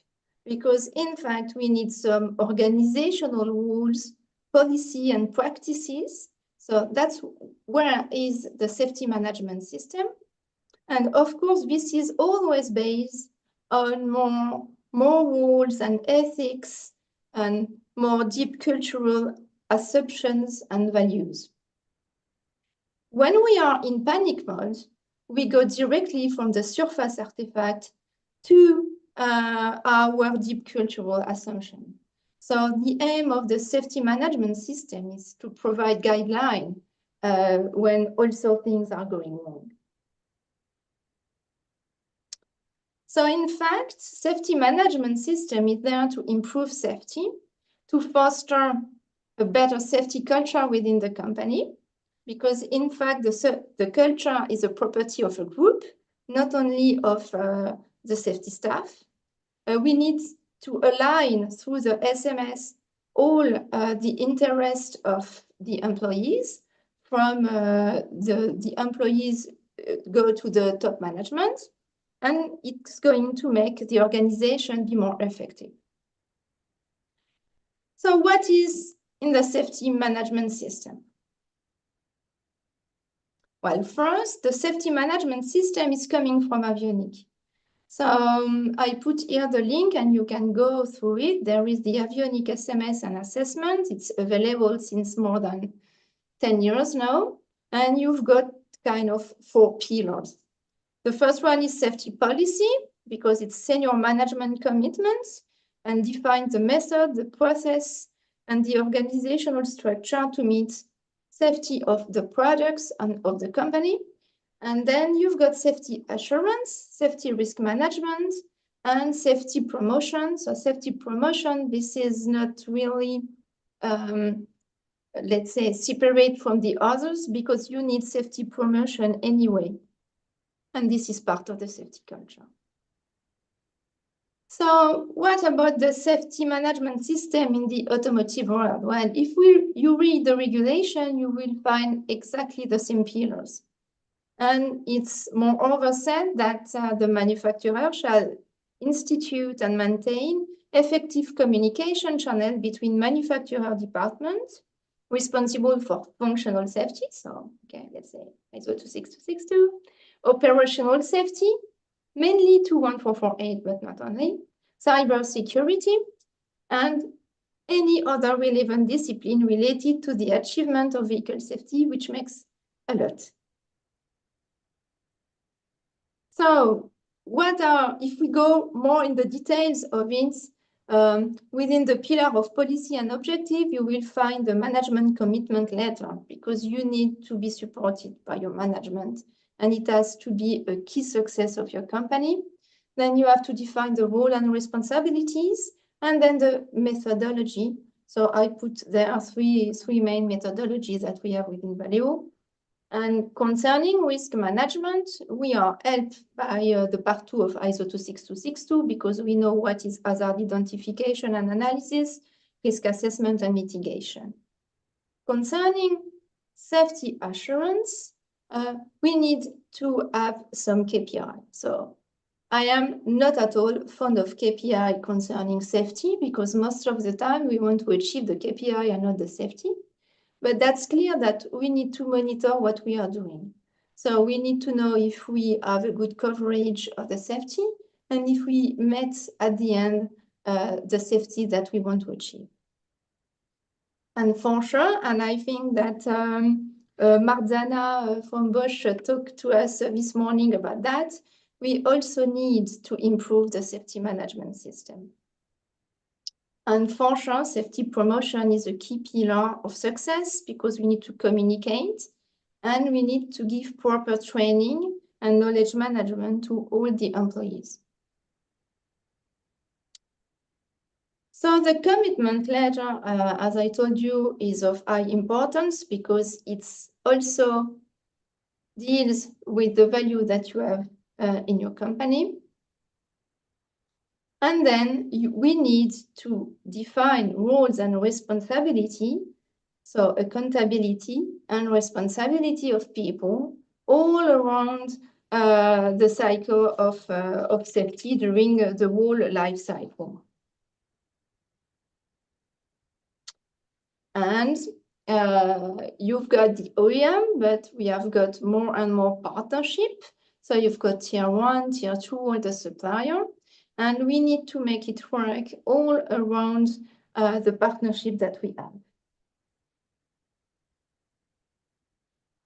So, as I told you, I think that safety management system is really key for safety culture. And then I quote some sentence that Nancy Levinson said during a conference that you can listen in YouTube. So I put here the link. You can listen to it. I think it's 1 hour conference, which is very interesting. And she said something that I really I'm really in phase with. So safety and productivity and performance go together. Most of the time, we, safety network, we are seen as constrained people. We come with constraints. But in fact, we have to be seen as people bringing solutions for performance and productivity of the company, not only as a constrained people. Employees trust managers, so that means that they feel safe reporting issue, and this is something that we have to set also concerning the commitment letter of our top management. And the safety responsibilities is shared and not just placed on the safety workforce, because either we will feel alone and we do not have all the clue, to raise all the issues that we can face. But if we face issue, even if we don't, sometimes we've got also very good things to say, the safety group has direct access to top management. And the safety culture is set by top management, but I already said it during the commitment letter chapter. So you will tell me that's great, Delphine, but how my boss told me, okay, you want to achieve that. How are you going to be sure that you achieve your goal, okay, on the culture of the company towards safety? Well, I took this best practice from Avionic as well. They put in place perceived safety survey. I am not telling you this is the safety survey of the company. This is how the employees perceived the safety culture of the company. So it's very relevant because in fact it can measure the employee perceptions. You can track the progress over the time, and it will identify strengths and weakness. So you can put the adequate action plan because sometimes as top manager, you do not know everything what is going at ground level. And we also increase by asking people their engagement and involvement towards safety. So I think this is a very good means to do in our company to know where we are from the perceived safety. So no, I think I do not have any time now, but I think it remains not so much time. So we've got the safety management system and the autonomous driving. So on that, as you see, regulation is going to add some more things to do. So from monitoring program aimed at collecting data to safety relevant incident monitoring, and also enhance partnership and operators. If you look at UL 4600, you will see that we have to identify an acceptable set of ongoing activities to gather information on hazard and risk from publicly available sources. So I put some of them at the right side. So NHTSA is giving us things. European Commission can also give some good hints on that subject.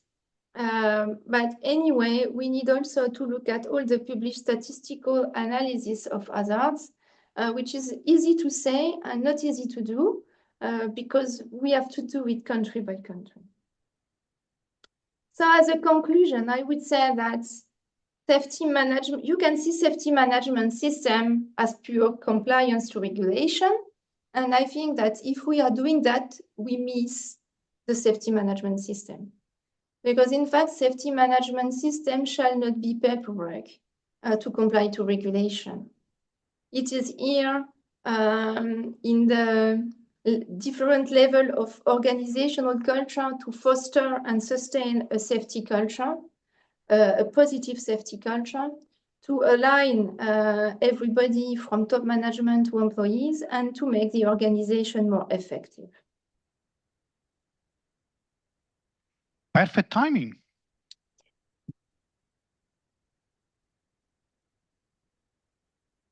Thank you, Delphine. Okay, already one question here in front. Okay.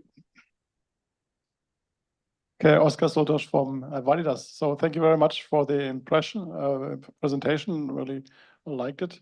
And I often you hear from quality management systems that have to be established, especially in the medicine area. But sometimes I think if it's in the medicine domain does not, for example, prescribe what to do with the tools. The automotive domain says you should do a tool confidence level and qualify them. Medicine domain just says, yeah, take them under your quality management system.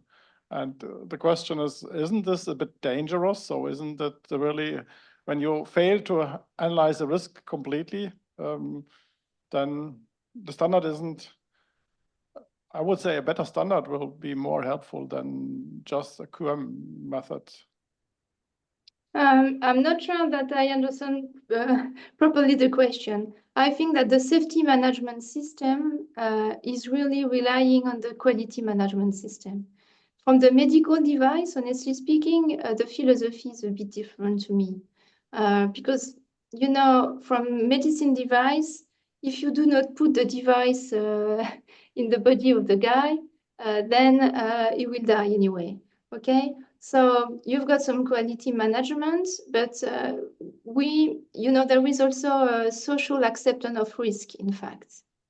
So within the automotive industry and everywhere, honestly speaking, from COVID, I think that the risk is less and less accepted. So then when you come to quality management or the QM in ISO 26262, QM in ISO 26262, it's safety relevant. It's just that you do not need to make extra design effort to achieve the safety. Let me phrase it in a different way. So can't we throw away ISO 26262 and just say that we need to have a safety management system and then everyone could make up his own mind? No, okay, no. So I do not want to throw away ISO 26262. First, because I'm an expert within 26262, so I do not want to have so many enemies in the working group, okay? What I just say is that, in fact, in the safety management system, ISO 26262 is encompassed in the functional safety methodology.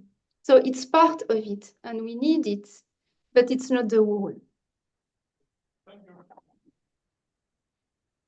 Mohammed Al Sayed here.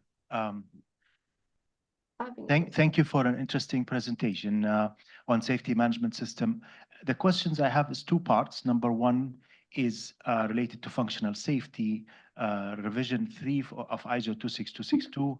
Is there plans, the question probably is to the whole room, is there plans to include safety management system as an annex or a guidance in the next version of ISO 26262?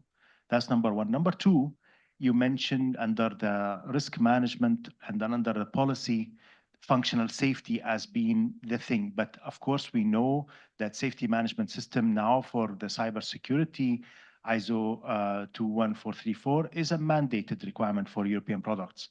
And of course, you can merge safety management system for functional safety and cybersecurity. So the question to you is, when you talk about safety management system, under policy and objectives, I think when you write functional safety methodology and so on, you probably refer to the aspect of functional safety, but there's also the aspect of SOTIF, there's the aspect of cybersecurity, and they all could be part of the same management system. So part one is, are we going to include it in ISO 262? Yeah. Part two is, okay, so not limited to functional safety. Okay, so I will try to answer both questions. So the first question, of course, yes. In fact, what is in the air is that the part 2 of ISO 26262 is the safety management, okay? And then on ISO 21448, we'll rely on ISO 26262 part 2 for the safety management system, but it's not going to be called safety management system. Honestly speaking, I think it does not worth it to be in a standard because it's a regulation purpose for the moment. And it's not the aim of the standard, but there will be organizational requirements which are on the table in topic group 7 of ISO 26262 edition 3. So we are working on it deeply, yes. So the first question is yes and no. Yes, because you will have requirements on what you say, policy, objective, risk management, risk assurance, safety promotion, and all of that from an organizational point of view. So just like safety management system, but you won't find safety management system written that way. But you will find the 4 pillars and all of that. That's the first question. And the second question was, is my SMS only linked to FUSA? No, because you will see here functional safety methodology. You see operational safety methodology. So this is much more SOTIF. And okay, you can also find a bit of PAS 8800 for SOTIF, but that's another subject because you've got then several, depends on your architecture. And you've got also what I call non-functional safety, because non-functional safety is always something very important. So now the good question is, we've got a safety management system. Can we make it, let's say, can we merge the safety management system with the cybersecurity one? I think it's up to each company to define their best way.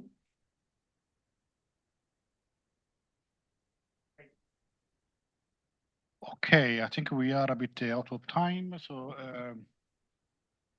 yeah, I think we should probably stop here. Yeah.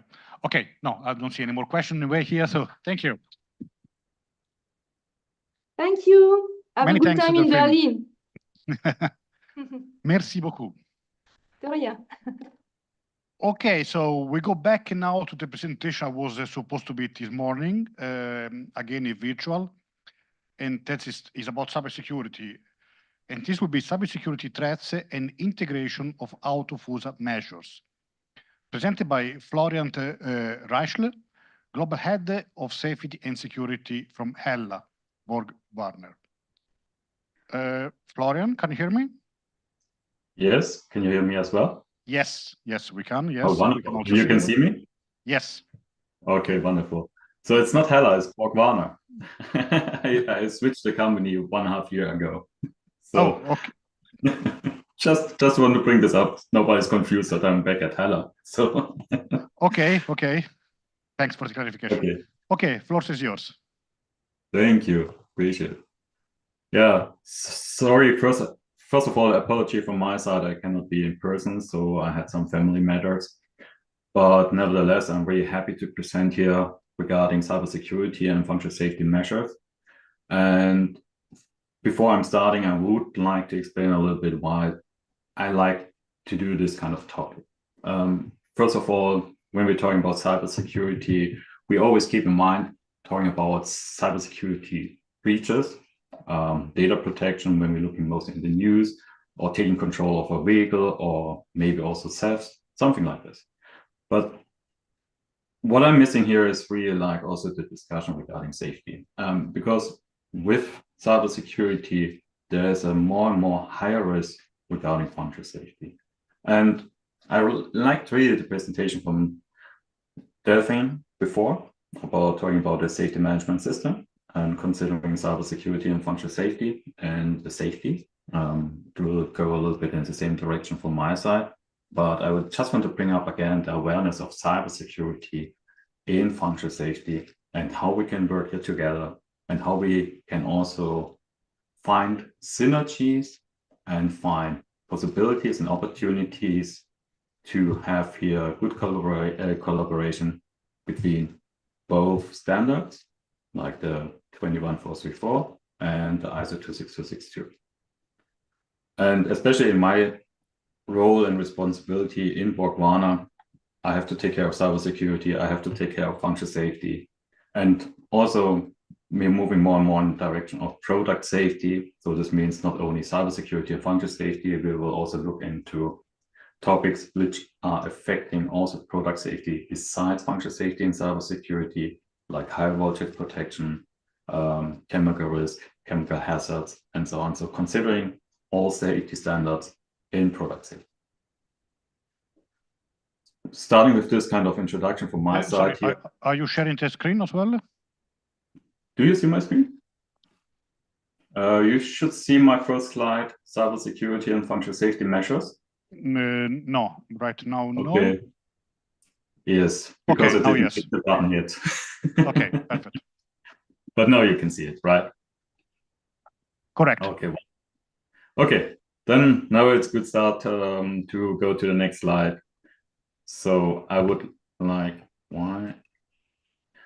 like to come up with some information data from a survey which came across to me in a report which was done with 600 automotive engineers worldwide. And there was several questions, like what is the biggest concern in automotive software and technology development today? And as you can see here in the percentage, so there's a high percentage, high ratio of quality, and safety is compared to security lower in the meantime. So looking backward some years, safety was always a higher concern in many surveys, in many reports. Now this is changing. So we can see cybersecurity. But here we are talking again, cybersecurity does have an impact on safety, but we come to this later. But just to bring up this kind of explanation a little bit, yes, cybersecurity is getting a more and more higher concern in the development, in engineering, in automotive. And this is something what we really need to put in consideration for functional safety, because there are good reasons for that. So, not a surprise, cybersecurity is getting more and more important and crucial. So, when we're looking in recalls, so we see also here in this survey that many people already are involved as engineers in recalls. And it's getting kind of more and more standard that you are part of this. It's getting more and more common that you're part of recalls. When we're looking back last 10, 15 years, with the increasing amount of electronics and software in the vehicle, reasons for recalls are getting more and more. Even when I'm looking in my car right now, when I'm receiving recalls, I'm getting at least once a month another note for a recall.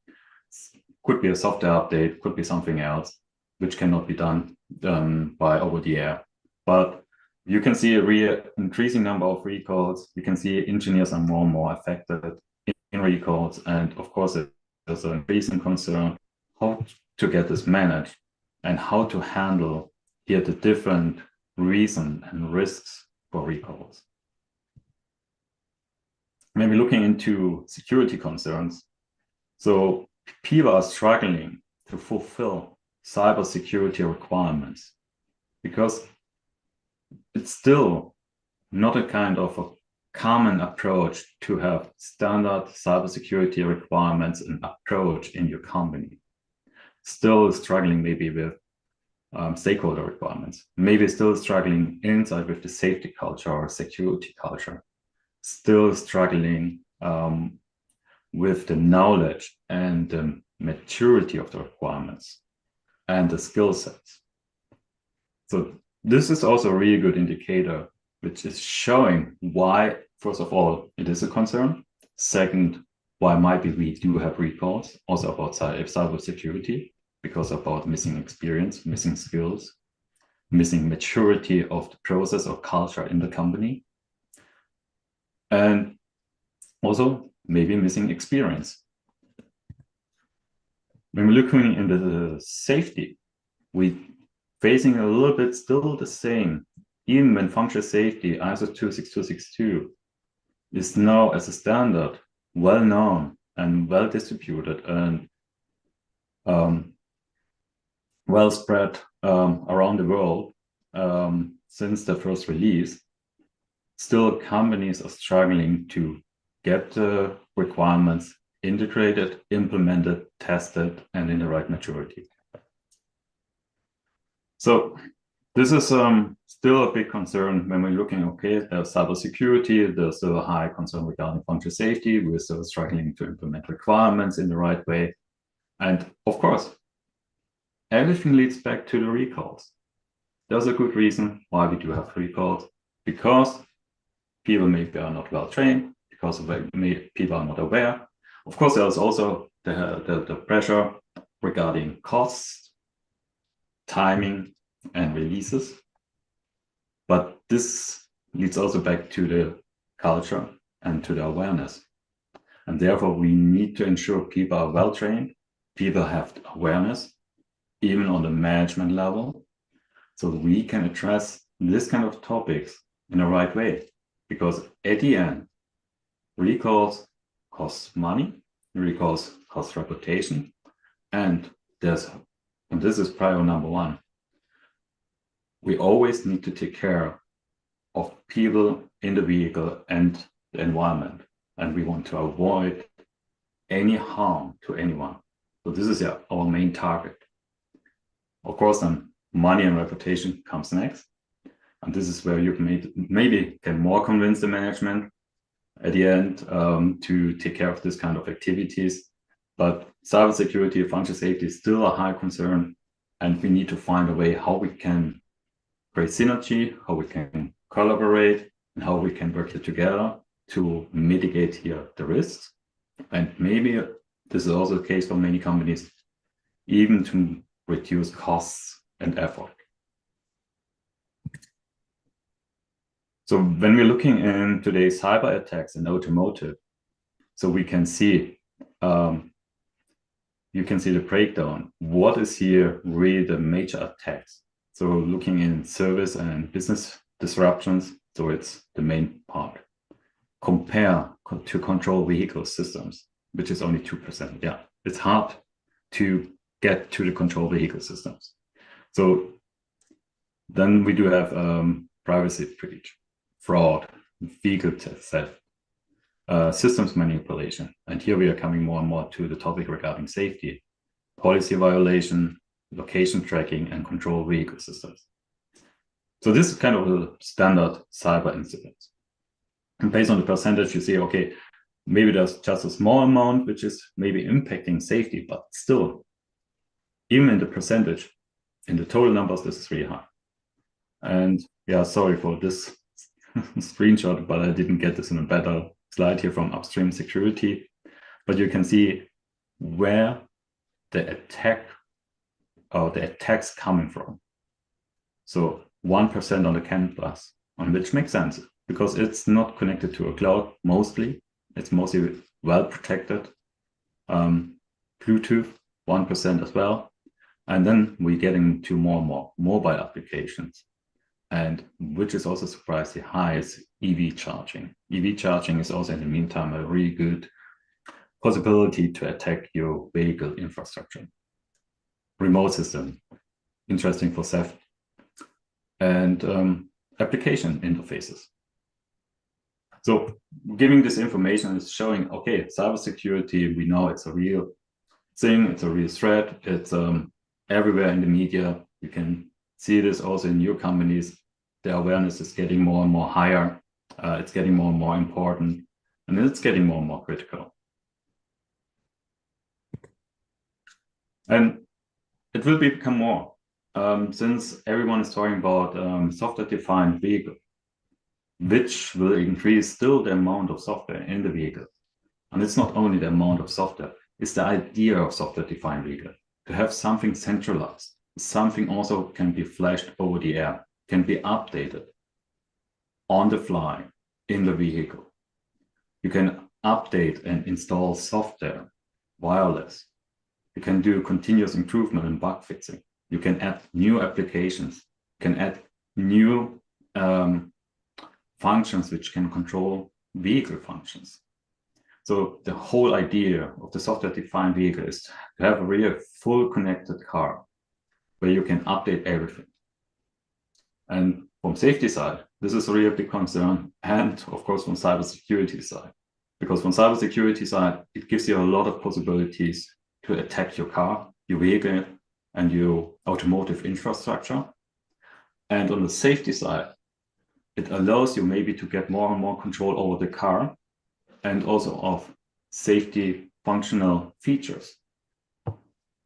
So this is just a side note. So I created this picture with OpenAI, and I know we have also some topics about AI, and I just found interesting and amazing how AI just created this picture with just some phrases to say, okay, please create a picture with represents software-defined vehicle. Okay, but the point here is regarding cybersecurity is we're getting more and more possibility of critical paths for attacks, and which can have an impact on safety as well.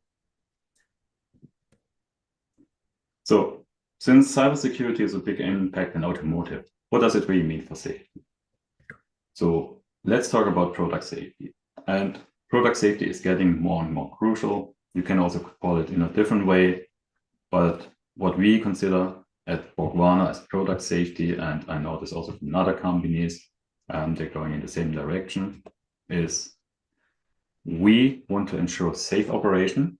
So like for functional safety, we focus on ensuring that all vehicle operations are correctly and safe, even in the event of malfunction. And cybersecurity supports by preventing unauthorized access and manipulation of vehicle systems. So both are contributing in this way to ensure we have safe operation. And important for this is to have compliance with standards. And here for functional safety, of course, ISO 26262, and for cybersecurity, 21434. As a conclusion of this slide, product safety will become more important for engineering through different safety standards. So we need to have this holistic approach regarding the safety standard. We need to have this holistic approach to manage the risk for safety in a safety management system, which was Stefan already really well explaining. And we need to go in this direction to understand how cybersecurity interacts with functional safety, not to manipulate any critical safety features. And we, in the automotive, we have the obligation to ensure that the vehicles meet always the latest state-of-the-art safety standards. And we cannot excuse or apologize saying, okay, I was not aware of this. No, you and we, the supplier, as a tier 1 or as an OEM or tier 2, we always have the obligation to fulfill state-of-the-art safety standards. And just coming to quickly, so when we're talking about product safety, we have to meet many standards and regulations. So I will not talk about the process, how to do this, because I'm coming later to functional safety and cybersecurity.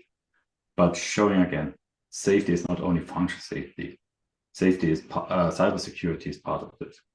Functional design is part of this, like the SOTIF, high voltage protection, chemicals, more and more. There are different regulations, different safety standards, but we need to coherent to it. And we have the obligation always to investigate and to monitor the market if there's new safety of the state, which we need to consider. Quickly, just, I know not everyone is a cybersecurity expert, but what is important regarding cybersecurity, we're looking always in the threat scenario. So the potential cause of compromise of cybersecurity properties of one or more assets in order to realize a damage scenario.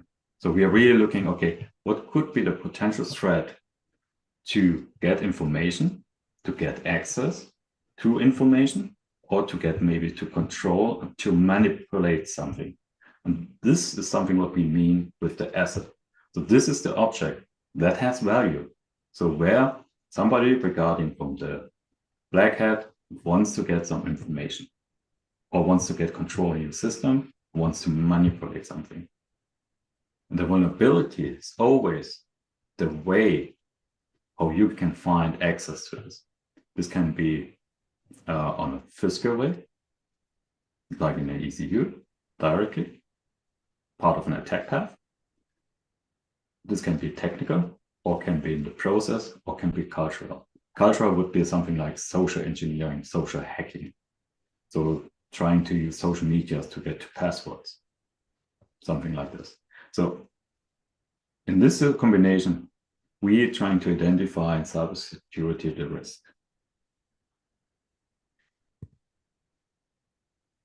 So what kind of possibility do we have in a modern vehicle? So we have third-party apps, we have key fobs, personal data, onboard diagnostics, malware, vehicle to vehicle. There are many, many ways to have a possible attack path in the car today. So they're coming from really from everywhere. Diagnostic, OBD, development, like the JTAG, firmware updates, key fob, infotainment, mobile connection, navigation, tire pressure, for example. All is a possible threat for an attack. And this is really important to understand, that we have this kind of many opportunities and possibilities in cybersecurity to get into the car infrastructure, to do something. And something means a lot: to get information, to manipulate data, or to take control. And just here some interesting numbers. When we're looking into 25% of all the passengers cars were connected vehicles. In 25 already 86. And the number is increasing. And everybody knows in his own experience, getting to the car, connecting the mobile phone, everything getting more and more seamless. But even when it's getting more and more seamless, you need to ensure you have secure connections, and you have a secure standard, and you have secure requirements, really taking care that nothing can be used or misused or abused for an attack.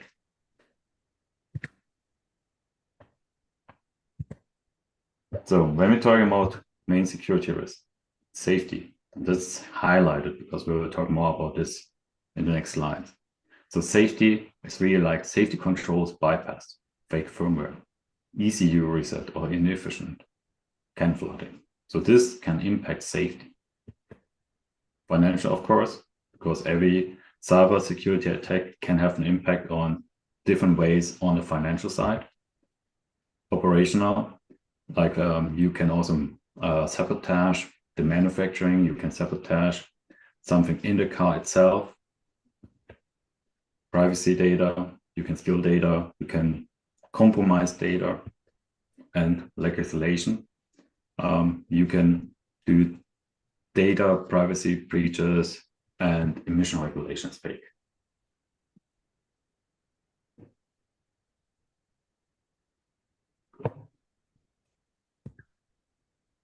When we're talking about now functional safety versus cybersecurity, so we learn and we know safety, functional safety is to avoid unreasonable risk, and security as a target to avoid malicious abuse. But still, there's no common ground. Even when we're looking at functional safety prioritizes safety hazards to avoid physical harm. And compared to cybersecurity prioritizes risks that affect data integrity, confidential, and availability using impact, visibility, and exposure as criteria. So there's a common ground what we can use, because both standards, they assume using the waterfall model, and we do have ISO standards, which is similar model. So that's a really good starting point to use functional safety and cybersecurity together. But still, we need to be careful. There are potential conflicts between cybersecurity and functional safety. Because we do have cybersecurity, we need to take care of privacy, data protection, and functional safety. And everything is going a little bit in different directions in regards of risk and in regards of mitigation. So even when we have standards, even when we are following the waterfall model, we need to ensure how we bring this in the same direction, or at least we have connected the right dots, so we are having the right mitigations and the right safety mechanism in place. Sorry, Florian, we are now out of time. So do you have many slides more? I have still some slides. I thought it's already 25 minutes. Yeah, should be already end of your time, from my understanding. Okay. 5 minutes, and I will rush a little bit through the slides. Yeah, Would this be okay? Yes, so then we shorten the time for Q&A session. Okay. Yeah, that's fine. Okay, quickly, 2 examples regarding functional safety versus cybersecurity. There could be a conflict like a cybersecurity measure might improve security, but could introduce a latency in the system, which could impact then, of course, the safety mechanism and violate the safety goal in this moment. So the potential issues where cybersecurity can have a negative impact on functional safety itself. Furthermore, in certain scenarios, these approaches there are approaches which can contradict. Like, for instance, a fail-safe isolation response in cybersecurity could disable a safety-critical system needed for continued safety operation, like an automated braking system. So there are ways and examples which is showing that cybersecurity goals and risk mitigation may be contradicting functional safety goals and mechanisms. And because about these conflict goals, and even when we need to manage everything, there's a limited resources and there's a lack of coordination, which is a reality mostly in most companies. We need to find a way how we create here more collaboration and synergies to get functional safety and cybersecurity together. Looking into this, there are ways to create synergies, like to unify risk assessment approach, to integrate hazard and threat analysis. So this means a HARA and a TARA, shared safety and security goals, lifecycle consistency. So for both, for safety lifecycle and the security lifecycle, and based on the hazard and threat analysis and the TARA, to identify the right efficient mitigation and validation. This is here a quick overview where you can find in the risk assessment itself by the HARA and TARA, where are the similarities between cybersecurity and functional safety, and where you can really connect dots. And the last 4 slides is just a step-by-step guideline how you can bring together safety and security. Because about the timing, I will just go through the headlines. So this means alignment of hazard and threat scenarios, mapping ASIL and security level, control compatibility for safety and security, failure mode analysis in cybersecurity context, consistent risk threat strategies, validation and testing alignment, risk prioritization consistency, and system lifecycle coordination. Okay. Okay, so many thanks. Yeah, a lot of topic to pack in one presentation. I'm so sorry. No, I think it's a very interesting presentation, and Yeah. I'm actually disappointed we don't have time for many questions, unless we are skipping a break and everything. So no point. I know you have your agenda and you need to stay to the time. Yeah, as but the time. Yes. Should we go one question, just one question, or? Yes, I think it would be fair to allow at least one question. Yeah. So maybe if we have a one short question with a short answer. Anyone? I know that we don't have questions online for now, so. Okay, yeah, one question here. Okay. Hi, I'm Marzana from Bosch. I have one basic question and maybe did not get it fully. You mentioned about mapping of ASIL with the security assurance level, Carl. My point is, do you think directly I can map it because the ASIL is coming from different severity, controllability, and exposure, for example, from ISO side, and cybersecurity has different approaches to calculate those values. So directly, can we map them? So I would say it's not a kind of common ground rule, but you need to put in consideration, for example, if you have an ASIL-D safety mechanism, or a safety mechanism which belongs to a safety goal, which is ASIL-D, you need to consider this first with the high cybersecurity CAL to ensure, okay, there may be not a potential cybersecurity threat to it or conflict, because both needs to be considered, a threat and a conflict. So that's the reason why you need to put in the first step, maybe the highest CAL. Do I have already best practices? No. Is an idea to approach? Yes.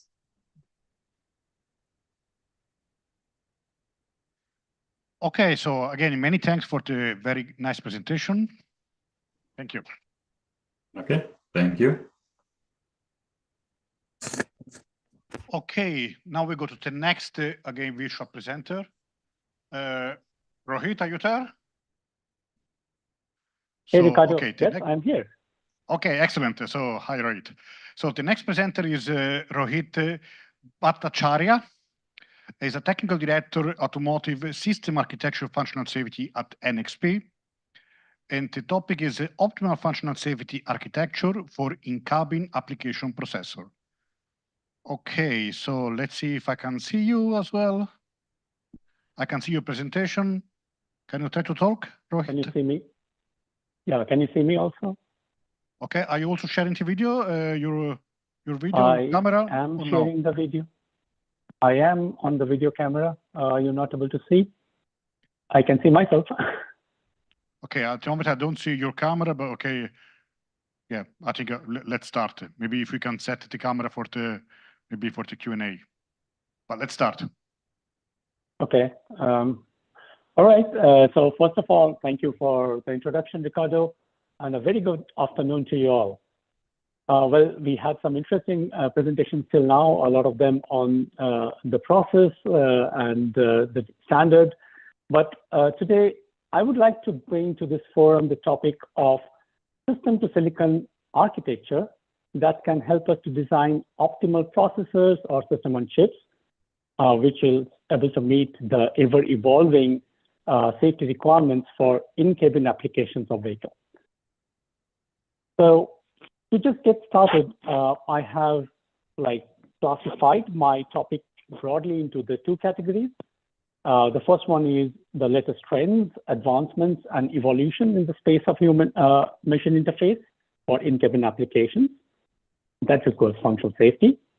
And then we'll try to visit some of the challenges and best practices while we try to architect some application processes that can meet such evolving requirements. And we will use the driver monitoring system as a use case to study it.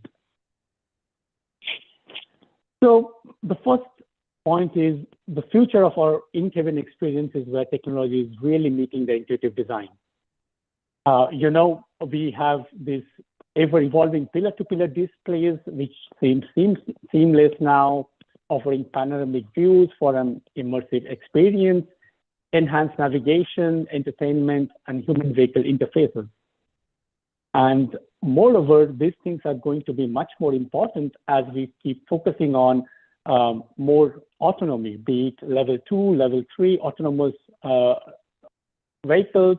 We are looking at integrating safety features such as driver monitoring system, which will be part of the control loop in those kind of autonomous systems.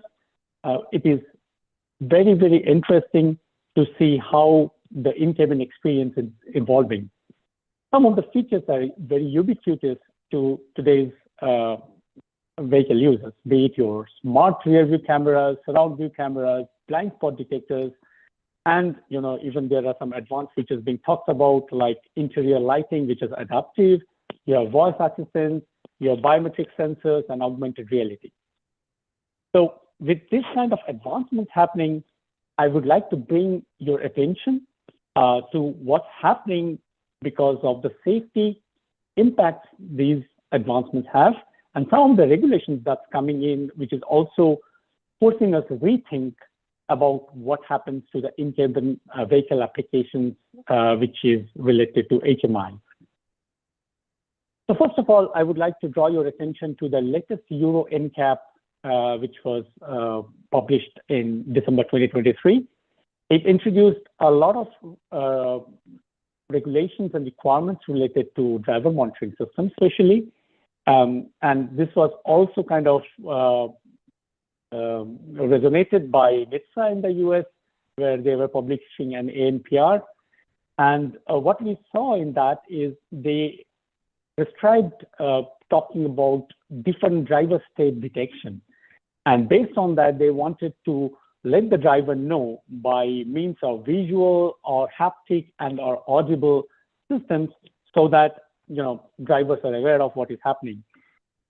So if you just club this with the traditional requirement of HMIs, where you have electronic clusters, and when I'm saying traditional, I'm already talking about advanced electronic clusters, where you would typically show a safety telltale, no more becomes good enough, because your entire frame buffer, your entire graphics might become safety relevant, because you have to show text, you have to do contextual messaging and so on. So things are very fast evolving, even for your cluster display systems within the vehicle. Now I'm gonna particularly move towards a topic which is related to DMS, and this is very important as we look into the SAE level 2 and 3, where monitoring and the driver is part of your monitoring system, as either as a monitor or as a fallback solution. We looked into a very interesting presentation from in one of the earlier functional safety forums, where especially in the level 3 automation, they were talking about the situation where we expect the driver to take over in case of an emergency or out of ODD situation. So one of the ways that can be done is to give the driver a contextual message about the situation they are in, right? So that they are quickly adapting about where the vehicle is, what speed they are going at, what is the, is there a bend coming up in the front? So all this can be communicated to the driver by the means of your HMI. So this really shows that for level 3 autonomy, which is clearly on the horizon, a lot of companies are clearly pushing for it. We see that the HMIs will play a pivotal role in ensuring functional safety and safety overall. Okay, so with that, I will now move on and consider a use case, that is the driver monitoring system, and we'll try to use this use case from a system to silicon approach to architect an application processor.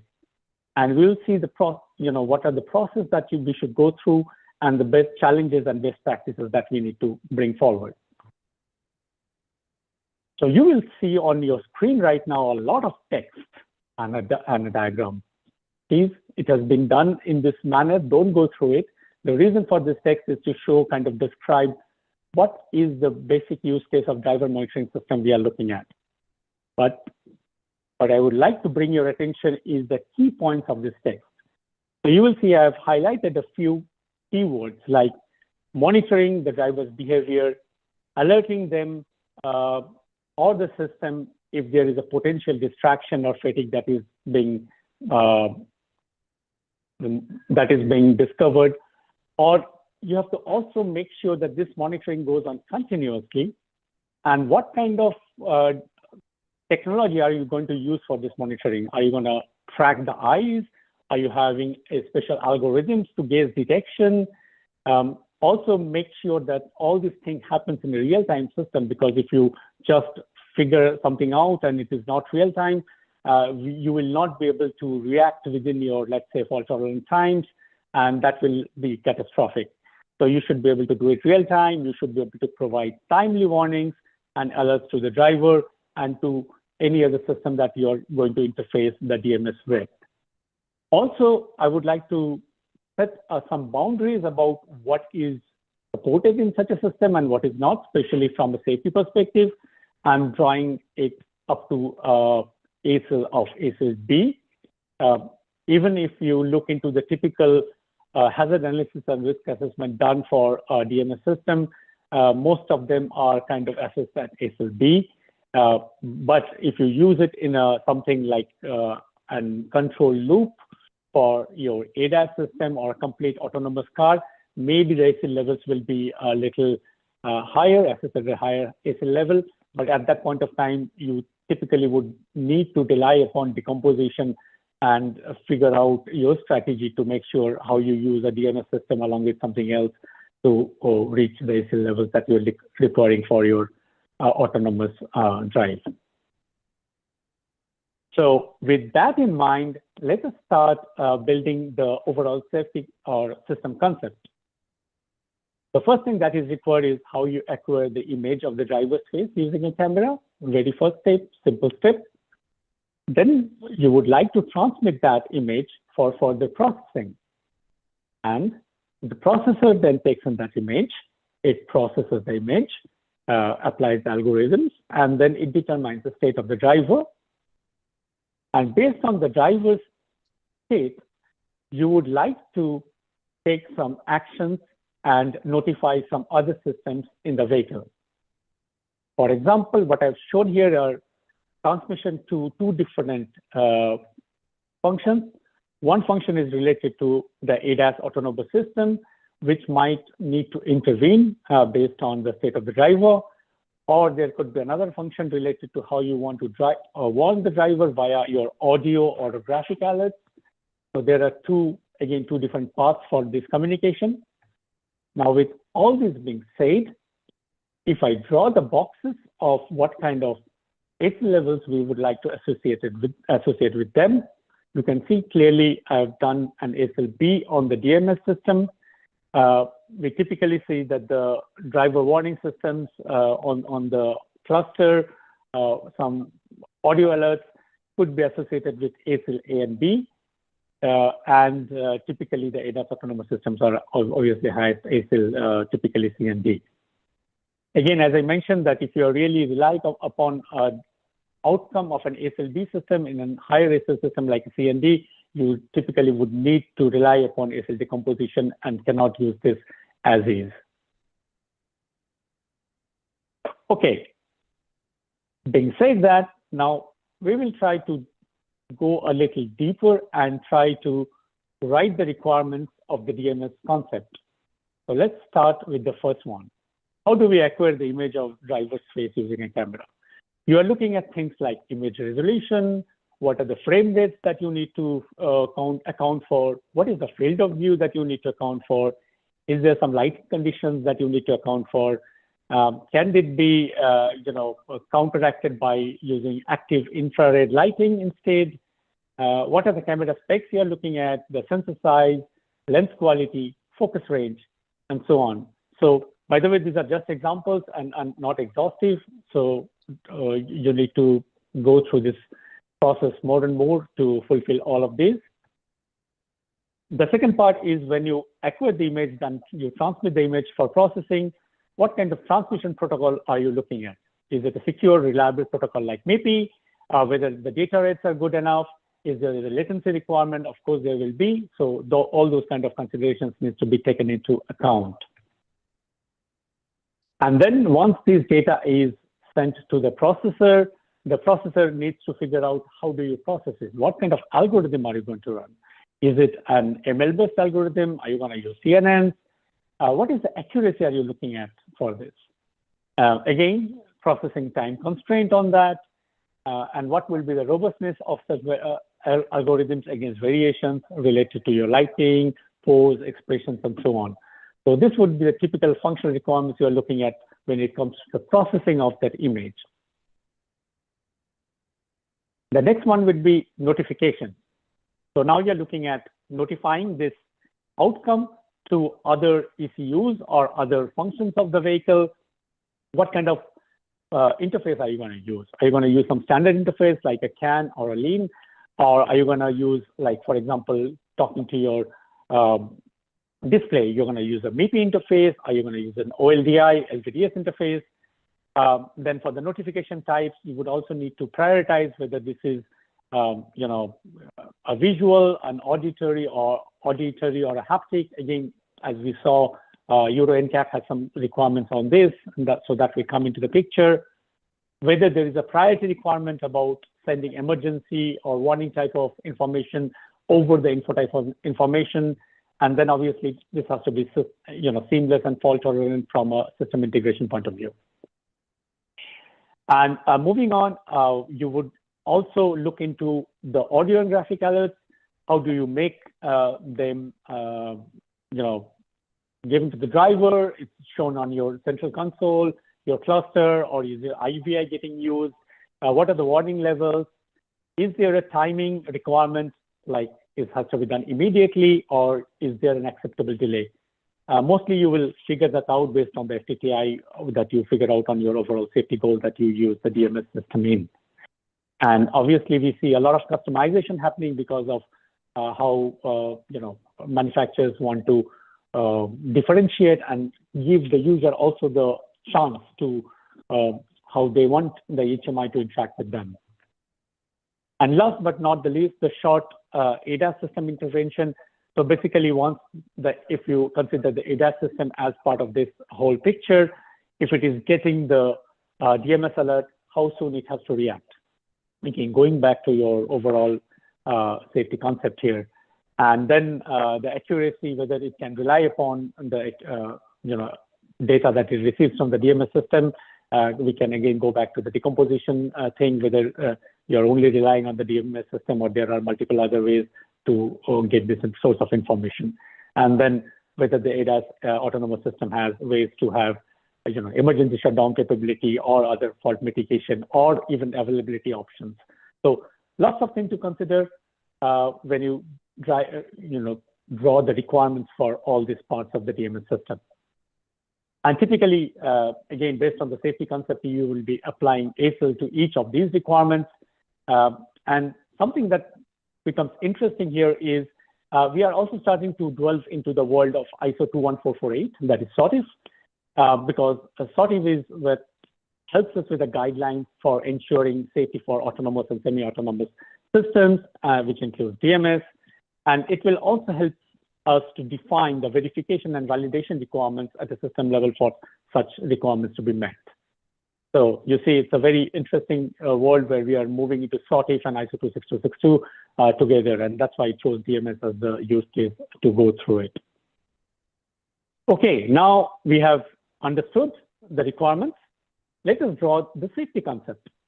So we are looking at the image sensor, attaining the data.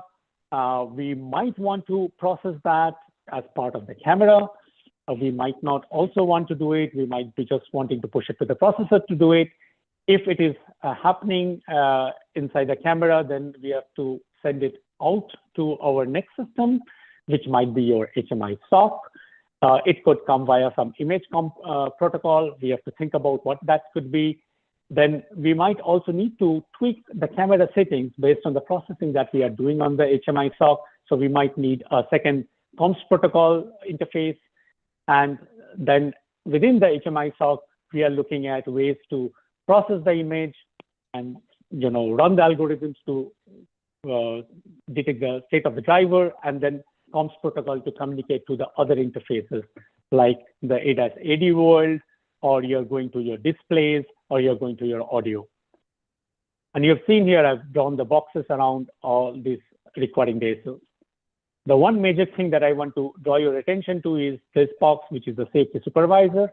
So this is basically all-in-one one box that I've mentioned, which is going to make sure that your safety concept that you're trying to achieve for your overall system can be achieved with reasonable assumption of users and reasonable hardware software partitioning.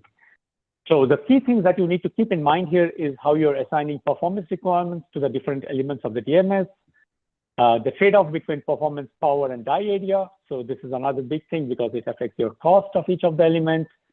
The considerations for scalability and flexibility, whether you want to have a single SOC for doing all of these, whether you want to have this architecture of scalable architecture with different SOCs and different ICs. Then the flexibility of using different interfaces, like making it independent to be tied to a particular vendor. And then, not the least, is how you make sure the optimal strategy for achieving the functional safety requirements. Whether you are using a mix of hardware and software safety mechanisms, what would be your choice of operating system for performance versus the safety-related activities? Because if you're doing safety monitoring from the software, your OS becomes a critical part of your safety concept. What would be your isolation strategy between the safety and non-safety worlds if you make such a architecture where you have a non-safety world residing beside your safety world?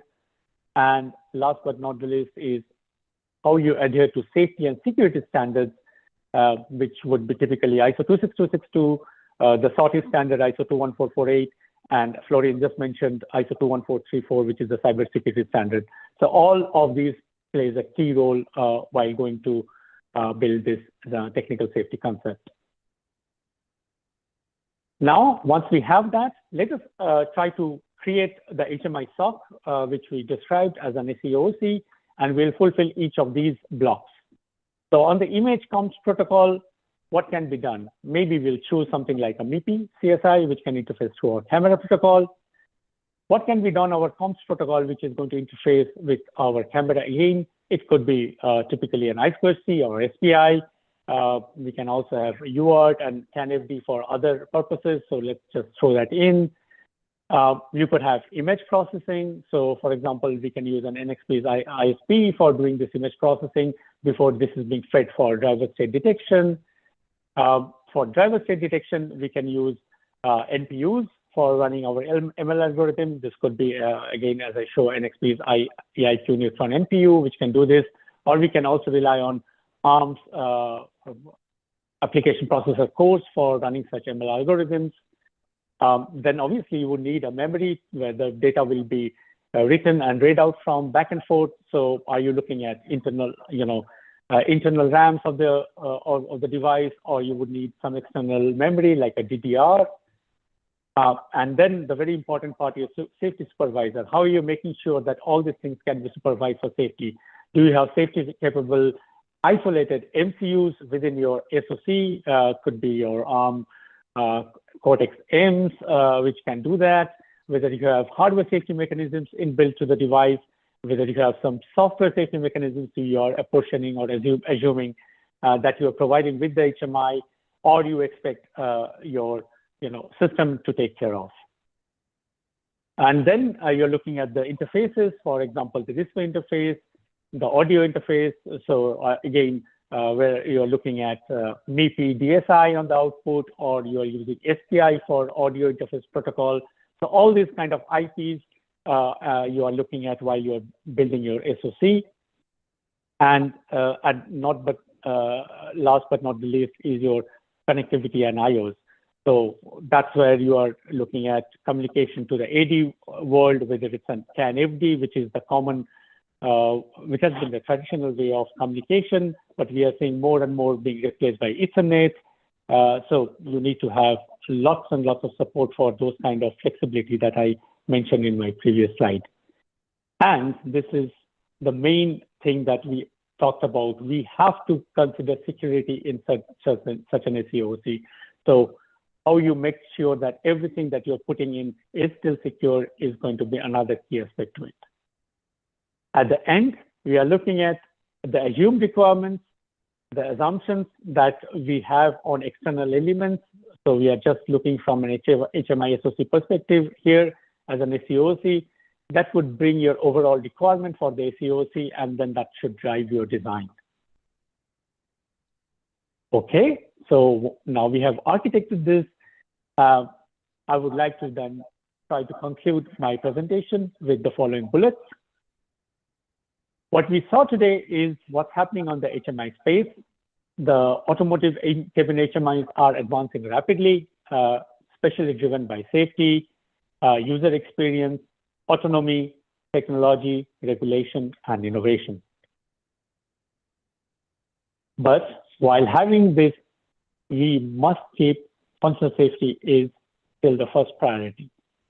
We need to ensure that anything that is happening on this space, which requires to have safety considerations, are taken through standards like ISO 21448 or ISO 26262 compliance. If you want to accelerate and have your designs more optimally done, my suggestion would be to use the system to silicon approach that I just kind of showcased a little bit, so that you can have better optimized designs. And obviously you need to, while you do this concept, you should prioritize functional safety all the way through. And how do we future-proof our HMIs? Again, as I said, this is the ever-growing field. So the only way I look into it is we have to collaborate, innovate, do rigorous testing, continuous improvements, and for sure that is going to shape the future of automotive HMIs. And with that, I think I have reached the end of my slide and have enough time for questions. Excellent, Rohit. Many thanks.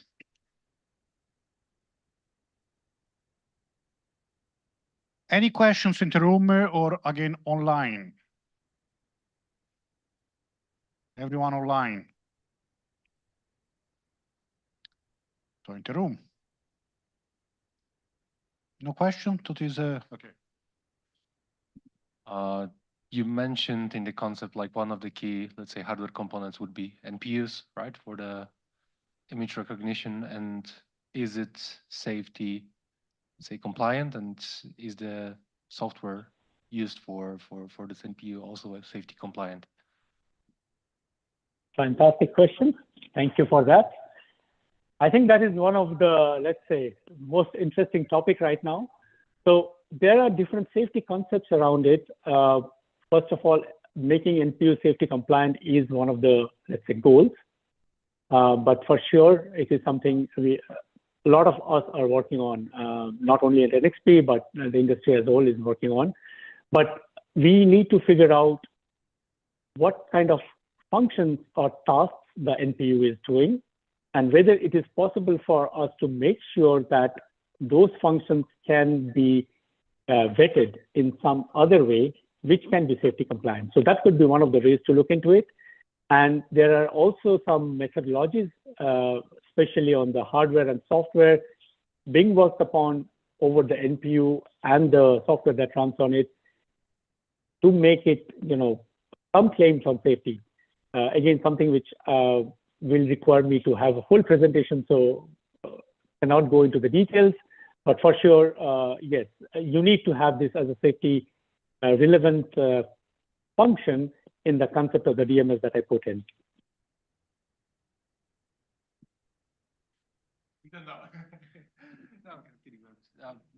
I'm kind of kidding, but like, so is it, or is it going to be? Because I haven't heard like the concrete, let's say, answer, I would say. No, I said that it needs to be. I never said it's going to be, or it needs to be safety relevant. Now, how you do it is there are different concepts around it, which is obviously we can share in a much more detail. But it is part of the safety concept for sure, yes. You can use the composition. One of them, yes. Okay, any other questions here? Otherwise, I mean, we're already a bit late, so we need to proceed. Okay, so Rohit, many thanks, and see you soon again. Thank you, Ricardo. Thanks a lot, everyone. Bye then. Okay, we go to the next presenter, Jyotika Tavale. So Jyotika, she will be talking about the P20A51, as I mentioned. Jyotika, not only she's a director at Synopsys, but she's also the president of the IEEE Society. So Yeah. Let's hear about P2851. You have a microphone here? Yeah.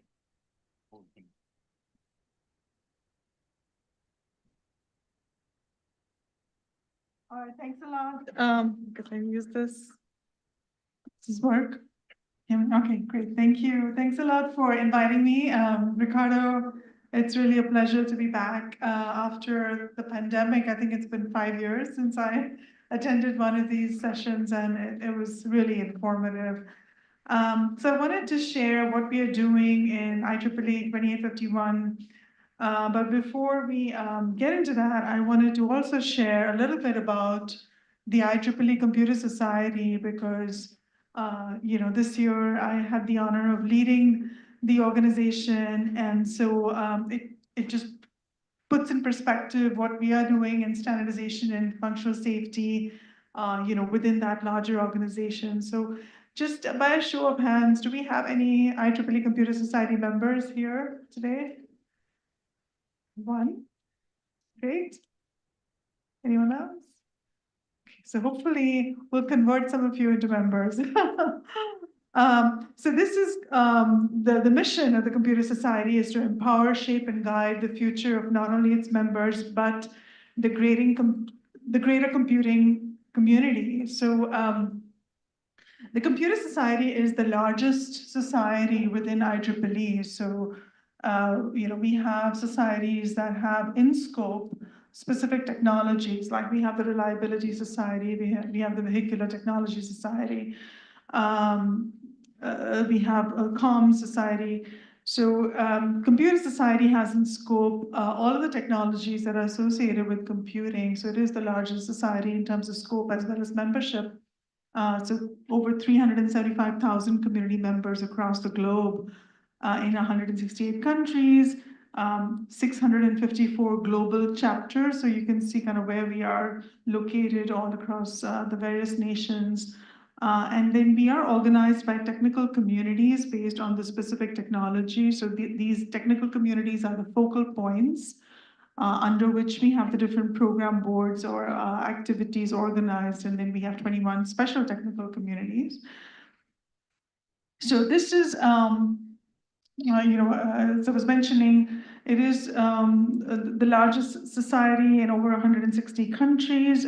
Standards is one of the large program boards within the 5 main program boards in the Computer Society, which are conferences, publications, standards, educational activities, and member and geographic activities. And so there is also within IEEE, we have our IEEE Standards Association, which kind of oversees and provides guidance for all of the standards working groups within the various committees. And within Computer Society, we have several of those standards committees. So P2851 working group falls within the Functional Safety Standards Committee. We'll talk about that as we move along. But here's a list of all of the different technical communities. So as I was mentioning, there are 30 technical communities for various different topics, all the way from dependable computing, cloud computing, security and privacy, various different areas. And then within each technical community can sponsor a new standardization initiative. So IEEE 2851 was born as a project in 2019, which was 5 years ago. It was sponsored by a technical community. So we had a community on reliable, safe, secure, time-deterministic intelligent systems. And then they sponsored P2851, and that's kind of how we kicked off and got started. So I'm just sharing this because any member can, take that initiative to start a new project. It's not difficult, and just wanted to share how you can initiate that activity. Publications is another big program board, and also one of the key revenue generating activities within the Computer Society. We have 49 peer-reviewed publications. So some of our flagship magazines like Computer Magazine, right, which is a monthly publication. We have several technical journals. We have the IEEE Explorer publications, over 41,000 papers published annually, and over 893,000 articles in the Computer Society Digital Library. So a big part of our scope or our focus is on publications. And these are all of the various magazines and journals that fall under our umbrella. As I was mentioning, Computer, which is listed on top, is our flagship magazine. And then the biggest revenue that Computer Society gets is from conferences. And being an industry, all of us, have a certain area of focus that we have within, the work that we do in IEEE or ACM or whatever community you associate with. But from an industry standpoint, when I ask my peers at Intel or NVIDIA, or right now at Synopsys, as to what do you see as the biggest value in joining a society like Computer Society or being a IEEE member, and they say it's conferences, because conferences, especially today as we are meeting here, we're coming together as a community and trying to address some of the challenges that we see in the technologies that. And given that rapid pace of innovation, as we see today, it's really important that we come together and address those challenges that we can't solve just within our individual entities. So conferences is one of our big focus. We have over 189 technical conferences that we sponsor each year, which are attended by over 65,000 people. Okay, so coming to standards, and then I'll jump into the P2851. So we have 28 new standards and 217 active standards in the Computer Society. Over 200 active working groups. So within each standards committee, and you can see here the list of all of the different standards committees that we have within Computer Society. Within each one of these, we have multiple working groups. Before a standards working group is formed, it starts out as a study group. So anyone can start a study group to research a specific problem statement, coming together with other people in the industry. And then once you have formalized, a proposal, then you can bring it to the standards committee and submit it as an official project authorization request. That's how we started P2851, which falls under the Functional Safety Standards Committee. These are the other committees. We also have a dotted line with the Design Automation Standards Committee, because as I'll talk about, 2851 has to do with data models, description languages, and methodologies. So it's very well linked with EDA and the tools community. A lot of new active parts now also within the AI Standards Committee, just given the rapid pace of innovation there. So we have a lot of new working groups being formed under that umbrella. Then we have another program board is on education, certification programs, training and skills development. And so there are many different professional courses on various topics that one can sign up to join, or you can also sign up as an instructor if you'd like to learn. So some of my colleagues in the RAS community, for example, have reached out to me and said, hey, I've got all of this knowledge now on RAS, safer data centers, and I want to pass it on, to the community. So how can I start a new course? So you can do that. You can sign yourself up to do that.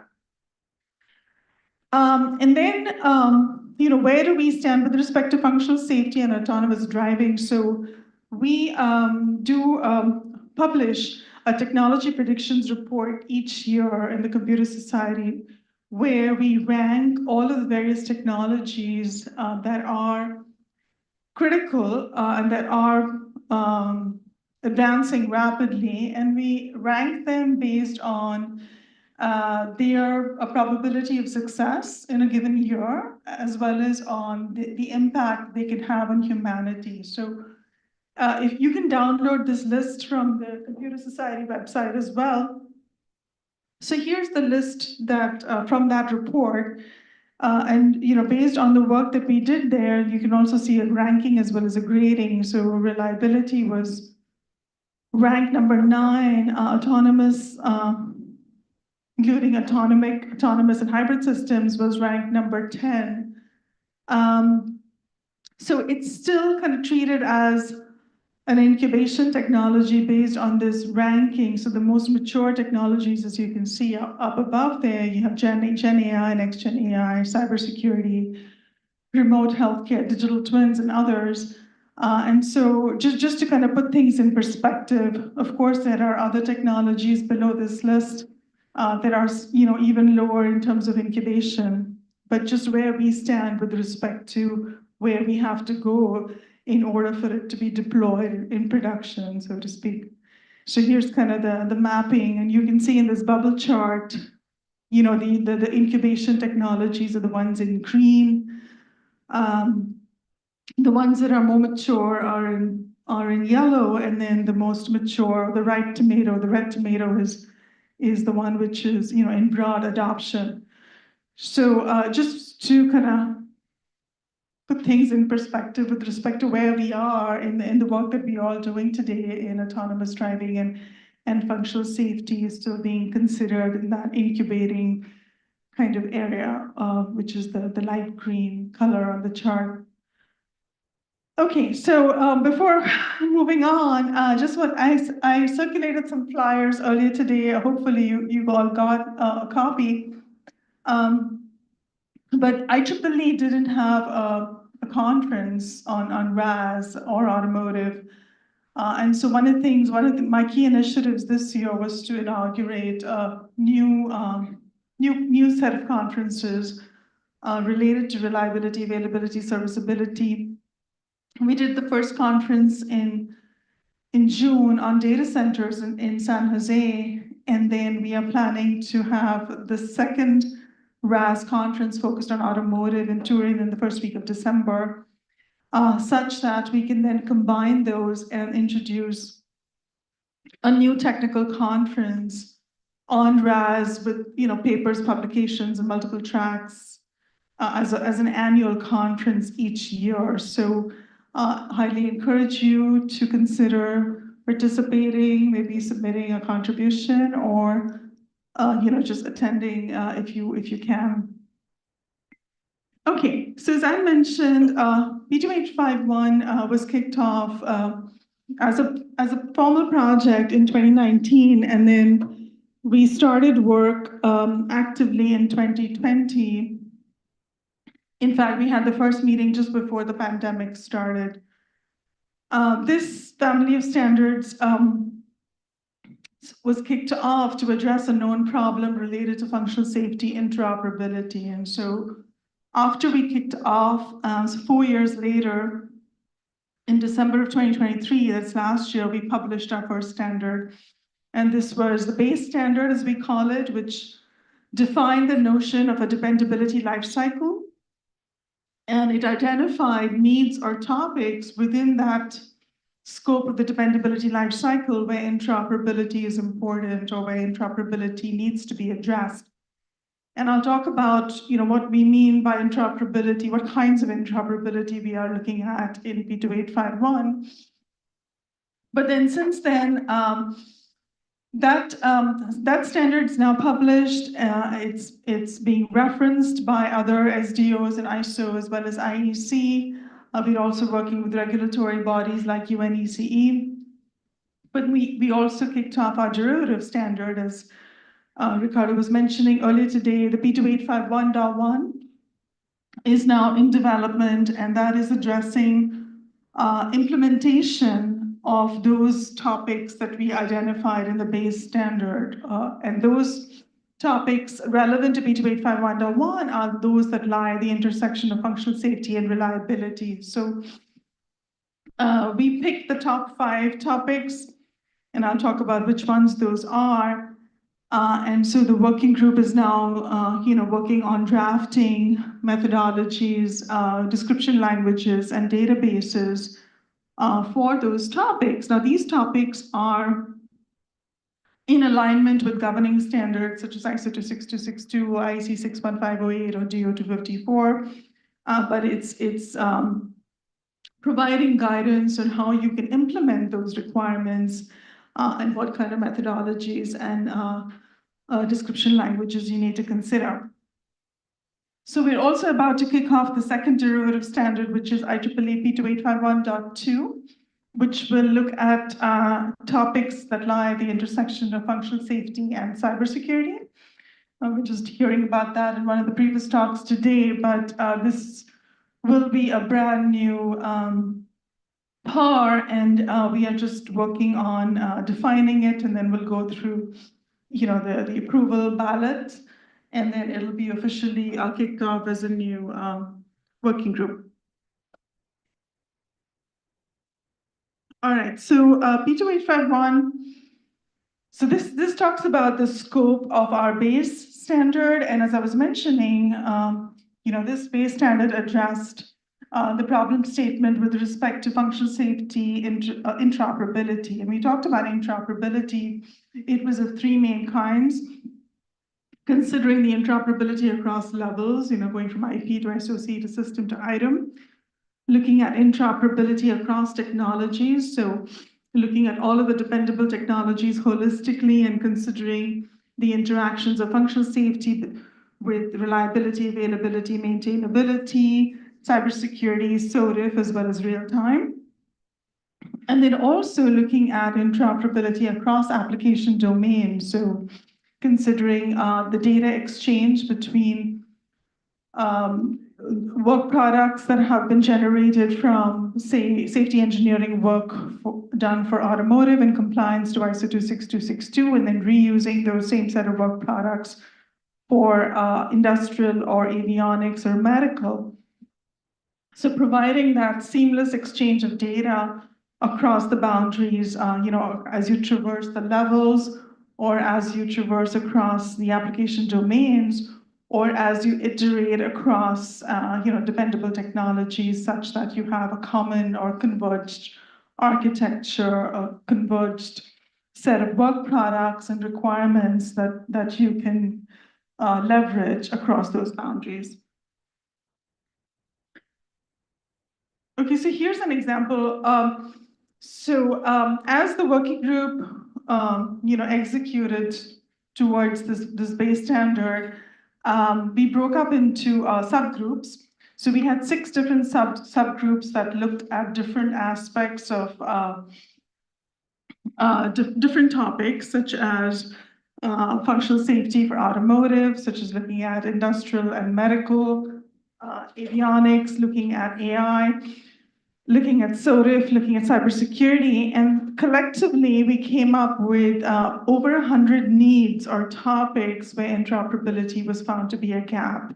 So we then organized those needs or topics into description languages, methodologies, and databases. So, we call those DLME and DB for short. But here's an example of some of those topics, just to give you an idea of the kind of implementation that we are now working on in the DOT standards or the derivative standards. So, for example, under DL, one of the key topics that we are executing to is base failure rate in the P2851.1. As we know, base failure rate is the reliability fit rate. That is the raw fit rate fed into the safety analysis, whether it's an FMEDA or any other safety analysis. Today, we don't have a POR way or a harmonized way to either a methodology or a description language to describe this such that it's interoperable, especially given the end of life of IEC 62380. This is considered a gap, and each company is using its own kind of approach on how base failure rate is calculated. And that can lead to a lot of heavy lifting when you're trying to integrate data across the boundaries. So that's one example. Examples of methodologies that we are considering are: how do you model vulnerability factors? How do you map those to F-safe, in the safety analysis? How do you execute fault injection? What are the different levels, where fault injection can be done, software versus hardware, architecture level injection or microarchitecture level injection, and how you can use fault injection to, for example, calculate your AVF or to calculate your diagnostic coverage towards your SPFM. Then there are various database topics as well, such as the AI training data sets, parameters for prognostics, or system RAS architecture capabilities. We're doing on time. Good. And then on the right is what is an example of the way these topics are organized in the annex of the standard. So we have, for each topic, we describe the problem statement. We describe the proposal for, what do we need to do to address that topic? What are the levels that are applicable? And then what are the technologies or the dependability attributes that are in scope of that particular topic? Okay, so what you're seeing here in terms of the roadmap, the green square is the base standard. As I mentioned, that's done, that's completed, and is now in adoption. The yellow squares that you see there, or the yellow rectangles that you see there, are what are in a work in progress. So the P2851.1, looking at completing that by end of 2026, and then going through ballot. So looking at publication sometime in 2020, late 2026 or early 2027. The P2851.2 will probably start development towards the end of this year, and then we will have the .3 and .4 focusing on FUSA SOTIF and FUSA real-time. Here's the list of topics that we have in scope of the P2851.1. So there are 5 chapters. Each chapter is focusing on a specific topic taken from the base standard that is within scope of the FUSA reliability interoperability topics. So we have the radiation testing for soft errors. This is looking at system level radiation testing, which is different from what is covered in JEDEC, where you have, JESD 89A gives guidance on radiation testing for soft errors for components. But this is looking at system level aspects, vulnerability factor measurements, working to standardize that, the AVF, PVF, TVF, vulnerability factors, base failure rate estimation, system level RAS architecture, and prognostics. We'll also talk about that a little bit more tomorrow, that Andrea will cover in his talk. But he's also part of this working group. Almost done. So here's a little bit more on the scope of and the need for P2851.1. And here's what we're looking at as the next step for P2851.2 on functional safety, interoperability with cybersecurity. So the topics here for this one are still being worked and still being finalized, but we are looking at those high priority topics from the base standard that are within the scope of safety and security. And that's it. That was my last slide. Thank you very much. And I don't know if I have time for questions.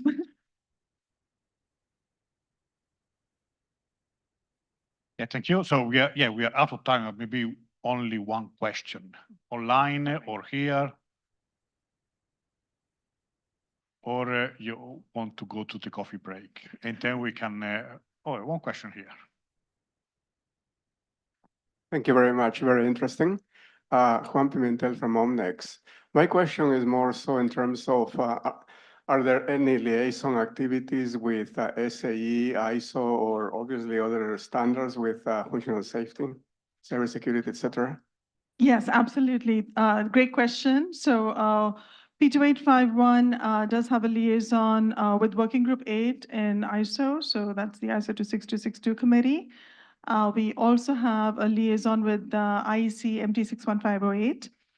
And then with SAE Working Group 13 and 14 as well. And then we have kind of informal liaison with the DO-254 working groups. And then, as I mentioned, we work closely with the UNECE GRVA as well. Okay, 20 minutes break now.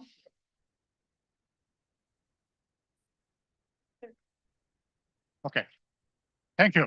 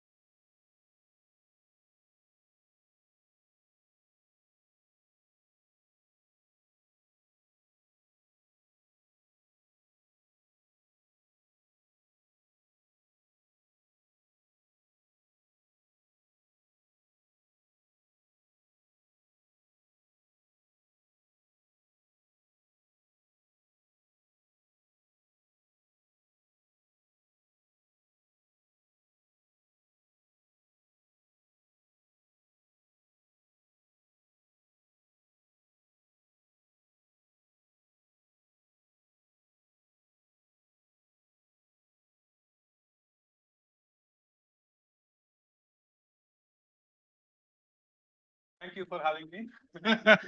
Any questions? Yeah, any question for Abbas? It's already late.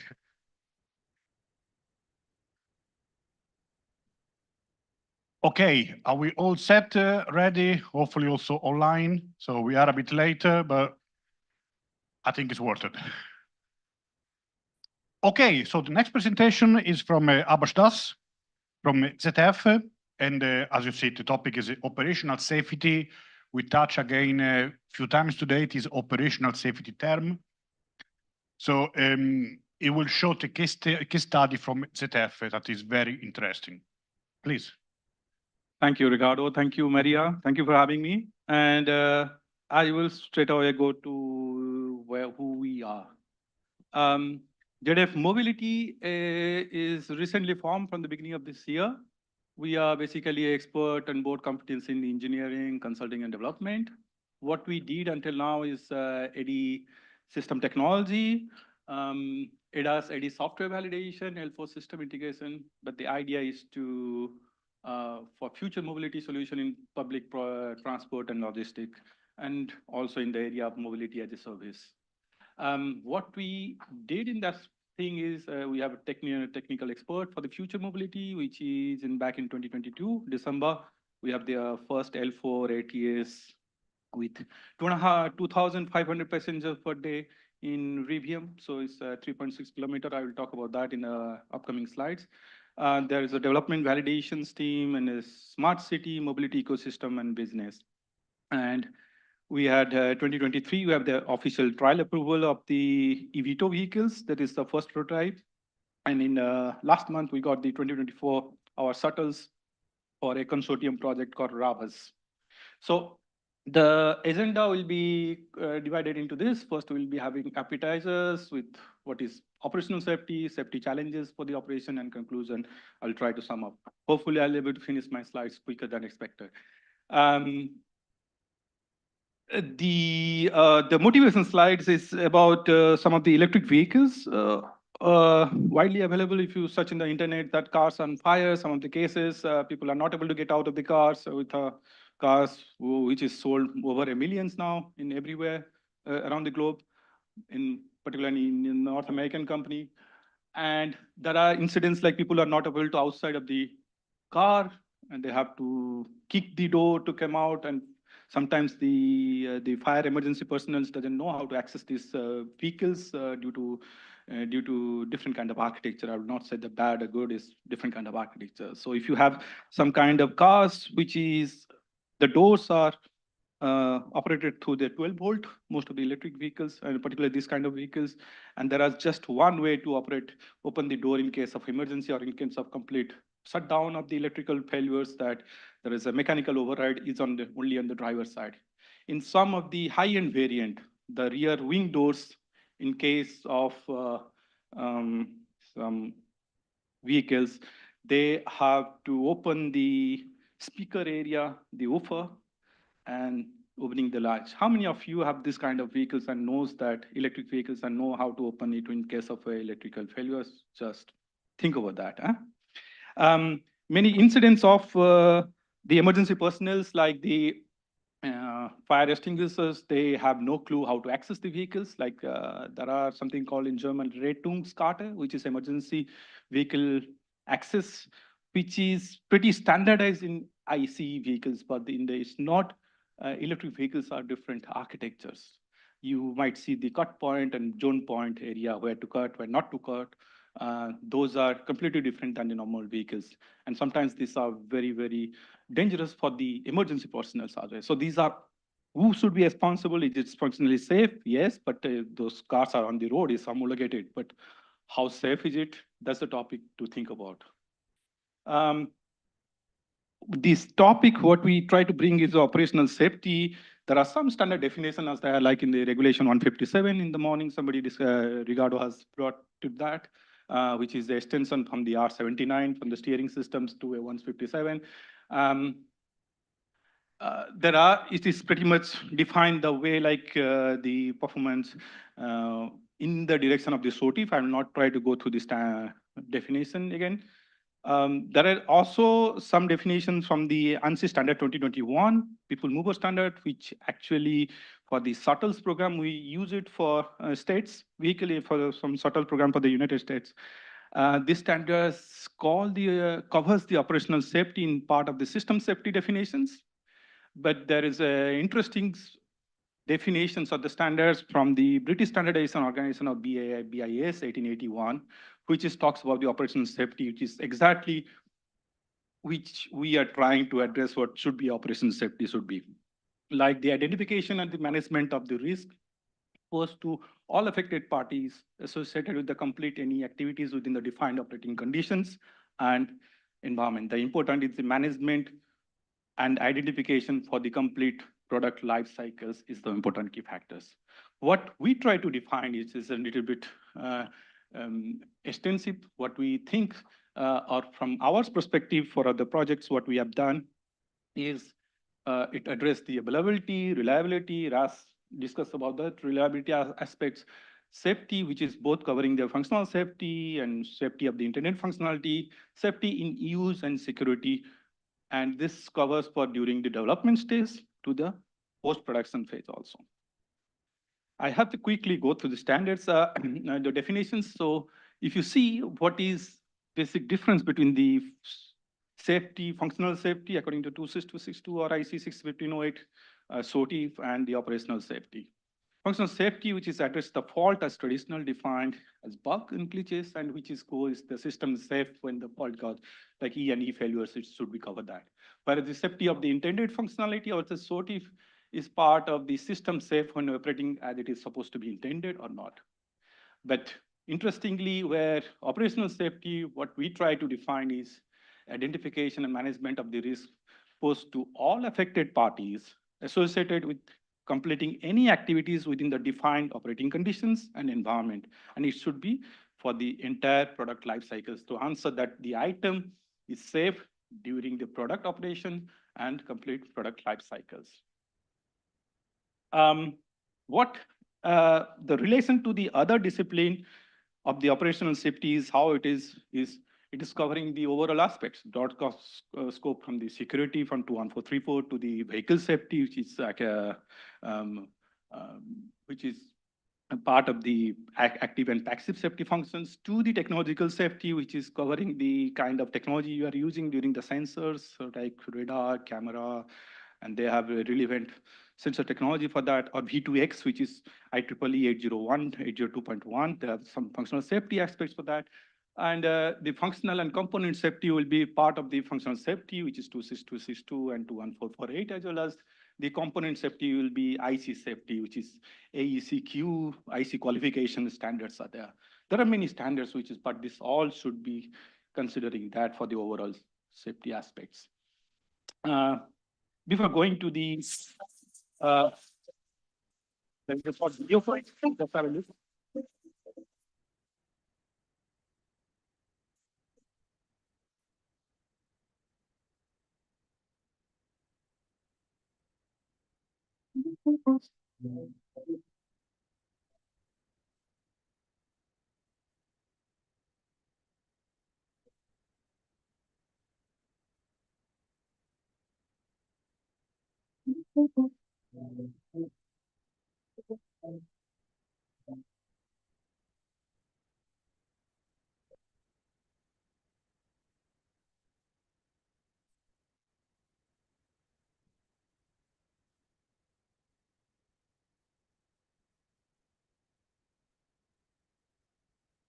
So this is the, we are talking about the L4 shuttles and L4 system. This is the L4 system, which is running over 300 days, 320 days, over 300,000 people have already used it. It is for the whole public, not operated by us. It is operated by the transport company in Netherlands. Anybody can go there, access there.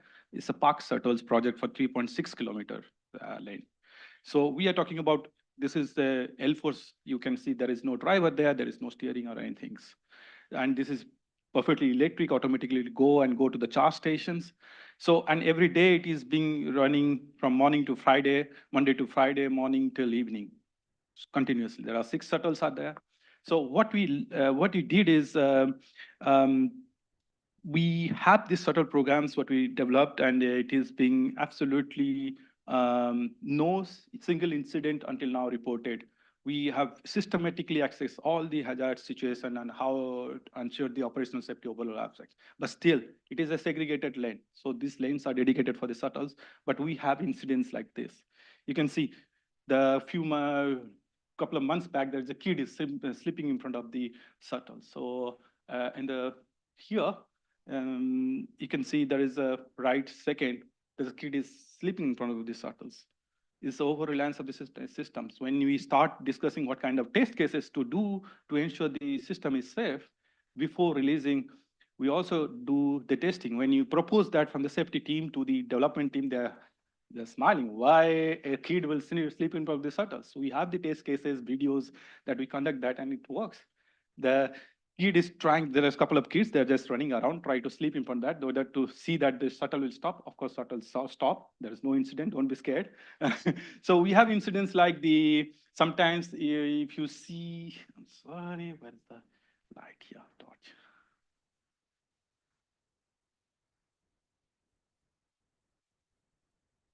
Sorry.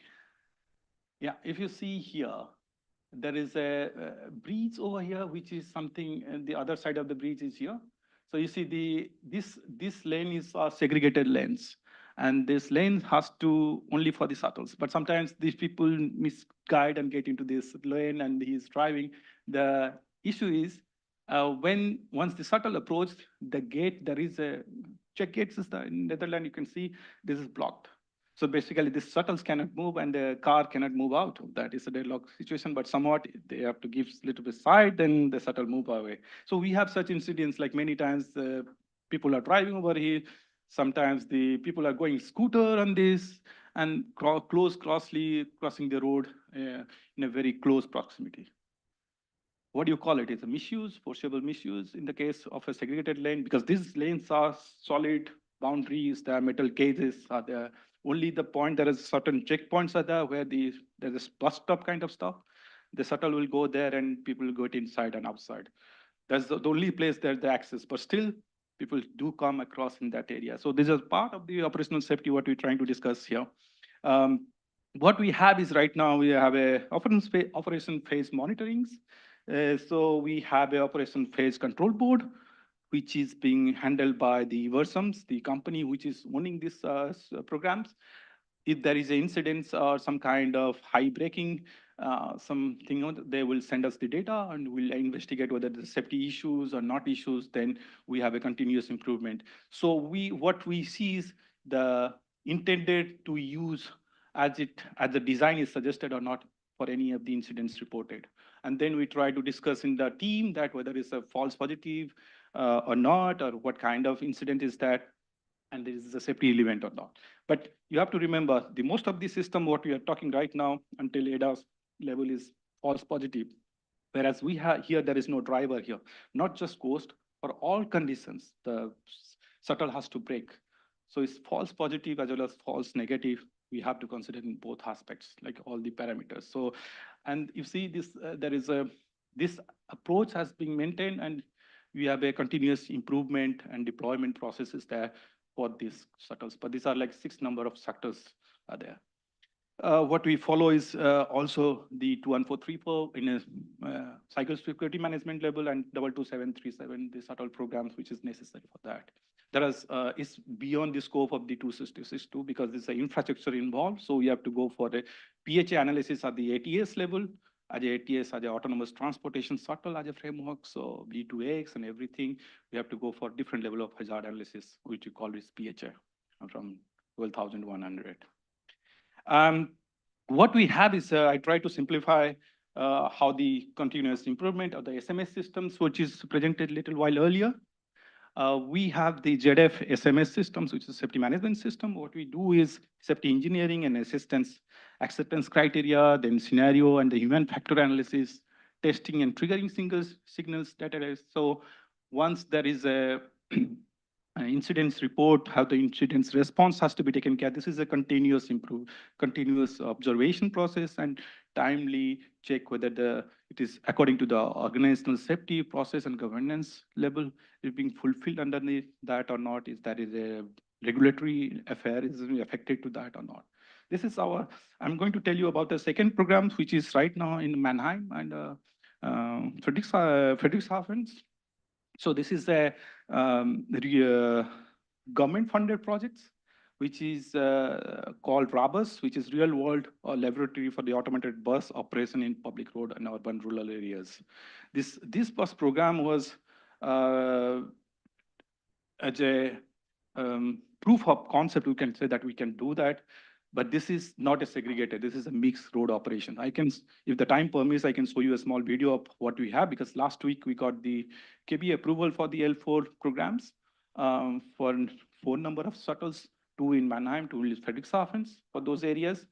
We systematically approach through like a BS approval process on the trialing according to the 1881 by the independent assessment, which is being achieved through for the couple of 2 steps of development.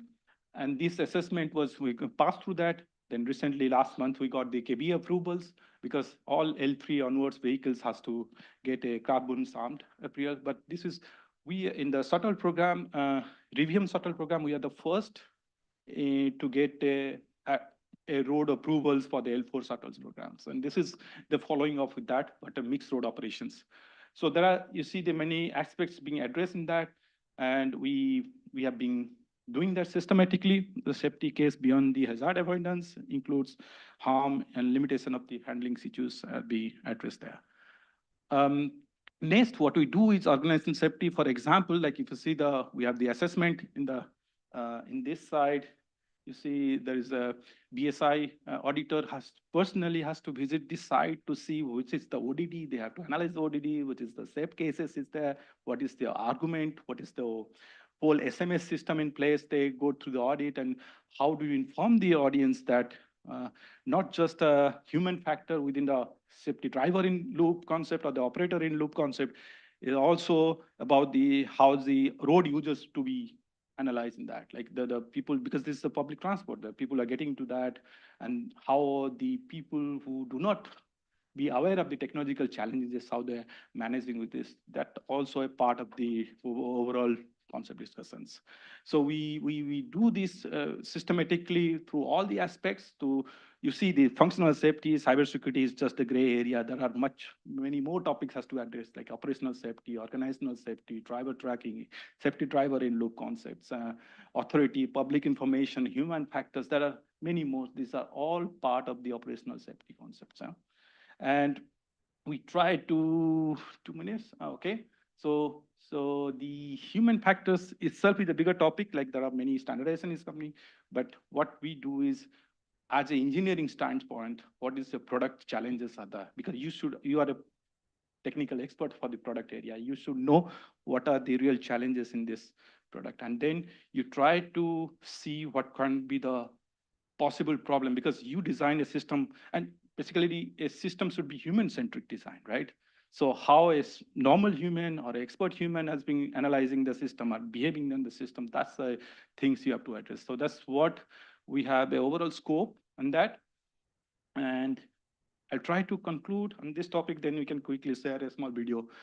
System safety is not safe enough for a automated vehicle or highly automated vehicles.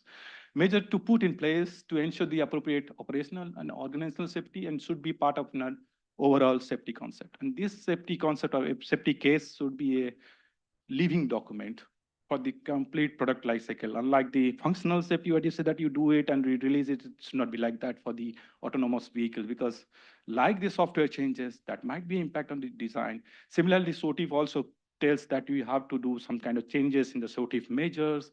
So it should be a living document for the entire product life cycles. Monitoring and human factors must be included in the early design phase, because you design a system for a people to move around or a drive around. So you have to think from a end user standpoints. Any kind of users, like there are some factors, human factor influence, that also need to be studied in an extensive way. And then as a ZF mobility team, we focus on the safety and security for the autonomous solution with expertise in the management, engineering, governance, assessment, analyzing, and human factor and prototyping. So we did it for the projects directly. As a OEM, we know what are the challenges and we try to implement. So this is myself, and this is my department head in the safety and cybersecurity, Roman. You can reach me at any point of time. Do you have a short video? If it's short. Short means 1.5 minutes. If you want, then it's fine. If you don't want, it's okay. Okay, I try to play it. So this is the recent. This is the last project. Okay,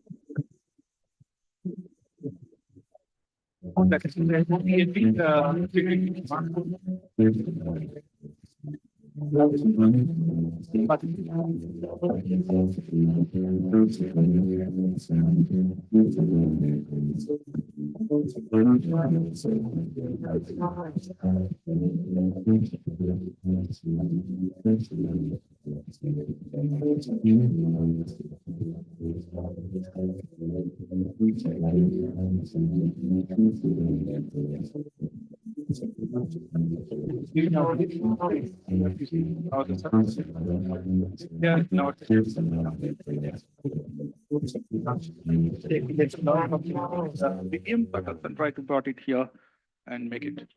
Okay. Thank you.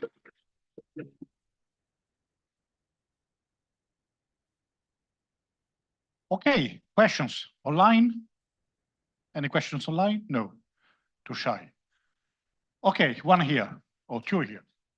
I knew about this project a couple of years before. So you mean to say that you get the certification recently? Because I think around 2021, it was already in the trial. So we, as I said, we have this EV2 project, which is first person trialing phase.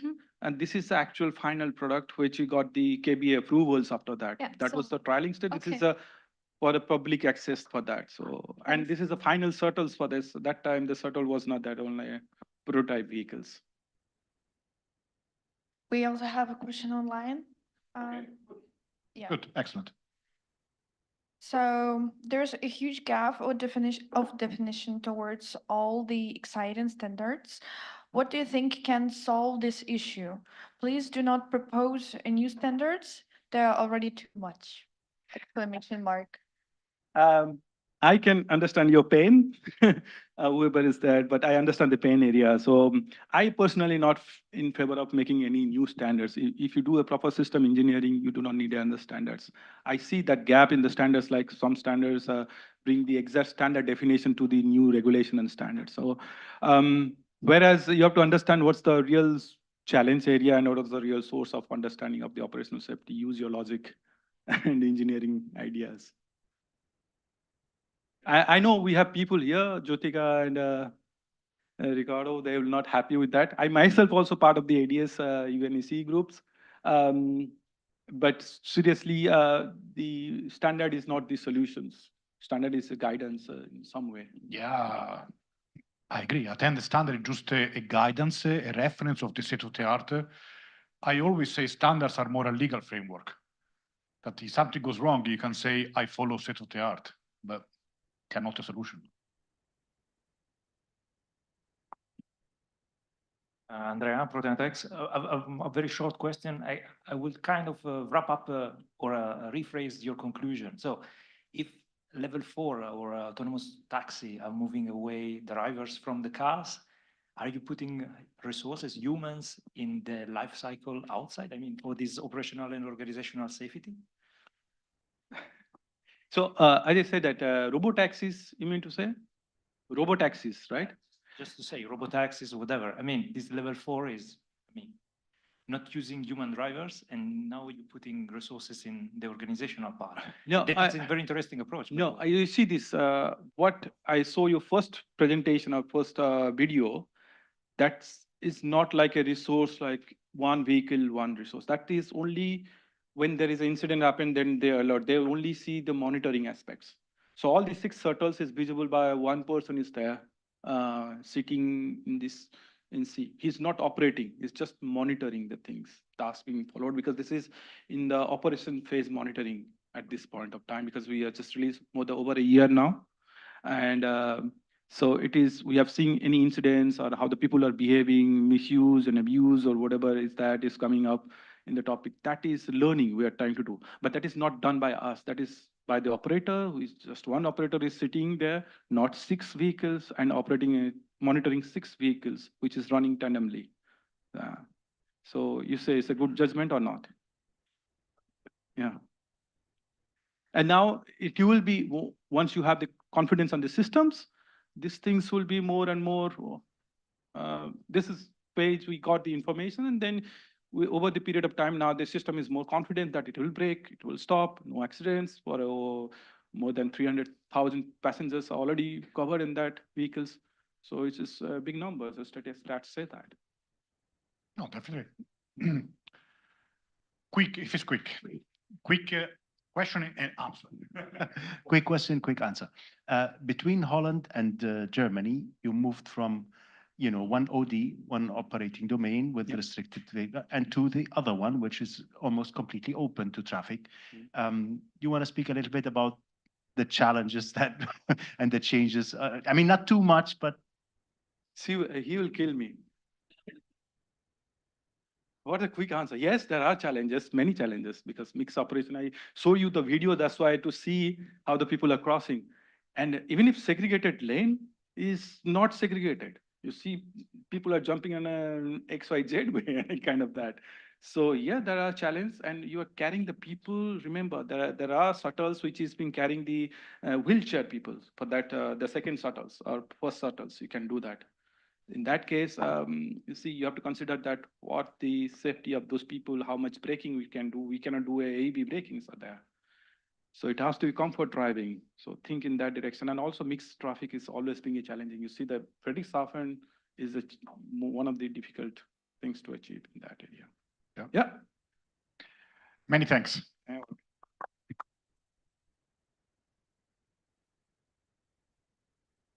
Okay, let's move to the next presenter that is also virtual. Phil, are you here? I'm here. I am sharing. Okay, good. You're right I guess, there. I guess everyone knows you. I don't need to introduce you. So Phil Koopman, we will be talking about automotive vehicles safety cases, scope and structure. So, okay, Phil, floor is yours. Okay, thanks. You can hear me and see my screen, correct? Correct, yes. I've learned not to dive in until I check that. All right. Since it's almost Halloween, I'll give everyone a hint. If at midnight local time on Halloween, you look into a mirror and say UL 4600 3 times, I will appear in the room to critique your safety case. Everyone got that? I'm just, that's obviously a joke. But yes, I'm Phil Koopman. I've been doing self-driving car safety for like 25 years. And this is, given the short time frame, this is a high-level overview. There's as much YouTube and reading as you can stand. If you, Koopman.us is a good starting point, but it's hard not to find if you look around. And if you do not follow me on LinkedIn, there are various videos coming out, including one this weekend, which is a really high-level keynote on a lot of the topics in this talk and more. So, but let me dive in because we only have a few minutes. Let me give you some ideas on safety cases, scope, and structure. And the point is here is to try and put things into a high-level context, because at this talk, at this conference, we're really down in the weeds. We're talking about all the details. Let me try and give some high-level perspective. So the idea of a safety case is it's a logical argument plus evidence that supports a safety claim. And what I want to talk about in this talk is what you actually do with a safety case, how people other than the people writing out the little details, how does this actually get used? And to do that, we need to talk about what you mean by acceptably safe, and why do you think you're safe, and why should other people believe your argument? And the thing everyone wants to, so Phil, what's the one true safety case? And there is no one true safety case, but I'll explain why that is and what the role of this is. If there's no one true safety case, well, what are you supposed to do with all this stuff? So let me start. Scope of acceptably safe.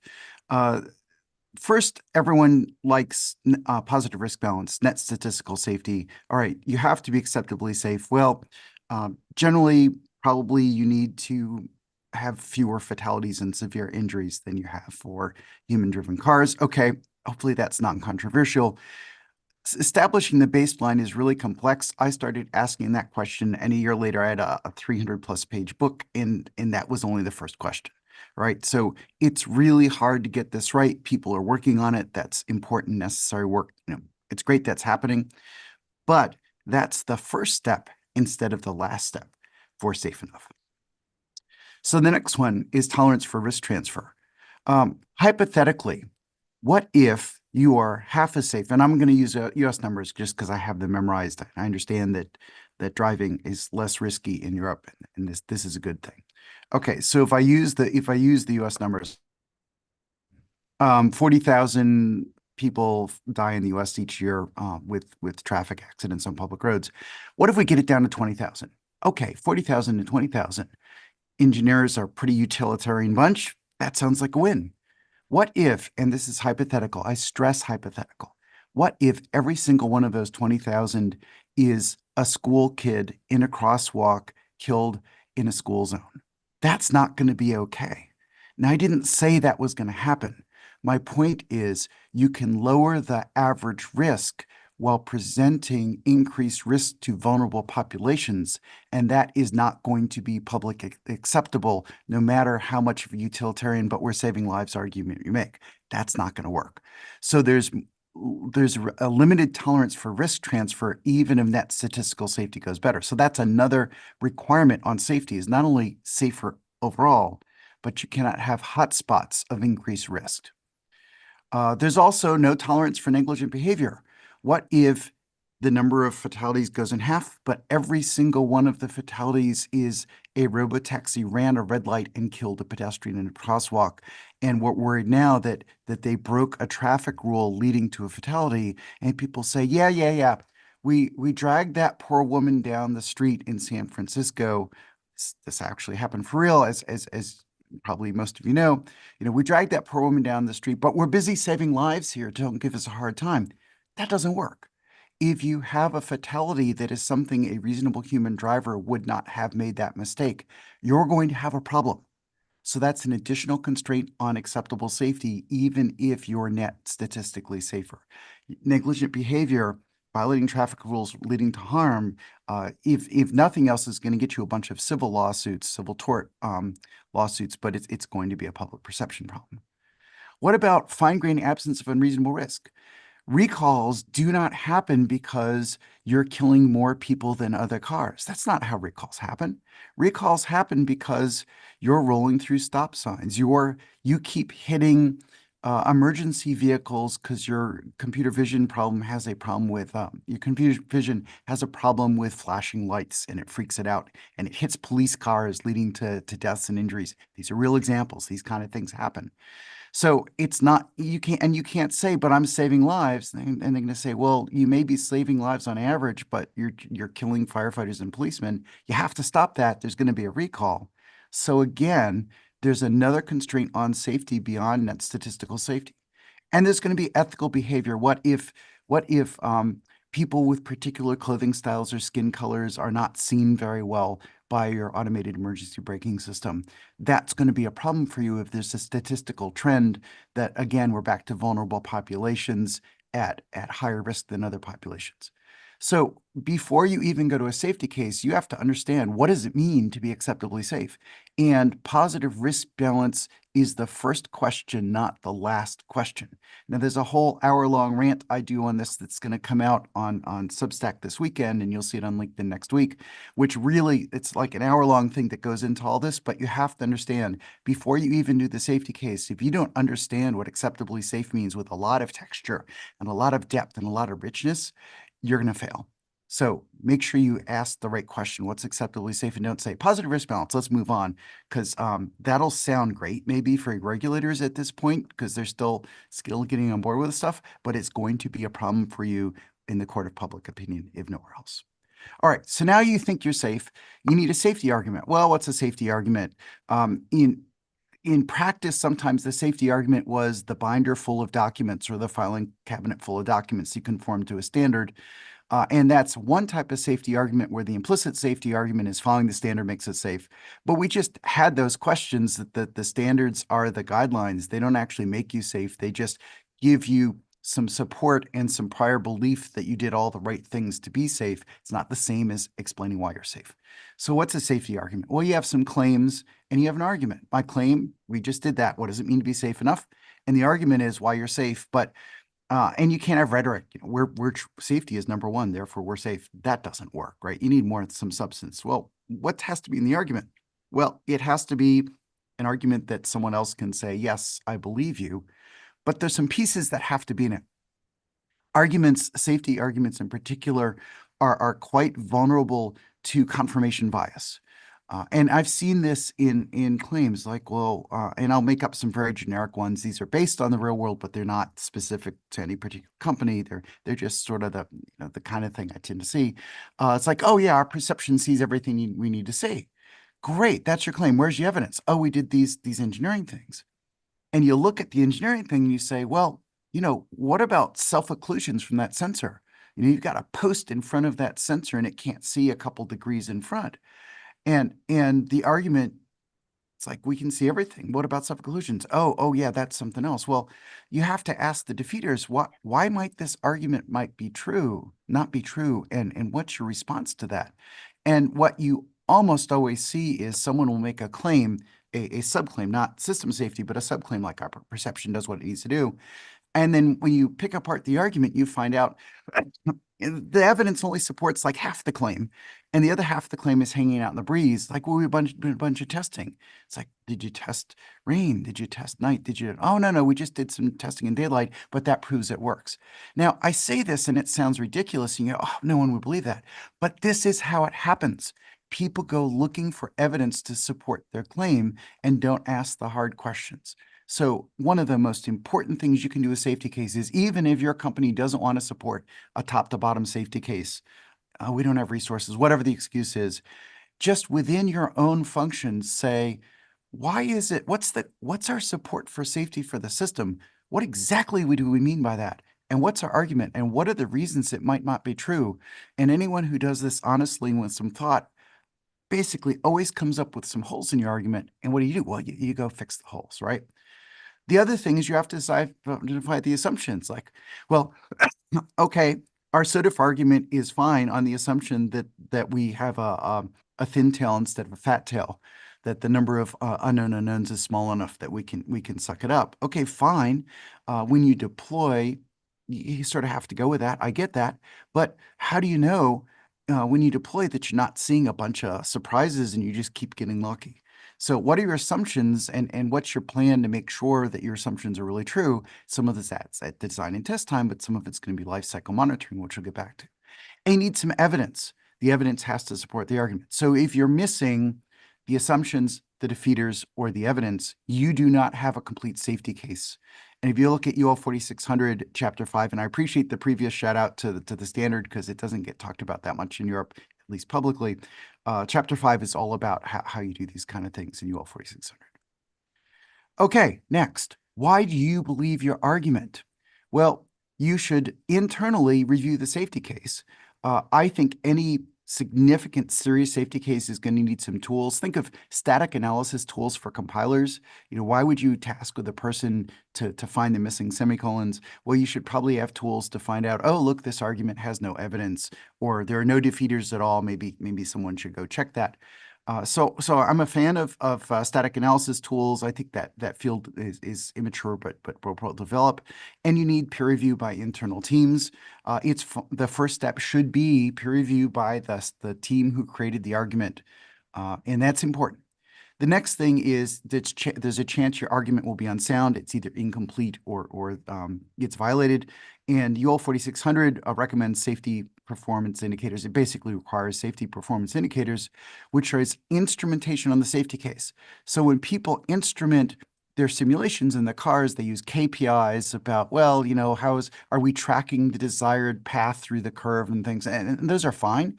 But it's often hard to know whether or not those map to safety. Do aggressive brakes map to safety outcomes or not? That turns out to be maybe not. Depends.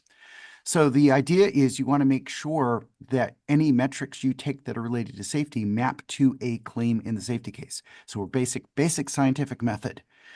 A claim is a falsifiable statement. We're talking scientific method here. And the SPIs are taking data in an attempt to falsify your claims. If you falsify a claim, it means your safety case is invalid. You need to fix something. It's not runtime monitoring for crashes. It isn't, did I just avoid a crash or did I just had a crash? It's, hey, this camera was going to have a 1% false negative and it's running 2%. Eventually that's going to catch up with me, but probably not today. So an SPI looks more like that. There's design decisions and is what you built really behaving the way you expected. You also need reviewer independence within your team. And you have to ask the question, what happens to a safety reviewer who says no? And so if everyone's going to get fired if they say no, you're not going to get a good safety case, no matter how hard people want to try, because there'll be pressure on them to cut corners. They'll be afraid of losing their jobs. And that's just how it works. This isn't about people being bad. It's about people behaving how they're incentivized or not incentivized. Okay, so once you think you have a good safety case, then you ask, why should we believe your argument? Why should anyone who's not part of the organization believe your argument? And to do that, you're going to have to expose some of the argument. What exactly are your claims? When you said safe, we're going to be safe. What exactly do you mean by safe? And you're going to have to expose the top level part of the safety case. I am not advocating every single element of the safety case be exposed. I think that'd be really cool if it happened, but I'm not saying you have to do that. I understand proprietary nature, but you have to expose enough for people to say, we have a safety case. How good is it? It's really good. Trust us. That's not going to work. You have to at least tell them what you mean by safe, and you have to address all the things I said in the beginning. And expose enough for people to get, okay, these guys get what a safety case is. And this is a key thing in UL 4600. It's not required to be external. It's required that you disclose why anyone else should believe your review process is independent. Do you have an internal group that is completely separate and incentivized for safety, not shipping product? Okay. Are you using an external assessor? Maybe also okay. And it turns out that external assessors also have incentives like, will they get hired for the next one if they say no? There's a lot of issues here to work through. None of it's simple, but tell me your story about why the independence is really there, and so that other people can believe you actually had an independent review. Maybe you want to make some of those public SPI metrics. Waiting until after the crash happens means trust us until we see what the harm count is. That's not really compelling because after the first bad news story, you've lost your trust and it's another billion miles before you can regain the trust. Not a great plan. So call your shot, tell us how it's going to turn out, and then publish the SPI metrics and say, hey, here's our track, and here's where we're doing a little above, a little below, but you can see we're tracking where we're supposed to be. That's a lot more confidence than come back in a year and we'll tell you how many people we harmed. That's not particularly trust inspiring. You could say, hey, we're conforming to UL 4600, and one company has actually made this pledge public. Other companies are thinking about it. Other companies don't like the standard. It's all over the place. It is what it is. But tell us what your claim is for why we should believe you're safe. And you could say we have our bespoke safety case. You could say we have a safety case. We're getting independent conformance checks to 4600, or pick your other favorite standard, whatever. But give us a basis for belief. Don't just say we're really smart. Trust us, it'll be fine. There's too much of that in the industry, and confidence in the industry has gone down because people are just playing that card, and that card is worn out.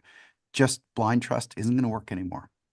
And the reason I like 4600, other than having a lot to do with creating it, is it's a really nice list that did you think of that? So all the other safety standards say make your hazard log, but what goes in the hazard log? And a big piece, the two pieces of 4600 I think are important to pay attention to, whether you formally conform or not. One is there's lots of did you think of that stuff from many domains, not just automotive. And the other is extending SPIs, which we heard a nice talk on earlier, and SPIs from the operational phase all the way back to the field engineering feedback phase. Those are the two things to really pay attention in 4600, even if you're not going to conform to the standard, because both of those things are going to be important to get safety in the real world. Okay, searching for the one true safety case. Everyone says, Phil, draw me the one true safety case. And I answer, well, what do you mean by safe? And they give me this confused look. It's like, well, you have to start there. And there are ways to do it. You can draw a safety case that's organized based on conformance. You can do one based on the different operating units of your system. You can base one on the different subsystems you're bolting together. There's a bunch of ways to do a safety case, and I don't think anyone knows what the one true answer is. So it's much more important that you have a statement of safety, that you have a plan, and that you can organize things and use UL 4600 as an inventory to make sure it all showed up in the safety case someplace. There's no one true safety case, and that's okay. The claims are going to vary by operational concept. If you're making a low-speed protected guideway people mover, like I just rode at the airport a couple days ago in multiple airports, right? I mean, that's a level 4 autonomous vehicle by some definitions. That's completely different than a robotaxi, completely different than a middle mile truck. And so the claims and how you structure it are probably going to be different based on your operational concept, and that's okay. We may eventually get a handful of safety cases for the general operational concepts. We're not there yet. The argument strategy may vary based on the role of remote support. You have remote support, and people like to fool themselves. Remote support is often safety critical, but they pretend it's not.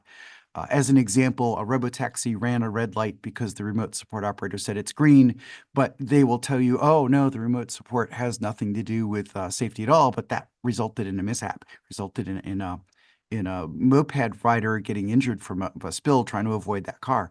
So people fool themselves about that. You have to ask yourself hard questions about, well, is it really safety critical? The system architecture is going to matter. The development strategy is going to matter. Some people want a shallow safety case and everything else out in the artifacts, and some want a deep safety case. You can argue it both ways. They're both okay. The question is just, is it a rigorous argument? Is the evidence there? Will it withstand scrutiny by somebody independent asking the hard questions? And it's probably not GSN from top to bottom. The graphical things have their role. Text has its role. I think a lot of times it may end up as sort of like a database that you render the graphics in real time, depending on what you look at. There's a bunch of ways to go there. There is no one true thing. The question is, are you doing safety cases? And the evidentiary requirements are going to vary based on the argument. So that's okay. And maybe you have really aggressive assumptions and really aggressive SPIs to find out which you make 1,000 assumptions, 10 are wrong, but nobody knows which 10. Well, maybe your aggressive assumptions and have aggressive SPIs to figure out where you guessed wrong. Maybe you make very, very conservative assumptions and the SPI need is less because you're really sure about your assumptions. Those are all design decisions. They're all okay. But tell me a story that says, no, I've got a plan and it makes sense. That's what I want to hear in a safety case. Finally, even if you're not ready to go all in on safety case top to bottom, what I've found repeatedly is the act of creating a safety case brings really significant value. I told story about perception, but this applies everywhere. What I'm doing a thing and my piece supports safety for the whole project. Well, what support are you providing? Be precise. None of this hand waving, not PowerPoint. I want to see something written down. This is what I'm giving you. This is not what I'm not giving you. These are the assumptions I make. These are the reasons I might be wrong. Write it down. And then ask yourself, does my evidence really support it? And ask your customer, whoever is next higher in the system chain, all right, I'm making the assumption. Is that really true? Are you really doing that? No. Okay, well, we have to have a discussion. If you've heard of the concept design by contract or contract-based design, one of them is trademarked. I can't remember which one. It sort of looks like that. So this is how I think about safety cases. It's as much a way of thinking as it is something you write down. Oh, and by the way, writing it down the end is just going to prove you're not safe. It's not going to help. You need to be doing the safety case as you go to uncover the problems as you go, because it's kind of late to fix it at the end. Okay, given that, wrapping up, safety case is a logical argument plus evidence supporting a safety claim. To have a safety case that's really useful, you need to know what you mean by acceptably safe, and it's a lot more complicated than positive risk balance. You have to understand, you have to convince yourself you're safe. What do you why do you think you're safe, and why do you believe your argument, some internal checks and balances? And you have to convince other folks why they should believe your argument, and that requires some heavyweight independence, however you choose to go there. And don't get religious about the notation. Something that meets all the criteria is fine. There's probably some pictures, there's probably some pros, all that's fine. But in the end, you need to have a story. And the last thing is, for those who say, oh, UL 4600, I can't afford it. If you go to, this is something I set up, a 4600 launch page, but if you go to UL and you look up the standard, there's a thing called Digital View. Click on the Digital View tab. You can see the entire standard, every single page of it for free in a web browser, and that'll give you an idea what's in it. And with that, I'm ready to switch over to questions. Thanks. Many thanks. Yeah, thank you, Phil. A very interesting presentation. And first question. Can you hear me? I can. It's me, Oscar Sotos from Validas. So nice. Hey, Oscar, how you doing? Again, very good. So I have a question. We also discussed a lot at Validas, and we will also have a topic tomorrow mainly about AI. So what do you think AI can play a role in a safety case? So can it be used to create some documents? Can it be used to falsify some arguments? So is there any use of AI in safety? So I've seen proposals to use AI to do things like brainstorm hazard analysis, things like this. That's fine. The question with AI, and assume we're talking large language model, foundation model kind of things, here, as opposed to the AI for perception. The real issues are there's a hallucination problem, and that is inherent to how the technology works. I have a recorded talk that goes through all the AI and all my concerns with it. That's on one of my many YouTubes. But the issue is how that interacts with how people work. People are extremely prone to confirmation bias. And so if you have AI giving you your hazard log, or you have AI proposing, here's the safety case, it's really, really important to be very aggressive with the defeaters, because otherwise, it looks good to me, looks good to me, looks good to me, looks good to me, and you've got these holes. So the issue with using AI to generate work products, just like writing articles, I don't use AI to write any of my articles. I use Grammarly to spell check, sure. But I don't use AI synthesis for anything, because I found out the safety case isn't the point. It's creating the safety case is the point. And if you shortcut that and don't spend the brain power creating it, you didn't get the value out of it. I think it's Dwight Eisenhower, this is an old reference, says, the plan is nothing, planning is everything. So don't fall into the trap of letting the AI do the planning for you and then think the plan's worth anything. That's my concern. So I'm not saying don't use it. I'm just saying watch out for the pitfalls. I think it's also about responsibility. So if I write a safety case and I sign it, and I'm responsible for it, and if yeah, and the temptation, if you're responsible for it, if you've used AI, is to not query in depth in the places you need to. Yeah, especially if I don't look at it, and afterwards it has to be looked at, and I say, "Oh, this is nonsense. How could I sign it?" Right. Well, yes, and the problem is it's human nature to not look at it too closely if it looks okay superficially. That's the problem. I think we're in agreement, Oscar. Okay. We got one question online. Yes, we do have. So what do you think about the Waymo safety case approach? What do I think about the Waymo safety case approach? I'm not going to do a detailed analysis of their safety case approach. I haven't spent the hours it would take to do that. I will tell you something else about Waymo that concerns me, which is that their marketing folks make statements that are contradicted by their technical folks. And so from a public point of view, they're hurting their trust by saying things that are objectively false to the public. You know, they're saying we're already saving lives. And if you read the research papers, it says, no, we don't have data to know we're saving lives. So you can say all you want about good things about the technical folks at Waymo, but as an organization, they're completely blowing confidence. And until they behave better, why should I believe anything they say? Thank you. Okay, we have two questions and then we have to move on, unfortunately.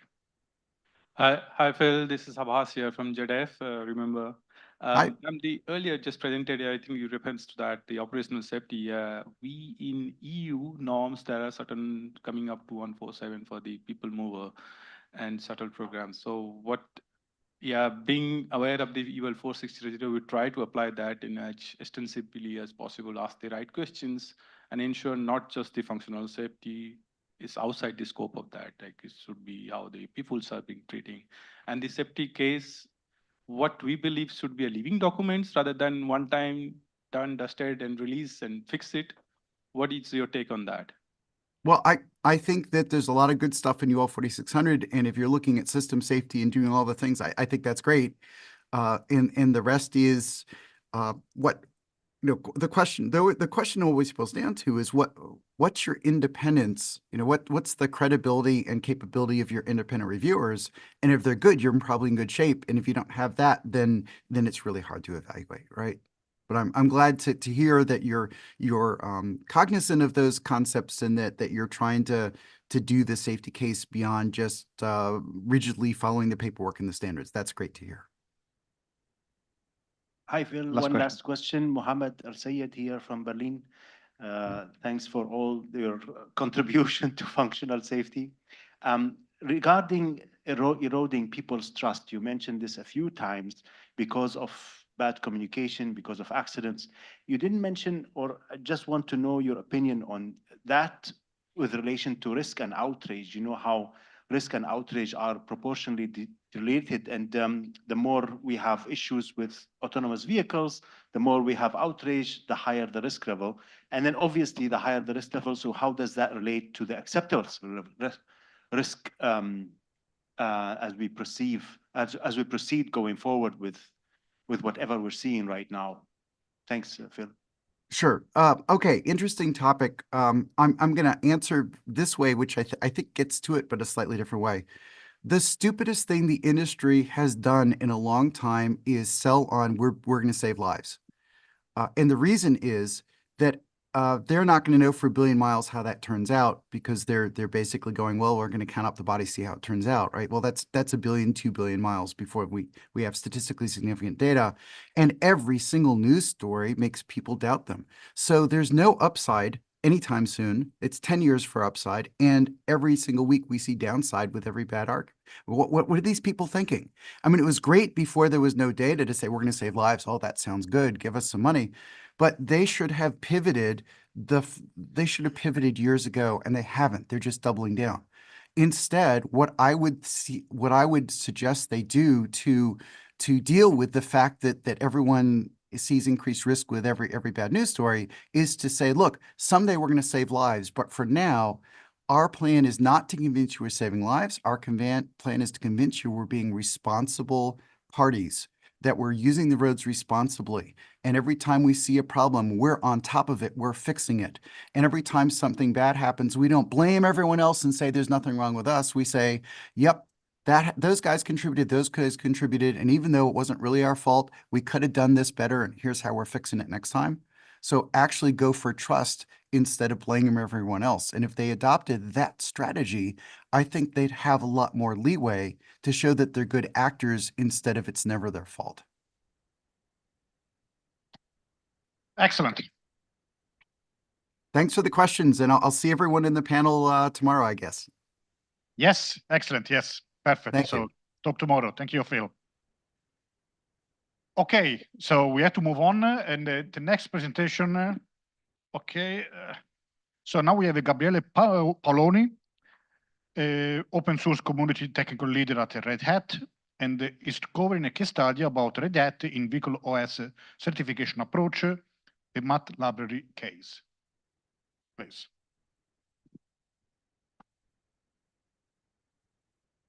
Where is this one? Oh, yeah, yeah, okay. Can you hear me? Okay, good.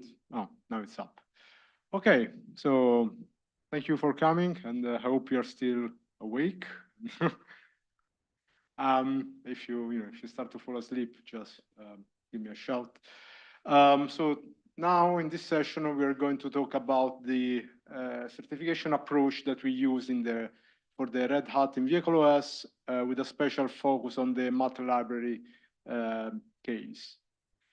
So a bit of introduction about myself. I'm Gabriele Paoloni. I work as a senior principal engineer at Red Hat. So I joined Red Hat in 2021. Before that, I worked for Intel Mobileye. And prior to that, I was mainly working as a Linux developer and maintainer. So my background is really, pretty mixed. And, now I'm trying to enjoy doing, both. So the agenda first, we'll briefly talk about the Red Hat journey with the automotive functional safety, and then we'll look at the glibc Mat library safety activities. Okay, so the journey. So this is something that I think I saw a similar slide today at least 3 times now. Everybody's aware that we are moving, from a scenario where we have distributed the application on distributed ECUs toward a scenario of workload consolidation on high-performance computing platforms. And indeed, for high-performance computing platform, you need a complex operating system. So, and this is what also is opening a real concrete business case for Linux in functional safety. Okay, so but where do we start from? So in Red Hat, we make most of our money from RHEL, Red Hat Enterprise Linux. And in the enterprise market, we have observed in the past a similar transition to what we are seeing today in the automotive segment. So in the enterprise segment as well, we have moved from a situation where we had single tenants working on their own databases toward a scenario where multiple tenants were sharing a high-performance computing platform. And when it comes to RHEL, that is the baseline for the in-vehicle operating system, this has been used for a long time in mission-critical application, in mission-critical industries.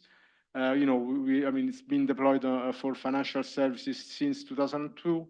It's been used for high-performance computing clusters, as well as, telecommunication use cases. So all of these industries basically share the commonality of, they need to have a high reliability software running on it.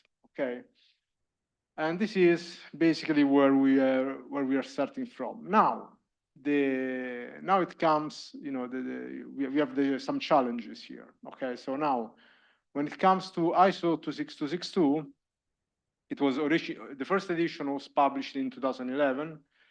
And it enforced a V-model requirement-driven development. It really, safety experts don't like code changes, right? So they like to stick, if something works, only implement bug fixes, right? Don't touch the rest. And also, safety experts don't like complexity, right? So try to narrow down the safety scope as much as possible. On the other side, Linux, Red Hat is releasing Linux since 1995. The Linux development model is code-centric, is not requirement-centric, and it is stabilized through CI/CD workflow across thousands of users and contributors. And it is a continuously evolving baseline, okay? And indeed, in Red Hat, this complexity is managed using, tailored methods and processes that actually map back to the CI/CD framework. and using also world-class experts, what we call and maintainers. And this is very different from the requirements from the V model. So yeah, it's a challenge. And like somebody else, we tried to reverse engineer the Linux development process to map it to part 6. And guess what? We failed. So, and yeah, like others failed, because this was leading, to near infinite work. And even when this work was done, by the time it was done, it was already outdated because Linux was changing.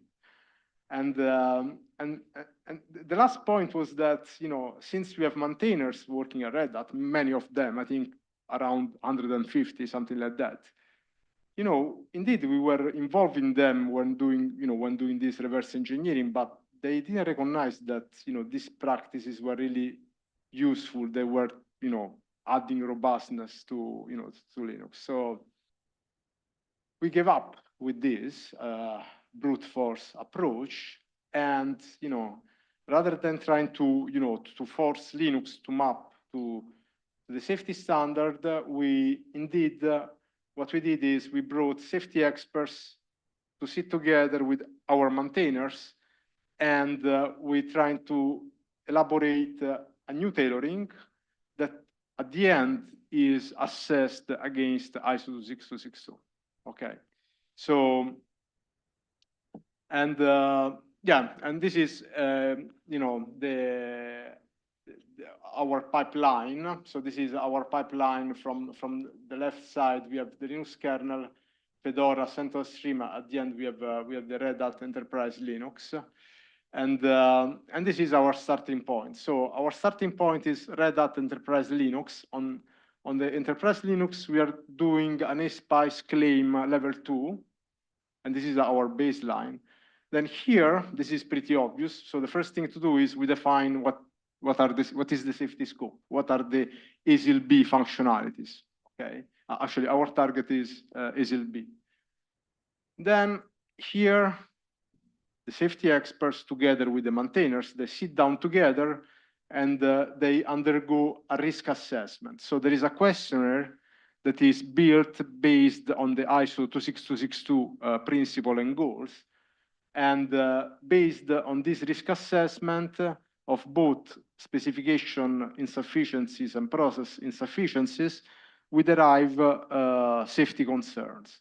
These safety concerns are elaborated to define the qualification activities that we call follow-on activities, the assumption of use, and the key performance indicator that are used to maintain this safety case in a context of continuous certification, because the Linux baseline, as I said, is continuously evolving. Okay.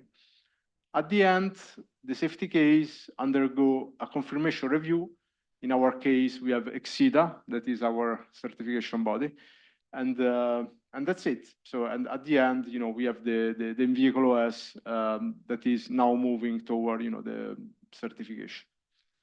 And now let's look at the Matter library. So the Matter library was our first milestone that we achieved, and where we experimented this tailored approach. Indeed, I mean, I must be honest, for the Matter library, we could have used part 8.12 relatively easily, because it's not a library that is too complex, and theoretically, from a formal, from a standard point of view, we could have said, yeah, okay, let's do it with 8.12. However, we didn't feel it like the right thing to do, and instead we used the Matter library as our first our first attempt to apply this new tailoring, and we succeeded. Okay, good. Okay, so the objective is to deliver the Matter library and to qualify it up to ASIL B. So nothing special here. Now let's go through the through this flow. So the first part is, is about defining the safety scope. So we simply defined the list of APIs from the math library that we want to qualify as ASIL-B.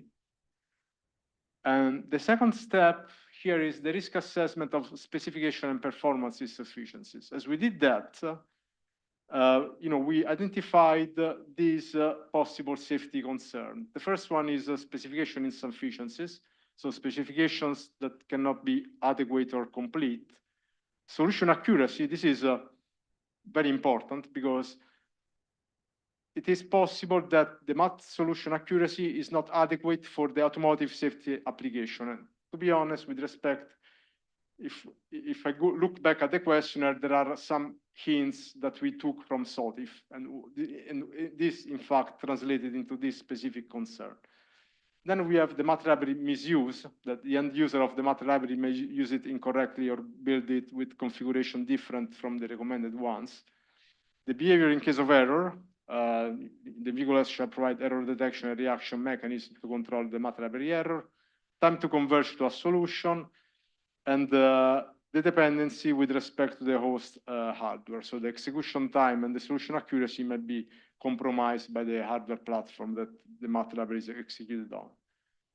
And accordingly, we derived qualification activities and assumption of use and evidences. So first of all, with respect to the specification, we can see here there is a hyperlink. I don't know if the deck is going to be published later. I don't know. But anyway, if we click on this hyperlink, you can see that on a per API basis, it is clearly defined with a reference to the international standards that also define the API further. With respect to the solution accuracy, the GLPC manual specify what is the maximum accuracy on a per hardware platform basis, and it is clearly documented API per API. In terms of misuse, we have an assumption of use where the end user shall not use it according to the math library specification. Behavior in case of error, these are also this aspect is clearly specified on a per API basis. And time to converge to a solution, here as an assumption of use, we have an external watchdog. So indeed, we provide all the tool and the real-time capabilities from an OS point of view, but at the end, from a safety point of view, we have a watchdog that is guarding against violation of the FDTI. And with respect to the execution time and solution accuracy dependency from the host hardware, our certificate is in context of a specific hardware platform. Okay, so we deliver a safety element out of context from an application point of view, but with respect to the hardware platform, we certify in the context of a specific system on chip.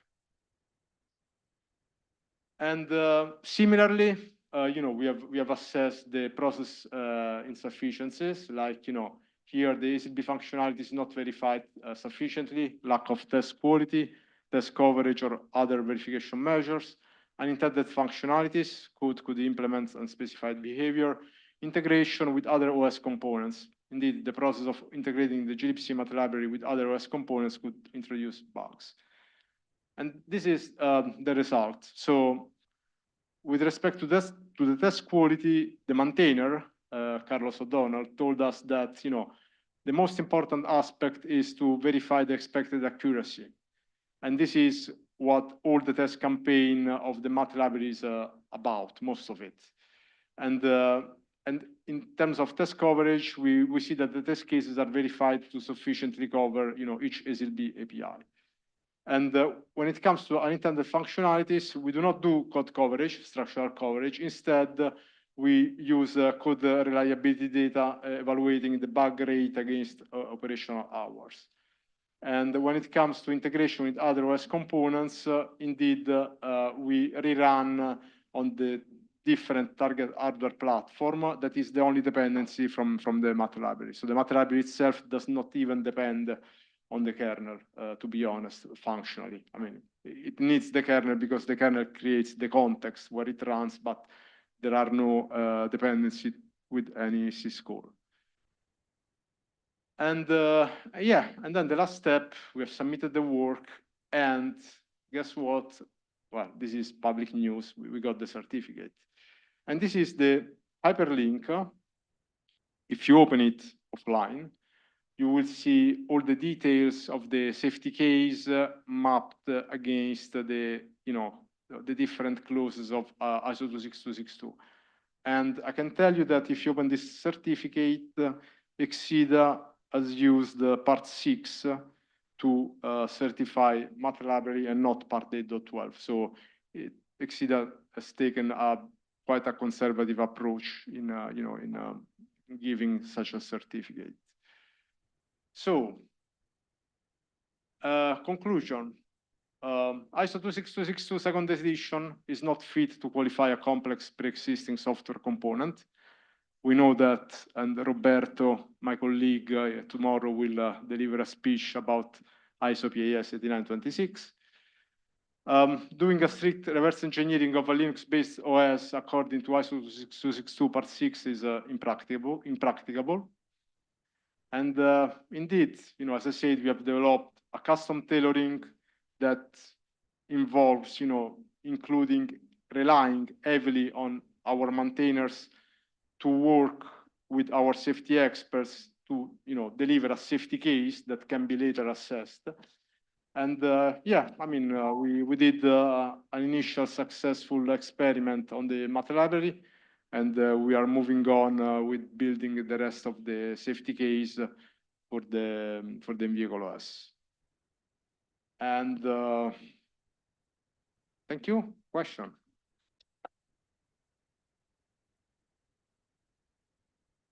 Okay, so I already a few questions here. Well, thank you very much, Alex Matos from Electrobit. Thanks for the presentation. We did a very similar approach and try to apply it to the Linux kernel. And it's good that it worked for a simple environment like libm, and it actually worked for us also quite nicely for simple kernel functions. It basically blew up as soon as we got into complex kernel functions, like going to virtual file system and so on. And how are you going to address this complexity? Yeah, very good question. So indeed, I cannot show you the roadmap of of our qualification approach because it's confidential. However, what we did is we broke down the kernel into different, the kernel is already broken down into subsystems, right? So we followed such, breakdown to, to deliver an incremental qualification. And basically, we use the same pillars, the same questionnaire that we use for the math library is also used across, for the kernel, okay? And we are indeed, putting together. So if I show you, the safety case for the memory management, for example, it will be way more complex compared to the safety case of the math library. Okay, so in practice, what we do is we work with our maintainers. We also have one for the memory management to pull all the verification measures that we have. So you need to consider that in Red Hat, we do not only rely on the upstream verification measures. Of course, yeah. There are, if you remember, there is a slide that we have upstream, Fedora, CentOS Stream, Red Hat Enterprise Linux. So across this pipeline, we have also verification measures that we do not upstream. We have internal testing that we do not upstream. And so what we do in practice, we pull ingredients from all these layers to build the safety case of the vehicle OS. Indeed, sometimes there are gaps. If there are gaps, we write additional testing. So there is, there is no free cake, right? So for safety. We know. So, but this is the way we do. Yeah, so we follow the guidance of the maintainers to make this affordable and and compatible with the open source development process. Yes, one short question. Do you link libm statically or dynamically in this case? Do you link static or dynamically? I think the libraries are dynamically linked. Yes. Okay, and how do you do this argumentation with the dynamic linker? I think we have a qualification for the GCC compiler and linker as well. But And the what dynamic is the linker, the concern? runtime linker. What's the concern? Like for the library? On the library is loaded, and there's a lot of magic happening in the dynamic linker when loading the library. Yeah, like this ifunc mechanisms and so on. Maybe But I think it's going to the details. Maybe too much details, yes. Yeah. Okay, sorry. So I think we have a second question here. Yeah, thank you for a nice presentation. Juan Pimentel from Omnex. You said in one of the conclusions that 26262 is not really fit to qualify, the functional safety of software like yours. Then my question is, how did Exida do the certification? Because normally you rely on the standards to the certification. So that seems to me a contradiction to me.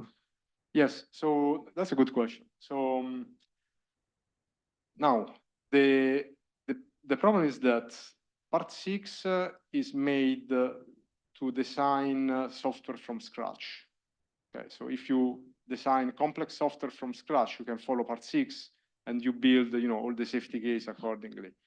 Now the challenge is when you have already a pre-existing complex software, if you try to reverse engineer following part 6, the costs explode and it becomes unmaintainable.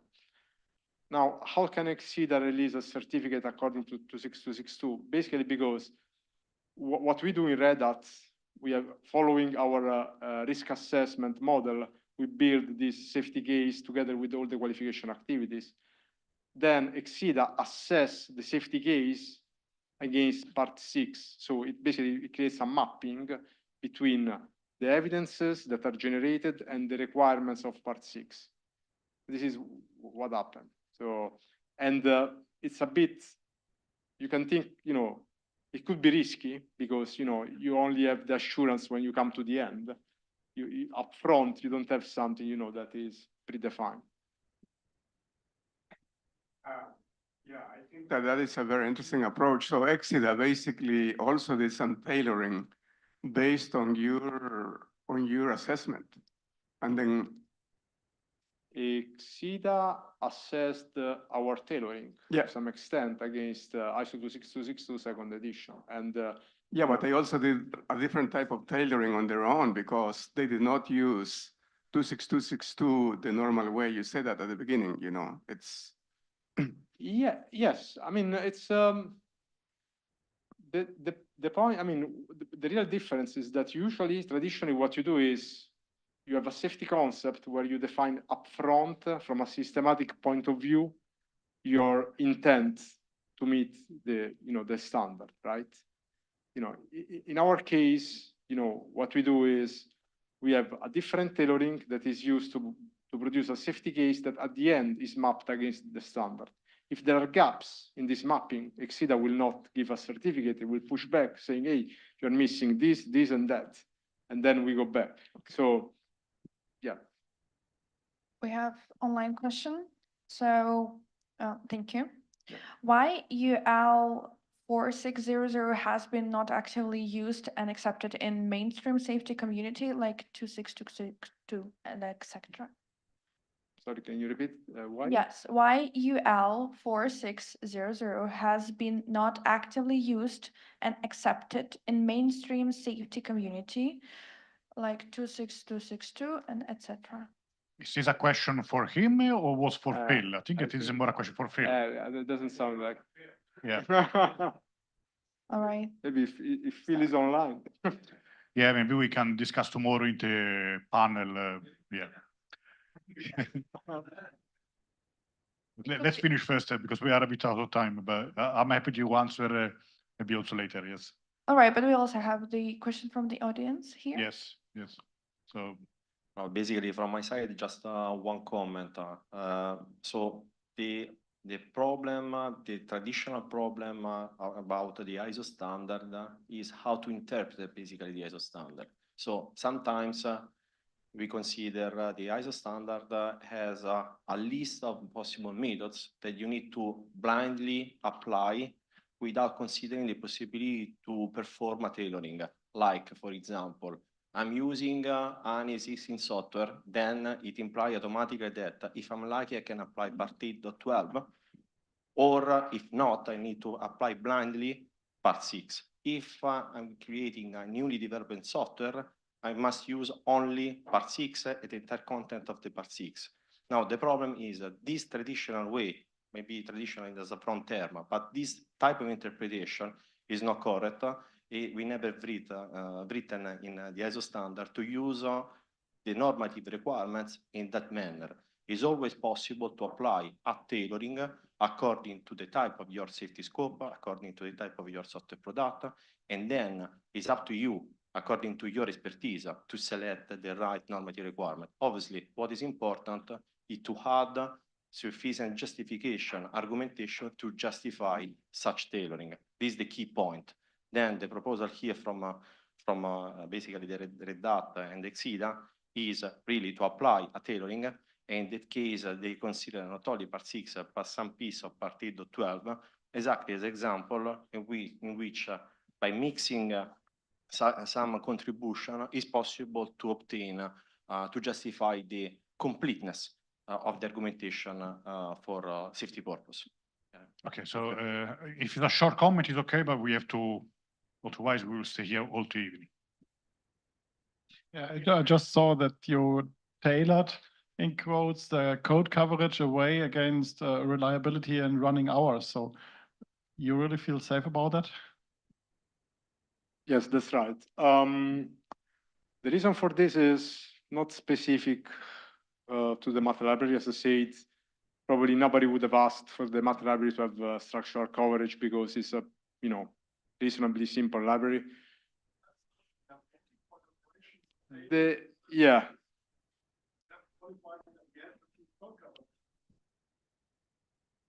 But no, the reason is, but the point is that we realized since the very beginning that anyway it's not possible to to achieve a 100% structural coverage target or justification of the gaps for the kernel, for example. So, right. So anyway, since we are experimenting on the math library, we decided already to say let's move away from structural coverage that anyway is not a feasible KPI for the rest of the operating system, and we instead evaluated reliability figures based on the operational hours that we estimated from our data of rel deployment versus the measured bug rates for the month. So this is a choice that we made, and it was accepted by our safety experts, by the assessor. So, and also given the latest trend that I'm observing in the third edition, seems something that is not unusual. Like it's already a concept that is already present in IC 6158, right? So. Okay, we have to move on. So maybe this evening we have more discussions later. Thank you.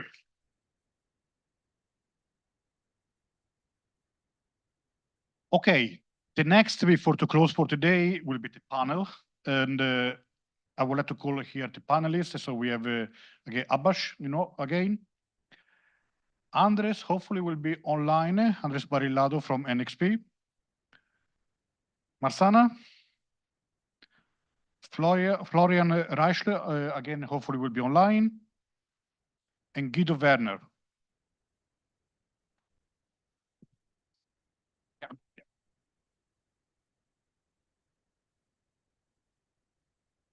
So please sit. You can stand up to you.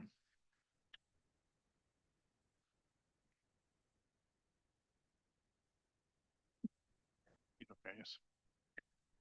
Okay, do we also have it, guys, online? Hi, Ricardo, can you hear me? It's Andres. Yes. Hi, everybody. Okay, can we see online? Do we have video something? Okay, maybe the interest of time. Let's start again with the panel. Start with the panel, and the panel is about how to provide the safety cheaper and faster. I don't even know if we should talk about this. Maybe Phil will get upset with us if he's here still. I mean, of course, we know that many companies now want to move faster and that they want to, take the products, send to production, and then let's see what's happening. And especially with the transition to electrical vehicles, the development cycles are reducing much, with respect to the traditional cycles. But is it really possible to achieve this target, to do something cheaper and faster? And especially for what? So I will have some questions and then we can start around. Can we compromise the schedule when safety is in play? What do you think can be done faster and what do you think is not possible? One of you can start. I think we can speed up. We have our ideas clear and not thinking by the half of the way of the development what we want to do. I think we should put safety at the concept or before development, at the preparation phase in high priority, not just make it and then we consider the safety analysis at the end or with pressure. I think that's one approach. And I would also think if we have expertise, we should try to reuse as much as possible for next product, and then we would definitely save time, and we don't have to compromise safety. Exactly. Yes. Yeah, maybe you and then we go online here. You want to also answer or no? Maybe online. You want to answer also online? By the way, just let me say something. This is a panel, and what each guy will say, maybe also myself, is our opinion. So it's not a company opinion.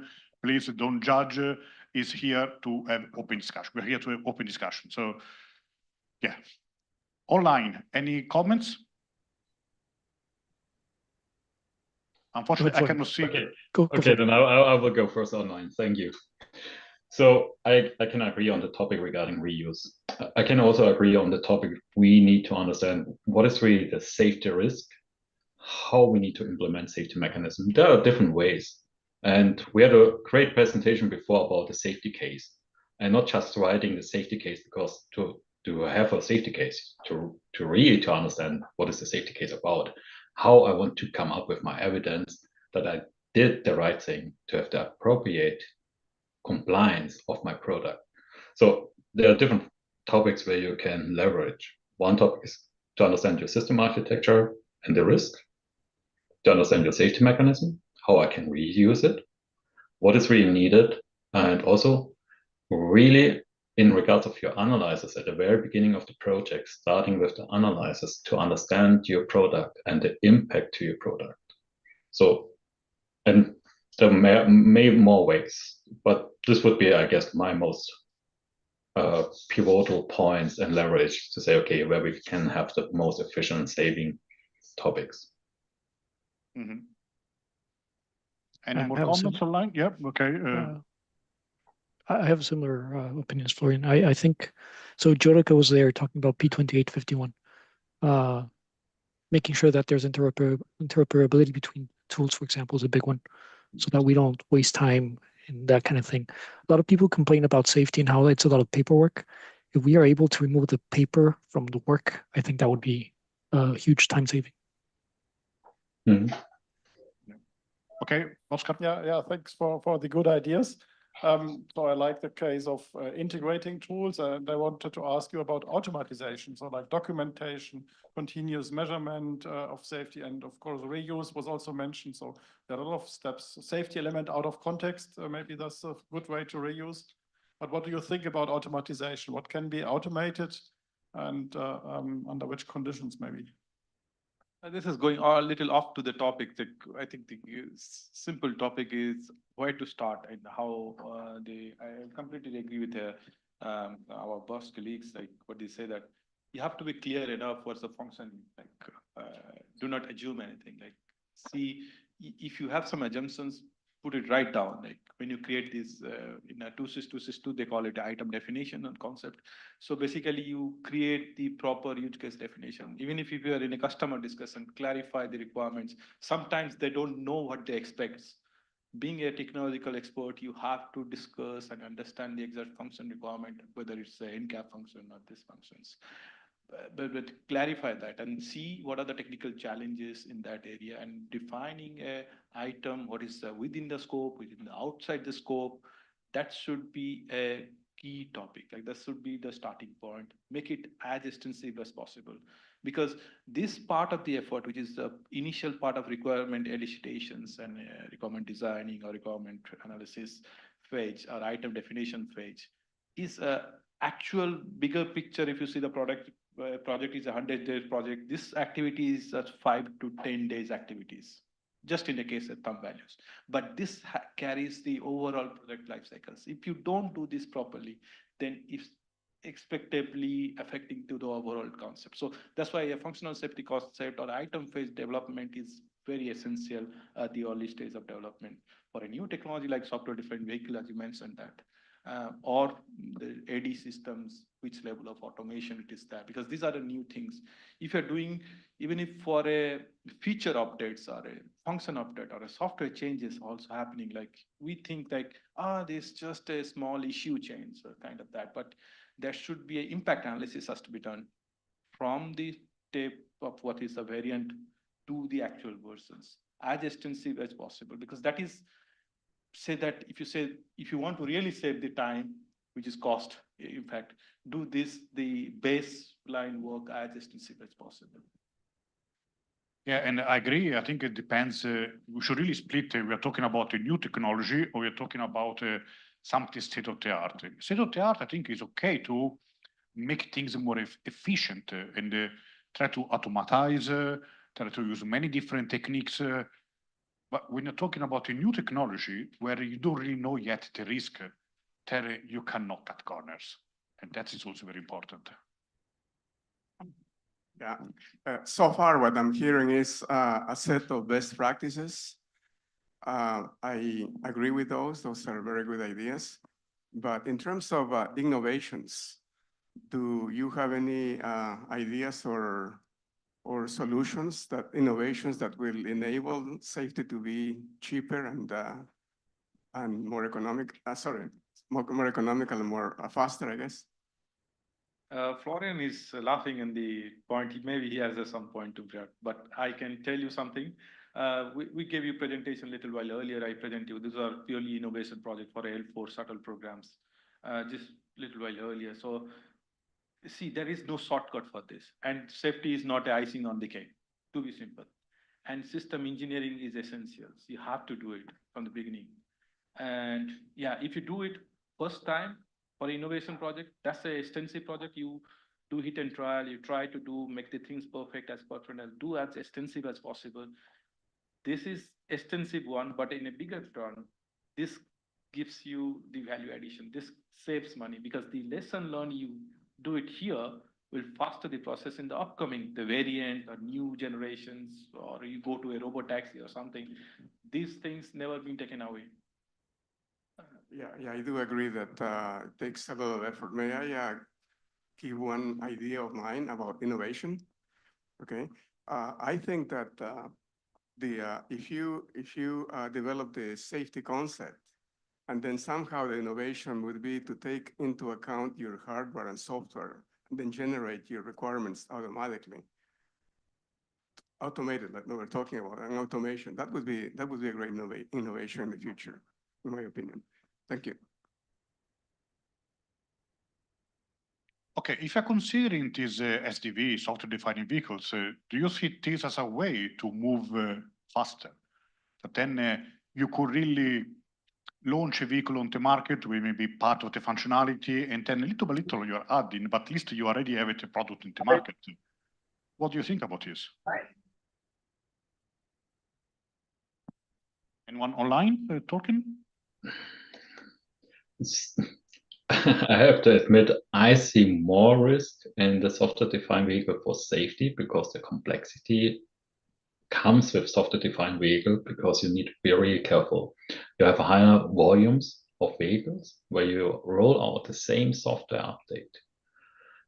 There was the incident regarding what was this software for which was screwing up all the airports and some weeks ago. So this was a good example. This was an update. It was not well tested and verified, and they did a rollout. And it was a really cyber-critical software for Microsoft by a third party. And this could happen to safety as well. So if you're talking about high volumes, you need to be more careful with testing and verification. But you also need to understand, again, the requirements, because you can test as much you like if you have not the good requirements at the very beginning and use cases. You can test all the time and you will not find any issues. So it makes more complicated. I fully agree. I fully agree. And I mean, today also we use a lot of platforms. I remember someone in the past told me, do you know why we have so many issues in the field? Because we have platforms. And sometimes we don't really judge what is the implication to add or remove some functionalities. And there, yeah, you can move faster, but then maybe the quality is affected. Yeah, you have to understand the complexity of this platform, independent from actual real product is fine for a phone applications and some IoTs. In this case, is fine, but for a mission critical application like safety critical functions, like a steering function or braking functions, if you want to put it in a single issue architecture, like you are increasing the complexity, you're not decreasing it. Yeah. So that's always being a strategy in some point of presentation by Electrobit, our colleagues from the divide and conquer. That makes sense because sometimes you encapsulate the high critical application in the area which is being less affected. There is a statistical show today that how many, Florian only presented 1% of the data being hacked from a data bus, CAN bus. So you are completely reducing the 99% of threat attacks. The moment thing that you change the number and put it into one issue architecture, that means which can do the cloud-based operations for like highly automated vehicle or instrument cluster, and thus one issue, a single threat into that, not just for the CAN bus, is suddenly increased by drastically. They just need to break into this one issue. And the thing is, we are still struggle to get the over-the-air update for our electric vehicle, which is counted in numbers. Recent past, there was big German manufacturers issued with the OTAs. In that case, the vehicles are not functional and they have to go back to the service station and replace the whole electric drivetrain. That costs them each vehicle tens of thousands of euros. And we still try to manage that complexity. And if you bring more complexity, that is what. And also there is a fundamental discussion that how many lines of code is available in a car, which is running on the road nowadays, compared to a 777, Boeing 777 or Airbus, which is flying, is 10% of the code size. So think like that. Software itself is complex. We are trying to challenge it by SDB. And the very simple two thing is always ask the question, high cohesion, low coupling. How do you address that? That is the basis of software engineering. Make these things addressed, then the SDB will be on the road. But let me start with a question of your question, but it's not a nice way, I think. But what we are talking about, and we are talking about software-defined vehicles. So we have in mind that we first of all build software and then the vehicle comes. This is a new approach. So the software will work. There we can use less time, but at the end, we have to fit this with the hardware again. Do we lose time then if we don't have in mind to get this in the beginning? So therefore, I have my first argument, that is, we have to talk about what we want. And then it's not the question about software-defined vehicle or a vehicle right now. Yeah, I want to come back to the example that Florian mentioned with the airports. This was a company, CrowdStrike, that was producing some antivirus software. And Microsoft is certifying every kernel program that runs in the kernel. So, and if you do virus update, you have to do it frequently. And if you go through certification processes, it takes a long time. So what they figured out was, okay, let's do a generic certification. Let's certify just an interpreter and then feed them with some data. And this data caused a null pointer exception, which would have been easily detectable by static analysis. But this is also an example where someone saying, okay, let's make it faster, let's make it trickier, let's do a workaround, let's use an interpreter to interpret our tables, and then they failed. That is exactly when the marketing guys start doing the engineering, this happens, right? Yeah, indeed, I agree. But if you have a proper automatization of a certification, then you can speed it up if there's not some manual things. So you can look to the medical area. They take 3 months to develop. If you have cancer, in some cases, they can develop within 3 months, they can develop medicine for you. But then it takes 6 months to get approval. So, well, while you have cancer, this is a long time to wait. They don't have tool confidence as we have in automotive. So in automotive, we are ahead of them and we can trust our tools. So there is not a point that we can trust our tools. I'm not sure that we can trust our tools. So if we have changes, where's the evidence that our tool knows the changes? So you have to make sure that the tools are doing right with the new changes. But we have at least a standard. Sorry. In a medical domain, they have only a quality management system they are using, and in automotive domain, we have a tool confidence level, which is like a ASIL for tools, and we determine it, and we can qualify it, and we have a systematic approach. This doesn't guarantee tools are error-free, but it at least is something that we're using in many fields, and this helps a lot. Yep. Regarding the, yes. Yeah, regarding the automation, also Phil also mentioned that, see, something automation is fine, but few of the things like the planning and the concept and item definitions, do it manually, at least to decide, because that is the key decider of this 5% of effort is affecting to the overall 100% of effort. There is something wrong to the 5% if you do it in 2 days and missing some days of activity. The whole, what you see and what you get is completely different. So put the effort there, do the basis right. Yeah, but also automation requires a tool confidence analysis, because at the end you are replacing some activities with some scripting or some tools. Sometimes you can do things maybe faster and cheaper, but before you need to invest. And that is also the issue. Sometimes we don't have time and money to invest it to then make it cheaper and faster. Differently from CrowdStrike. Yeah.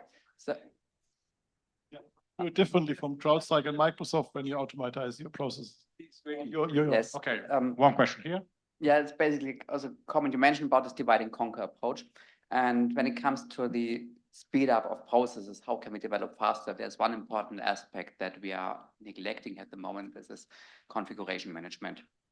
So we had also this very valid comment that when we consolidate functions, how should we divide and conquer? Because we're putting things together. This is absolutely true. And the reason is why we do this, we have less variance. And so if you want to become faster and have to manage a system of 100 and more ECUs, as we have it in high-end cars, it's basically impossible to maintain and develop, because the risk of getting into an inconsistent state is by far too high, because you have different versions of the software. So therefore, you do consolidation, but then you come up with virtualization techniques like hypervisors, process separation, things like that, which add complexity to the system development for timing and so on. But nevertheless, this is the way to go, because with proper automation and proper software architecture and system engineering knowledge, we can speed up here, but it's not trivial and the complexity will get bigger. Correct. And to add to Ricardo, this SDV, if you see, if you understand the systems in the complexity of the how different of issues, at least in a chassis level, braking level, actuator and sensor level. STP, I see one of the most expensive development more than the AD systems ever, if you really do a software different vehicles. So it need a complete start of a different engineering developments. And it will be a laborious, time taking and absolutely expensive because softwares are always expensive. It's a huge challenge. It is. Yeah. Okay, there was a question online, I think from Delphine, about formal methods. Can formal methods help in the, make things maybe faster and cheaper? I can take a stab at that. I think the answer is yes. And we're talking about speeding up, but I think it's probably the wrong approach. I think what we really want to do is get out of the critical path. The projects will speed up. And what happens is, I think, is that functional safety being mostly manual will go into this critical path and then be the showstopper in a lot of projects. So for me, formal methods could be a solution to say, okay, we can do things before, so shift left, and start looking at the solutions before we are in that critical path. So yeah, those are my 2 cents. Oscar? Yeah, I did my PhD in formal methods and I'm still a big fan of it, but mostly the world is too complex to apply formal methods. And only in Germany there's a saying, das Glück des Tüchtigen, so the luck of the brave one. And the brave one is the one who does this design so detailed and so precise that he has very small units. And then you can apply formal methods to prove very interesting properties of formal method for units. This will never go into the state. So these are things you can't test. So you can even increase the quality, but you have to be brave and doing really good design to make it small, the system. So single functions, there's a chance to do something with formal methods. So I think, I'm not sure if it is a future because complex systems getting more and more complex, but at least if you do a good design, then you have a chance to apply them and really benefit from them. Yeah, but again, I think formal methods also requires a special education that I don't see very widely in the industry today. So again, you need investment. Any more comments on this? Yeah, yes, from my side, Hans Böhmer from FEB. Yeah. I have more questions. So I see Tesla as an example for they test with their customers. Sorry, we're Watchdog. Yeah. Okay. Yeah, Tesla has some accidents and they test with their customers, but that doesn't lead to them being less successful. So the people accept this dangerous. And on the other hand, I see in my projects that when I'm in contact with people who are not functional safety experts, I have to persuade them that safety is important and I have to tell them, okay, why do we need to have so much effort in argumenting and doing concepts and analysis and stuff like that? So having the first Tesla thing in mind that people accept risk and they still buy a Tesla, and that people who are outside of the safety domain, they do not understand why we have so much effort. Do we maybe have to have an iterative or an incremental approach to have a little bit of safety, which then increases in the future, but which is not safe from the very beginning on, because we see it as an example from Tesla, that it's working, so that people are still buying cars. Yeah. Florian? Yes, this is more psychological aspect. As long as you have a steering wheel in the car, the people still believe they have a kind of control. They don't see the reality, what's happening inside the system. If you're sitting in an airplane, you can ask the same question. Are they okay with the same safety behavior in an airplane? People will answer no. Yeah. I just add to this example. In the 1950s, when the first seat belt has been introduced, nobody accepted that. Society doesn't like it, and all the drivers say, what is this? And they're putting the seat belt.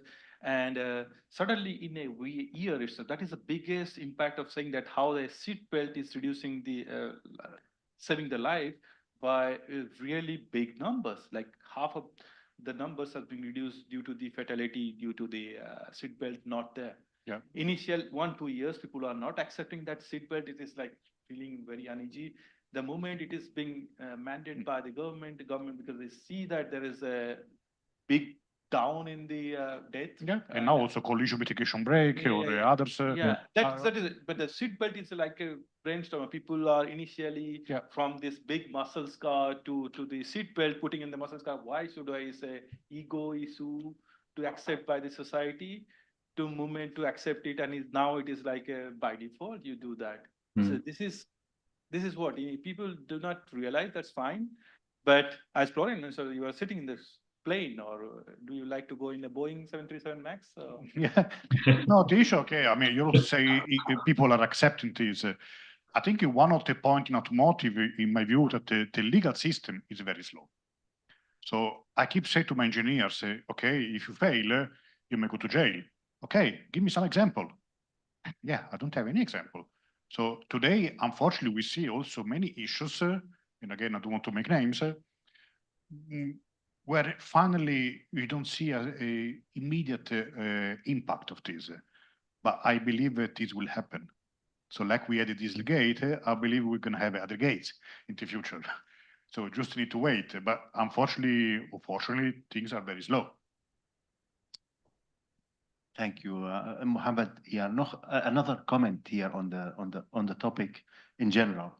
How do we make? We see examples now of the NEVs that are coming into the market quite quickly, and they are challenging the cost of everyone. And perhaps this is where the question is coming from: how can we make safety quicker and faster? Some people are arguing it's not what we need to learn from the other side of the globe. It's not what they are doing extra, is what they are not doing. And can we make the same shortcuts? And of course, we do not know the answer at the moment to how these NEVs are going to perform over time, and whether these methods are working. Chinese electric vehicles, NEVs. So we don't know if they're going to work long term. We don't know. Automated vehicle, right? NEVs. Yeah, so the new electric vehicle, the new generation. So the question comes from how can they, within very short period of time, come and wipe out the competition? And the answer is perhaps we don't know exactly if they're working or not. Time will tell if it's working or not. And for us to ask them, hey, what are you doing extra?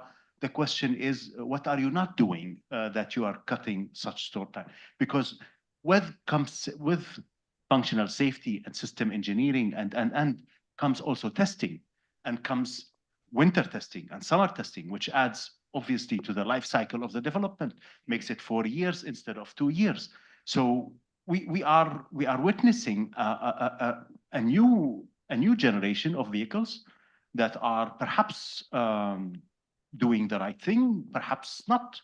And it's only time will tell if this is the right answer. But at the end, we have, and I mentioned this earlier to the presentation with Phil, we have risk and outrage.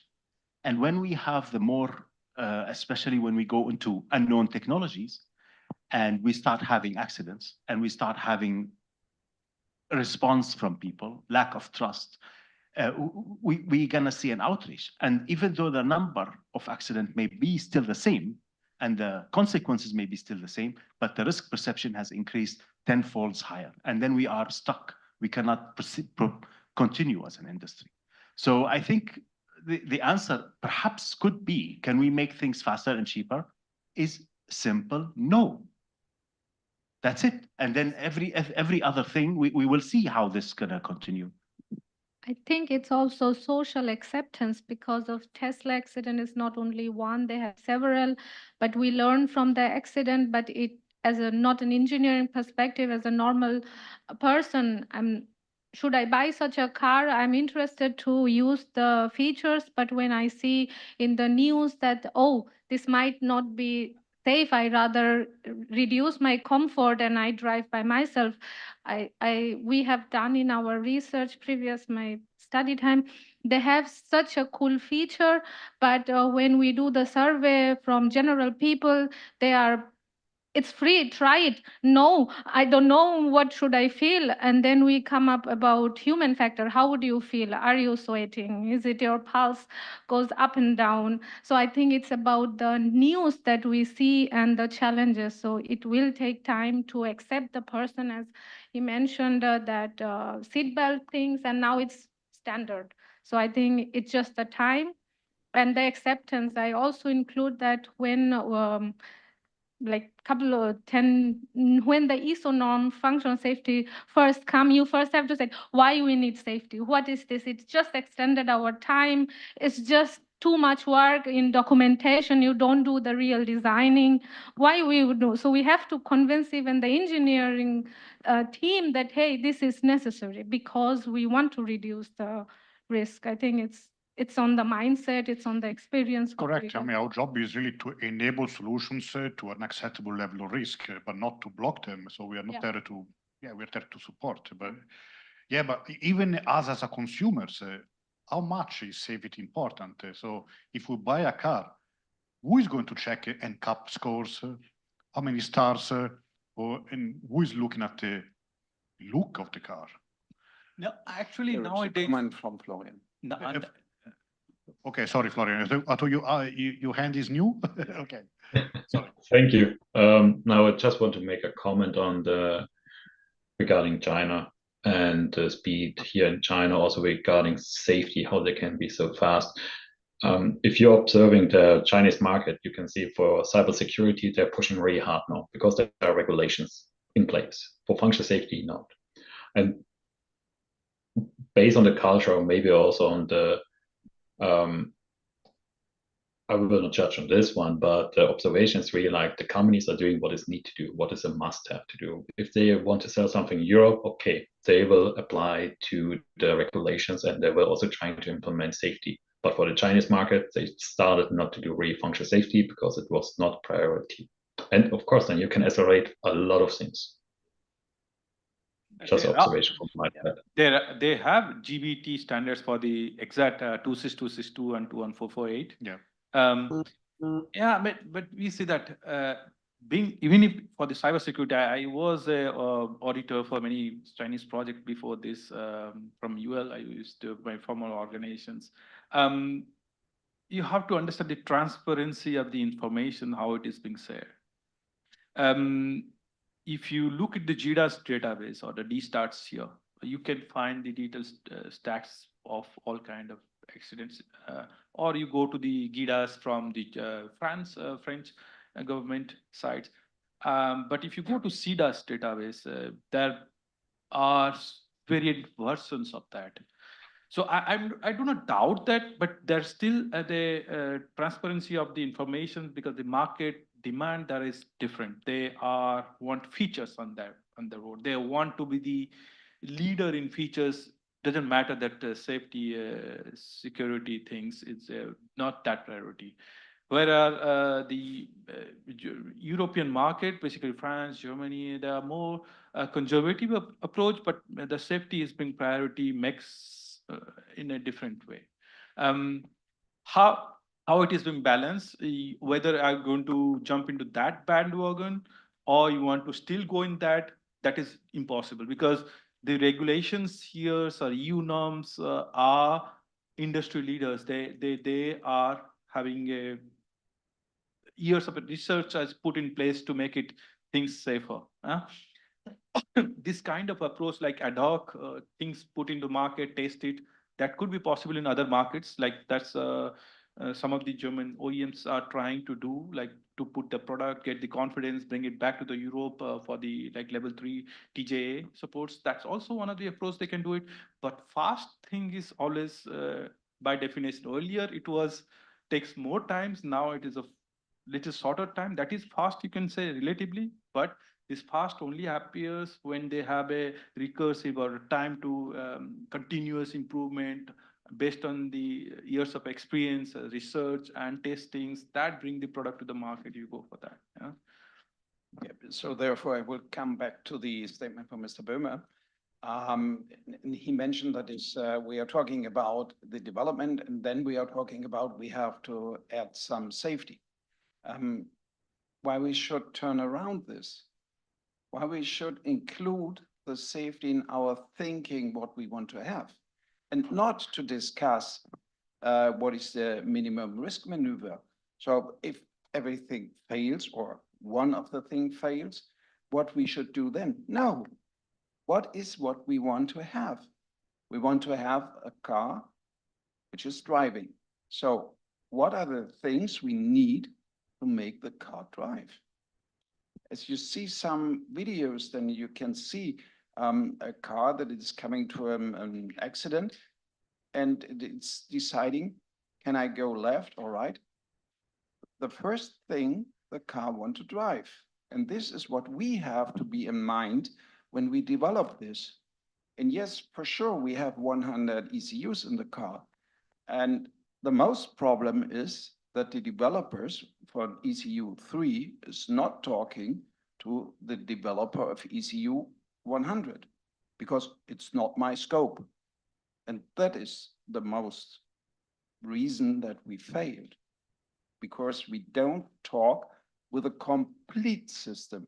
The complete system is the car which is on the road. So therefore we need more doing in this and more talking about this, and then we don't use any time. Yeah, I just had a comment, I think in regards to the regulatory aspect for the checks and balances that, we need to make. So I think, standardization is one part of it. We work on the standards development, we publish the standards, but then ensuring that they are followed and that those checks and balances are done before the products are deployed in the market. That part is something that we need to influence regulatory bodies to ensure that they have those references in the regulation, and that, that is influencing in turn the OEMs to, their downstream entities to comply with those requirements. So as an example, on the P2851, we released the base standard, and now we're working with the regulatory bodies for them to at least add references in their regulation.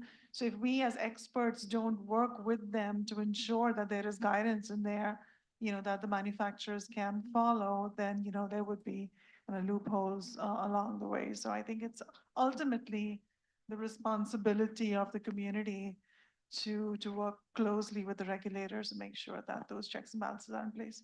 Yeah, I mean, just to add to that, the regulations is one thing, but the question back to that is how the emerging market is coming up with the standards, and they are aggressively coming up with the features more than that. They are not bind to those regulations, because the EC regulations, capital E will be EU, North America, and some part of the Australia and China also there, but the capital E marking only if they want to export the vehicles here. Other than that, they do not need that. Small E marking which is affecting to the most of the OEMs in this part of the world to get those marking on the small E, which is affected by all UNEC regulations to bring a vehicle homologation or type approvals. That topic is still under the discussion how it is getting that. Only those vehicle will come, then those have the numbers which is put that. Yeah. Okay. Yeah, I mean, what I keep saying every time we went to a speech is, if you need to pay for the development, what you would like to cut on the development to make it cheaper? The next question is, if you have to put the people you love in a vehicle, what you will like to cut?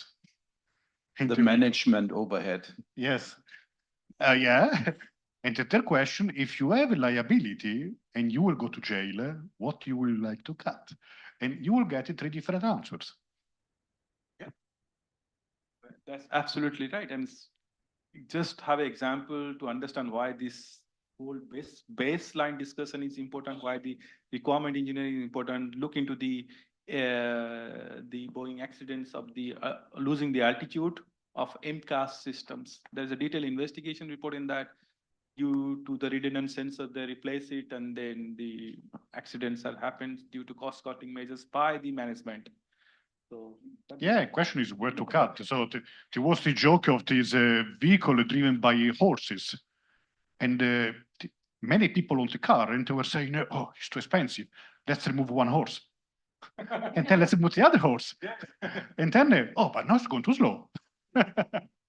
There is one thing that we can learn from the oil and gas industry. Lord Collin, after his investigation of the Piper Alpha, said to everybody, if you think safety is expensive, try an accident. Exactly, try not. But that is the issue. That today we don't see many issues coming from the lack of safety. And especially in US, I see we do see some legal cases, but usually they're settled and they don't get to the end. So that's why things are not changing. But I expect things will happen. Okay. So I would like to add regarding the US, because especially for Tesla, when we brought up as an example, NHTSA is now getting really into the topics regarding the autopilot of Tesla. There was also the last couple of months, different situations. Tesla had also to update the system, right? So the driver needs still to be aware to interact always with the driving situation. So needs to be always ready. There's a camera inside and so on. So NHTSA is now getting really close to Tesla because there were too many cases. And this is now creating new awareness also in the public, because since NHTSA was investigating and also stepping into it, and the investigation took 2 years, a long time, but they needed to be sure, and they pushed Tesla really hard in this direction. Tesla was fighting against this, and they came up with the statement, yes, we will accept the decision, but we are not agreeing on this. Again, marketing people. Camera only system. I agree. Yeah, now things are changing. As I mentioned before, it are slow maybe, but they're changing. Yeah, I agree with you. It's slow. Yes. Okay, I would like to thank the panelists.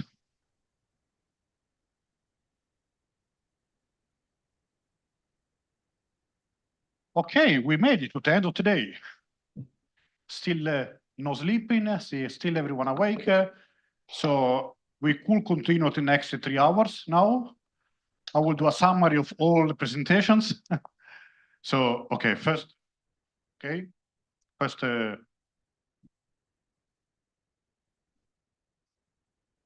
2, 3, 4. 1, 2, 3, 4, 5. No, you can go first. You can go first. No, okay. I don't want to extend too much. I think you're already tired and you want to stop. But I think it was a very nice first day. It's a pity we only have 2 days. So, but I think we touched today many important points, and we see that we have a jungle of standards, making things very, very complex for all of us. We have new challenges, and the concept of vehicle is changing. You were saying before, from the panel, we said that the car is a vehicle. We want to move from A to B. Actually, not anymore. Now, the concept of the vehicle is changing. There's a kind of living room on the wheel where we want to change the experience with a software-defined vehicle. We want to change really how even the vehicle will change during the lifetime. That I can buy new apps, I can buy change colors and so on. And of course, you need to pay for the apps. Many will be safety critical, many not. Many maybe they are not safety critical, but they will impact safety. So things are changing, and yeah, interesting very much is safety case. Safety case is really something very important, but how many companies today are preparing a proper safety case? Yeah, I don't think many, because it's expensive to prepare a proper safety case, especially if you want to do it a proper formal method. global standard notations or other techniques. So, and who is usually checking the safety case? Not many. So there are many things also today defining the standards that I don't see are done. Other things that we do in reality that are not yet captured in the standards. So yeah, still we see anyway that things are changing. And we want to do cheaper, faster. I don't know if this will be really a target. Of course, reusing what we have, reusing open software could be a way to make it cheaper and faster, but still big challenges as we will discuss tomorrow. So, okay, let's finish for today, and tomorrow we'll start again. Yeah, you can explain. Yes, from my side, I want to thank everyone for joining us today, speakers, for all the presentations you made, and all the participants online and offline for your communication, your questions. It was such a joy to see all this flow, because that the main thing that we were aiming for, to have this active communication and cross communication inside the industry. That's amazing. All right, and once again, as I said, your feedback is very important for us. So please fill out the evaluation form and hand it to me or my colleagues at the registration desk. If there's anything else we can, as organizers, help you, please also don't hesitate to come to us and ask your questions or any requests that you might have. And yes, enjoy your evening in Berlin, and we are looking forward to see you tomorrow. Yes, we have a little note also from one of our speakers. Yeah, when do we start tomorrow? 8:30? Okay. Well, today in the evening, there's nothing organized, so I just went across the other street. There's a restaurant Nolle, and I reserved a table for 8, and everyone who comes gets the first drink free from Validas. So that's just a personal sponsoring for all, and we like to discuss with you, and therefore feel free to come at 8 in the evening to Nolle. Thank you. 8, yes, 8 p.m. So a bit more than an hour. Thank you. And see you tomorrow.